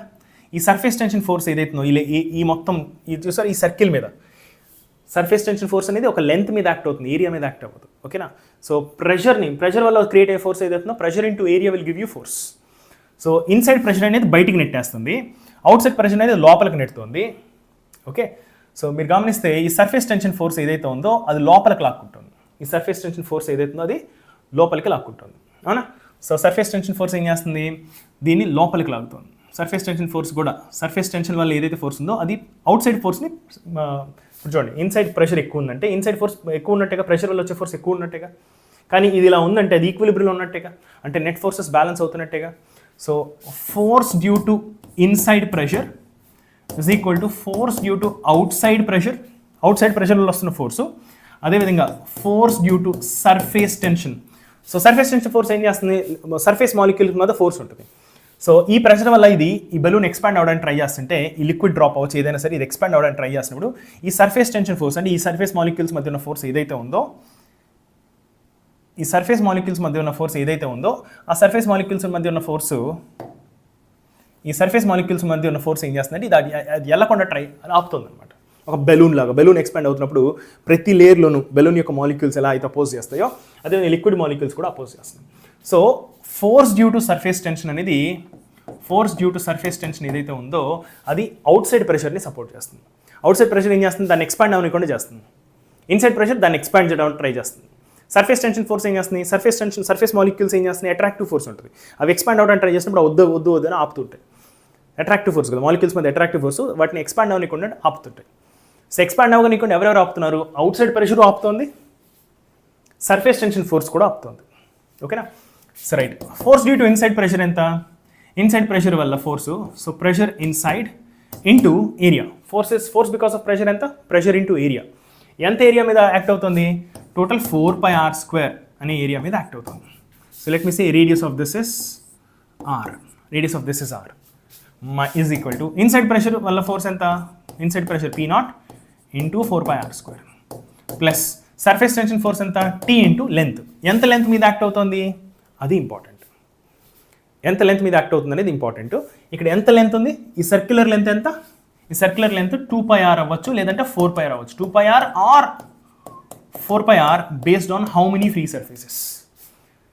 సపోజ్ ఒక ఎయిర్ బబుల్ తీసుకున్నాం అనుకోండి, సోప్ బబుల్ తీసుకున్నాం అనుకోండి, దాని లోపల ఎయిర్ ఉంటుంది, బయట ఎయిర్ ఉంటుంది, అంటే 2 ఫ్రీ సర్ఫేసెస్ ఉన్నట్టు.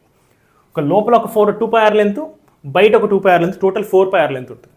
అదే ఓన్లీ వాటర్ డ్రాప్ తీసుకున్నాం అనుకోండి, లోపల ఏమి ఎయిర్ ఉండదు, బయట మాత్రమే ఉంటుంది. అంటే సర్ఫేస్ టెన్షన్ ఫోర్స్ ఓన్లీ బయట ఉన్న మాలిక్యూల్స్ వల్లనే వస్తుంది. సో అప్పుడు ఓన్లీ 2πr ఉంటుంది. ఎన్ని ఫ్రీ సర్ఫేసెస్ ఉంటాయి అనే దాన్ని బట్టి 2πr రాస్తాం లేదంటే 4πr రాస్తాం. 1 ఫ్రీ సర్ఫేస్ అయితే 2πr రాస్తాం, 2 ఫ్రీ సర్ఫేస్ అయితే 4πr రాస్తాం. Water drop only out side surface molecules మధ్య ఫోర్స్ ఉంటుంది, ఓన్లీ 2πr లెంత్లోనే ఉంటుంది. అదే సోప్ బబుల్ తీసుకున్నాం అనుకోండి, లోపల ఎయిర్ మాలిక్యూల్స్ మధ్య ఫోర్స్ ఉంటుంది, బయట ఎయిర్ మాలిక్యూల్స్ మధ్య, బయట సర్ఫేస్ మాలిక్యూల్స్ మధ్య కూడా ఫోర్స్ ఉంటుంది. లోపల ఒక 2πr, బయట ఒక 2πr, టోటల్ 4πr. అదే వాటర్ బబుల్ అన్నాం అనుకోండి, వాటర్ లోపల బబుల్స్ వస్తాయి కదా, వాటర్ లోపల బబుల్స్లో బబుల్ లోపల ఉన్న సర్ఫేస్లో మాత్రమే మనకు సర్ఫేస్ టెన్షన్ ఫోర్స్ ఉంది, బయట ఉండదు. ఓన్లీ సోప్ బబుల్ అంటేనే ఇది 4πr అవుతుంది. వాటర్ డ్రాప్ అయినా వాటర్ బబుల్ అయినా 2πr అవుతుంది. ఒక్క ఫ్రీ సర్ఫేస్ అయితే 2πr, 2 ఫ్రీ సర్ఫేస్ అయితే 4πr. ఓకేనా.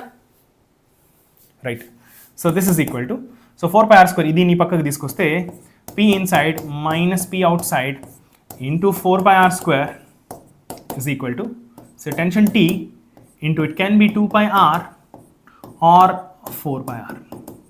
ఓకేనా. So this is equal to R అనేది ఇక్కడ క్యాపిలర్ తీసుకున్నాం కదా, అక్కడ స్మాల్ r రాశాను, ఇక్కడ స్మాల్ r ఒక చోట క్యాపిలర్ రాశాను. సరే నేనేం చేస్తాను, ఒక్క ఫ్రీ సర్ఫేస్కి చేస్తాను, 2π క్యాపిలర్, 2 ఫ్రీ సర్ఫేస్కి సపరేట్గా రాసుకున్నాను formula. So Pi minus P0 is the difference in pressure. So pi cancel, ఒక r cancel, it is 2t, ఒక 2 కూడా క్యాన్సిల్ కదా.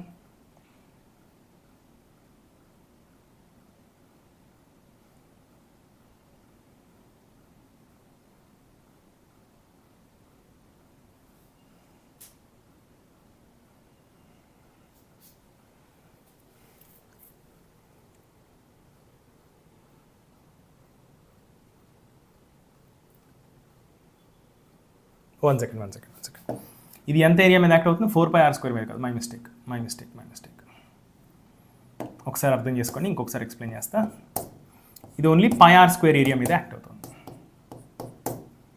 ఎందుకంటే 4π ఈ ఫోర్స్ అనేది అన్ని రకాల డైరెక్షన్స్లో యాక్ట్ అవుతుంది. ఎఫెక్టివ్ ఫోర్స్ ఎంత ఏరియా మీద యాక్ట్ అవుతుందంటే ఈ సర్క్యులర్ క్రాస్ సెక్షన్ ఉంది కదా, అంత ఏరియా మీద యాక్ట్ అవుతుంది. ఆ సర్క్యులర్ క్రాస్ సెక్షన్ కొన్ని ఏరియా ఎంత అంటే πr². ఇక్కడ 4πr². నేను టోటల్ స్పీడ్ యొక్క ఏరియా రాశాను, కానీ ఈ ఎలిమెంట్ మీద మనం అనలైజ్ చేస్తాం కాబట్టి దాని యొక్క ఏరియా πr² మాత్రమే. ఓకే, సో అనలైజ్ చేస్తే మనం ఈ పై క్యాన్సిల్ అవుతుంది, ఒక r క్యాన్సిల్ అవుతుంది, మనకు ఆన్సర్ ఏమొస్తుంది, 2t/r వస్తుంది. సో Pi మైనస్ P0ని మనం డెల్టా P అని కూడా రాసుకోవచ్చు. Pressure difference for a spherical surface. Okay, right. So pressure difference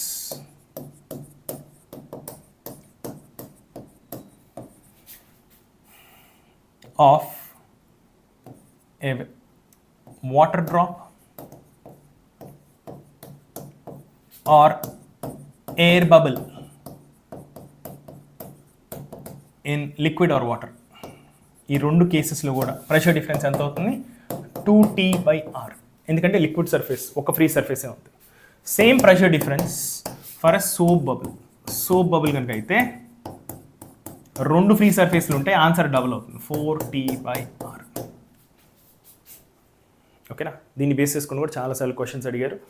చాలా సింపుల్. ఈ ఆర్ అంటే ఏంటి? Radius of that curvature. ఆ స్పెరికల్ బబుల్ యొక్క రేడియస్ ఏదైతే ఉందో, ఆ స్పెరికల్ బబుల్ అవ్వచ్చు, డ్రాప్ అవ్వచ్చు, దాని యొక్క రేడియస్ ఆర్. టీ అంటే surface tension force. Surface tension force ఏమి మారదు. లిక్విడ్ ఏదైతే ఉందో ప్రతి లిక్విడ్కి సర్ఫేస్ టెన్షన్ ఫోర్స్ ఫిక్స్డ్గా ఉంటుంది. Okay, right. So surface tension force depends on temperature, decreases with increase in temperature. ఎందుకు సర్ఫేస్ టెన్షన్ ఫోర్స్ ఎందుకు వస్తుంది? ఫోర్సెస్ వల్ల, కోహసివ్ ఫోర్సెస్ వల్ల వస్తుంది. కోహసివ్ ఫోర్సెస్ బిట్వీన్ వాటర్ మాలిక్యూల్స్ వల్ల వస్తుంది. టెంపరేచర్ ఇంక్రీజ్ చేస్తే ఏమవుతుంది? ఆ కోహసివ్ ఫోర్సెస్ తగ్గిపోతాయి. ఆ కోహసివ్ ఫోర్సెస్ తగ్గిపోతే సర్ఫేస్ టెన్షన్ ఫోర్స్ కూడా తగ్గినట్టు. So for surface tension force decreases with increase in temperature. Okay, ఇంకో విషయం ఏంటంటే surface tension force decreases with impurities if they are insoluble. Insoluble impurities కనుక ఉంటే, అంటే వీటితో ఇంకా స్ట్రాంగ్ బాండ్ ఫామ్ చేయగలిగే ఇంప్యూరిటీస్ కనుక పెడితే సర్ఫేస్ టెన్షన్ ఇంక్రీజ్ అవుతుంది. కానీ ఇన్సాల్యుబుల్ ఇంప్యూరిటీస్ కనుక పెడితే సో మధ్యలో పోయి ఇవి చేరుకుంటాయి. దానివల్ల ఏమవుతుంది? వాటి మధ్య ఫోర్సెస్ కొంచెం తగ్గుతాయి. సో సర్ఫేస్ టెన్షన్ అనేది ఇంప్యూరిటీస్ని యాడ్ చేస్తే జనరల్గా సర్ఫేస్ టెన్షన్ తగ్గుతుంది. ఇన్సాల్యుబుల్ ఇంప్యూరిటీస్ అయితే. సాల్యుబుల్ ఇంప్యూరిటీస్ అయితే సర్ఫేస్ టెన్షన్ పెరుగుతుంది. ఓకే, కానీ మనం సోప్ డిటర్జెంట్ వాడినప్పుడు మురికి బాగా పోతుంది. ఎందుకు? బట్టల్లో మామూలుగా వాటర్ అనేది క్లాత్స్ లోపల పెనిట్రేట్ అవ్వలేదు. ఎప్పుడు పెనిట్రేట్ అవుతుందంటే, వాటర్ ఎందుకు పెనిట్రేట్ అవ్వదు? వాటర్ మాలిక్యూల్స్ మధ్య సర్ఫేస్ టెన్షన్ ఫోర్స్, కోహసివ్ ఫోర్సెస్ ఎక్కువగా ఉన్నాయి. సో వాటర్ మాలిక్యూల్స్ దగ్గరగా ఉండడానికి ట్రై చేస్తుంది, కానీ క్లాత్ మాలిక్యూల్స్తో ఇంటరాక్ట్ అవ్వడానికి ఇష్టపడట్లేదు, ఎందుకంటే కోహసివ్ ఫోర్సెస్ స్ట్రాంగ్ ఉన్నాయి. సో మనం ఎప్పుడైతే ఇవి యాడ్ చేస్తామో, మన సర్ఫ్ అవ్వచ్చు, సోప్ అవ్వచ్చు యాడ్ చేస్తామో, అప్పుడు వాటర్ యొక్క సర్ఫేస్ టెన్షన్ తగ్గిపోతుంది. అంటే కోహసివ్ ఫోర్సెస్ తగ్గిపోతాయి వాటి మధ్య. ఆ కోహసివ్ ఫోర్సెస్ తగ్గిపోవడం వల్ల ఏమవుతుందంటే, ఈ వాటర్ మాలిక్యూల్స్ పోయి క్లోత్ లోపలికి చొచ్చుకుంటాయి అన్నమాట. అప్పుడు ఆ లోపల ఉన్న డర్ట్ని అంతా కూడా బయటికి లాక్కొచ్చేస్తాయి. సో ఇది ఐడి. సో ఇది surface tension force story. Okay, so ఇది ఎక్సెస్ ప్రెషర్ స్టోరీ. సో ఏమన్నా బ్యాలెన్స్ ఉంటే ప్రీవియస్ క్వశ్చన్స్లో నేను డిస్కస్ చేసిన మోడల్స్ ఏమైనా కవర్ అవ్వకపోతే అవి ప్రీవియస్ ఇయర్ క్లాస్లో డిస్కస్ చేస్తాను.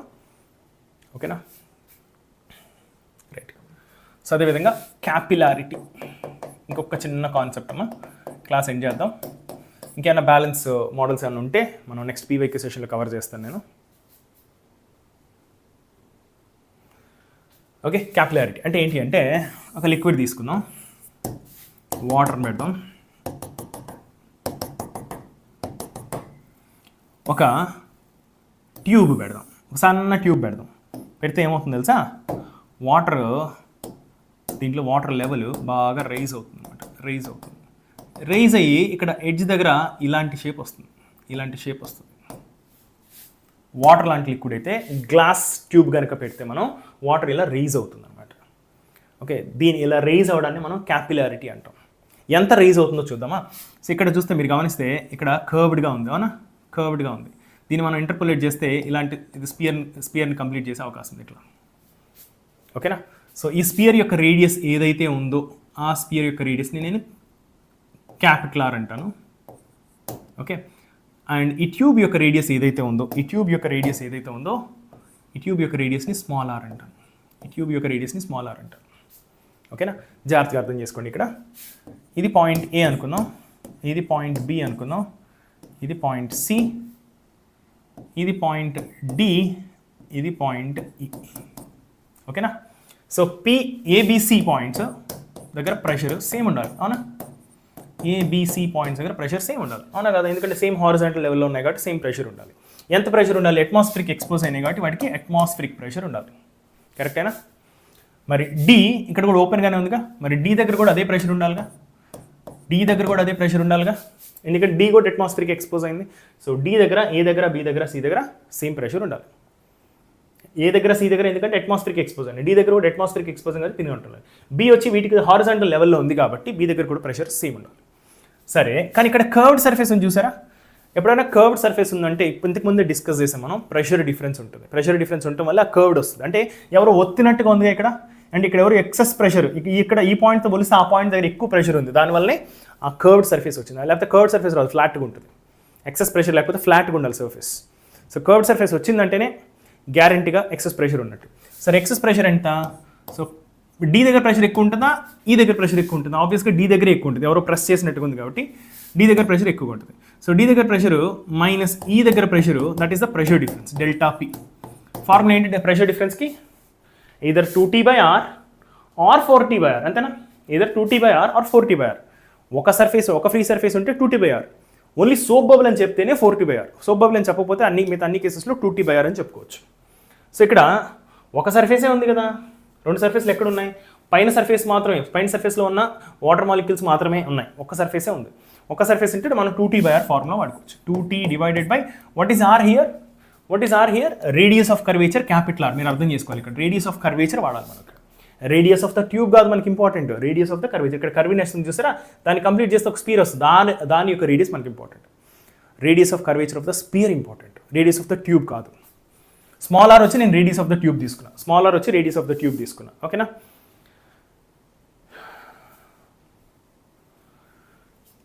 ఓకేనా? So right, so pressure at D is equal to, okay, or else pressure at E is equal to pressure at D minus 2T/R. కరెక్టేనా? ప్రెషర్ ఎట్ డి ఎంత? Atmospheric pressure. So atmospheric ప్రెషర్తో పోలిస్తే ఈ దగ్గర ఉన్న pressure ఎంత? ఇక్కడ atmospheric pressure ఉంది, ఈ దగ్గర ప్రెషర్ దానికన్నా 2T/R తక్కువ ఉంది. ఓకే ఫైన్, అక్కడ దాకా ఓకే. మరి ఇక్కడి నుంచి ఇక్కడికి చూస్తే మనం వర్టికల్గా ట్రావెల్ చేస్తే pressure at B is equal to pressure at E plus వర్టికల్గా మనం ట్రావెల్ చేస్తున్నాం. ఎంత హైట్ ట్రావెల్ చేస్తున్నాం? హెచ్ అనే హైట్ ట్రావెల్ చేస్తున్నాం. ఈ నుంచి ఇక్కడ దాకా హెచ్ అనే హైట్ ట్రావెల్ చేస్తున్నాం. సో ρgh కదా ప్రెషర్ చేంజ్. సో డెప్త్లో వెళ్ళే కొద్దీ ప్రెషర్ ఇంక్రీజ్ అవుతుంది. ఈ నుంచి మనం బీకి వచ్చేసరికి ప్రెషర్ ρgh ఇంక్రీజ్ అవుతుంది, అవునా? సో ప్రెషర్ అట్ బి ఎంత? ప్రెషర్ అట్ బి కూడా P0ఏగా. So P0 is equal to PE plus ρgh, pressure at E plus ρgh, or pressure at E is equal to P0 minus ρgh. మీరు కనుక ఈ రెండు ఈక్వేషన్స్ని compare చేస్తే 1, 2 compare చేస్తే, మీరు కంపేర్ చేస్తే ρgh is equal to 2T/R అని అర్థం చేసుకోవచ్చు. అంటే అర్థం చేసుకోండి జాగ్రత్తగా. ఈ కర్వ్డ్ సర్ఫేస్ వచ్చింది, దానివల్ల ఇక్కడి నుంచి ఇక్కడికి ప్రెషర్ మారింది, తగ్గింది. ఇక్కడి నుంచి ఇక్కడికి ఎంత ప్రెషర్ తగ్గింది? 2T/R తగ్గింది. మరి ఇక్కడి నుంచి ఇక్కడికి ఎంత ప్రెషర్ పెరిగింది? ρgh పెరిగింది. మీరు గమనిస్తే ఇక్కడ ప్రెషర్ సేమ్ కాబట్టి ఇక్కడ ఈ కర్వ్డ్ సర్ఫేస్ వల్ల ఎంత ప్రెషర్ తగ్గిందో ఈ ρgh వల్ల అంతే ప్రెషర్ పెరిగింది. సో ρgh వల్ల ఎంత ప్రెషర్ పెరిగిందో ఈ 2T/R వల్ల అంతే ప్రెషర్ తగ్గింది. సో రెండు కూడా సేమ్ ఉన్నాయి, ఎందుకంటే ఇక్కడ ప్రెషర్ సేమ్ అవ్వాలంటే ఈ కర్వ్డ్ సర్ఫేస్ వల్ల ఎంత ప్రెషర్ అయితే తగ్గిందో ఈ ρgh డెప్త్ వల్ల అంతే ప్రెషర్ పెరిగింది. So ρgh equal to 2T/R. ఇది గుర్తుపెట్టుకోండి, క్యాపిలారిటీలో ఇదొక్క రిలేషన్ గుర్తుంటే చాలు. ఐడియా వచ్చి ఈ డెప్త్ వల్ల వచ్చిన ప్రెషర్ ఇంక్రీజు, ఈ కర్వ్డ్ సర్ఫేస్ వల్ల వచ్చిన ప్రెషర్ డిక్రీజు రెండు సేమ్ అవుతున్నాయి. సో కర్వ్డ్ సర్ఫేస్ వల్ల వచ్చిన ప్రెషర్ డిక్రీజ్ అంతా 2T/R, హైట్ డెప్త్ వల్ల వచ్చిన ప్రెషర్ ఇంక్రీజ్ అంతా ρgh. ఈ రెండు సేమ్ చేస్తే చాలు. ఇది ఒక్కటి మైండ్లో పెట్టుకుంటే మీరు ఈ క్వశ్చన్స్ అన్ని సాల్వ్ చేసేయచ్చు. సో దీంట్లో జనరల్గా వాళ్ళు మనం హైట్ గురించి అడుగుతుంటారు. Height is equal to 2T divided by ρgr అని రాసుకోవచ్చు, ρgr అని రాసుకోవచ్చు. సో మీరు ఇక్కడ మోస్ట్ ఇంపార్టెంట్ పాయింట్ ఏంటి అంటే height, okay, height is inversely, one second,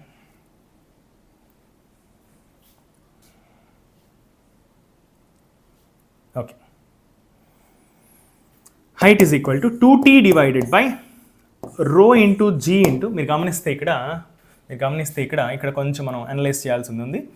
so ఇక్కడ అనాలిసిస్ ఏంటి అంటే, ఒకసారి దీన్ని అనలైజ్ చేద్దాం. ఇలా ఉంది, దీన్ని కొంచెం మ్యాగ్నిఫై చేసి గీశాను. సో మీరు గమనిస్తే సర్ఫేస్ ఇలా ఉంది,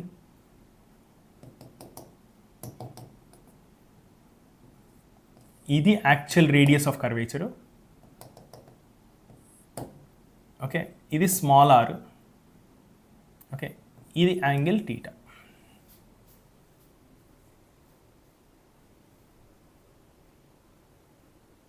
ఓకేనా, ఆ యాంగిల్.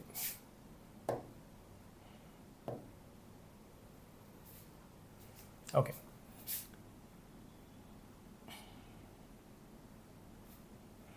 ఇది ఆర్. ఓకే, ఈ యాంగిల్ వచ్చేసి టీటా. ఈ యాంగిల్ వచ్చేసి టీటా. దీన్ని యాంగిల్ ఆఫ్ కాంటాక్ట్ అని కూడా అంటారు. నేను యాంగిల్ ఆఫ్ కాంటాక్ట్ గురించి ఈరోజు డిస్కస్ చేయలేదు. సపోజ్ ఈ యాంగిల్ టీటా అనుకుంటే దాన్ని యాంగిల్ ఆఫ్ కాంటాక్ట్ అంటాం. యాంగిల్ ఆఫ్ కాంటాక్ట్ నేను అవకాశం దొరికితే నెక్స్ట్ క్లాస్లో డిస్కస్ చేస్తాను PYQ సెషన్లో. So angle of contact theta కనుకైతే ఈ R is equal to small r is equal to R cos theta అని రాసుకోవచ్చు మనం. Or else R is equal to r divided by cos theta అని రాసుకోవచ్చు. ఓకేనా, ఇక్కడ క్యాపిటల్ ఆర్ ప్లేస్లో నేను small r divided by cos theta అని రాసుకుంటాను. సో టీటా అనేది యాంగిల్ ఆఫ్ కాంటాక్ట్. లిక్విడ్కి మారుతుంది. వాటర్ తీసుకున్నాం అనుకోండి, వాటర్కి జనరల్గా యాంగిల్ ఆఫ్ కాంటాక్ట్ 0 ఉంటుంది పర్ఫెక్ట్ వాటర్కి అయితే. లేదంటే ఇంప్యూర్ వాటర్ కనుకైతే angle of contact 10 degrees 15 degrees అలా ఉంటుంది. బట్ కాన్స్టెంట్గా ఉంటుంది. ఇది కాన్స్టెంట్ వాల్యూ. సో ఇక్కడ మీరు గమనిస్తే ఇది ఫార్ములా 2T/ρgr అని రాసుకోవచ్చు. లేదంటే ఈ ఫార్ములా గుర్తుపడి ఇది ఈజీ గుర్తుంటుంది. ఈ ఆర్ ప్లేస్లో ఆర్ బై కాస్ టీటా అని రాసుకోవచ్చు. మీకు ఇంపార్టెంట్ విషయం ఏంటంటే H is inversely proportional to r. ఇది చాలా ఇంపార్టెంట్ విషయం. అంటే ఈ థిక్నెస్ ఆఫ్ ద ట్యూబ్ ఉంది చూసారా, ఇది ఎంత సన్నగా తీసుకుంటే హైట్ అంత ఎక్కువ రైజ్ అవుతుంది అనమాట. ఈ ట్యూబ్ ఎంత సన్నగా తీసుకుంటే అంత ఎక్కువ హైట్ రైజ్ అవుతుంది. ఈ క్యాపిలరిటీ అనే కాన్సెప్ట్ బోల్డ్ విషయాల్లో మనం ఎక్స్ప్లెయిన్ చేయొచ్చు. మనం దీపం పెడతాం. ఓకే, దీపం పైకి ఇలా వస్తుంది కదా, ఒత్తి పైకి ఇలా వస్తుంది. ఆయిల్ కింద ఎక్కడ ఉన్నది, గ్రావిటీ కిందకి పోవాలి కానీ ఆయిల్ పైకి రాకూడదుగా, కానీ వస్తుంది. ఎందుకంటే క్యాపిలారిటీ వల్ల. అంటే థిన్ హోల్స్ కనుక ఉంటే ఆ లిక్విడ్ పైకి రైజ్ అవుతుంది అనమాట. చాలా ఎంత థిన్ హోల్స్ అయితే అంత ఎక్కువ హైట్ రైజ్ అవుతుంది. ఓకే, సో క్యాపిలారిటీ అనే కాన్సెప్ట్ వల్లనే దీపం వెలుగుతుంది. మన దీపంకి ఇట్లా కిందికి పెట్టాం, పైకి పెడుతున్నాం. సో అంటే లిక్విడ్ ఆయిల్ వచ్చి పైకి రైజ్ అవుతుంది. ఎందుకు? క్యాపిలారిటీ యాక్షన్ వల్ల. ఓకేనా, సో రైట్, అదొకటి. నెక్స్ట్ ట్రీస్ భూమి లోపల నుంచి వాటర్ తీసుకుంటాయి. ఎలా తీసుకుంటాయి? వాటి వేర్లు లోపలికి వెళ్ళిపోతుంటాయి. వాటి వేర్లు ఎంత సన్నగా ఉంటాయి చూసారా, సన్నగా ఉంటాయి, అవునా? సో క్యాపిలరీ యాక్షన్ ద్వారా భూమి లోపల ఎక్కడో వాటర్ ఉన్నా కూడా సన్న థిన్ హోల్స్ ఉంటాయి భూమి లోపల. ఆ థిన్ హోల్స్ నుంచి క్యాపిలరీ యాక్షన్ ద్వారా ఆటోమేటిక్గా వాటర్ పైకి వస్తుంది అనమాట. ఆ వాటర్ని చెట్లు పీల్చుకుంటూ ఉంటాయి. సో ఇలాంటి క్యాపిలరీ యాక్షన్ మనం బోల్డ్ అండ్ సిచ్యువేషన్స్లో మనం చూస్తూ ఉండొచ్చు. ఓకే రైట్, ఇది క్యాపిలారిటీ యాక్షన్. సో ఇది మనం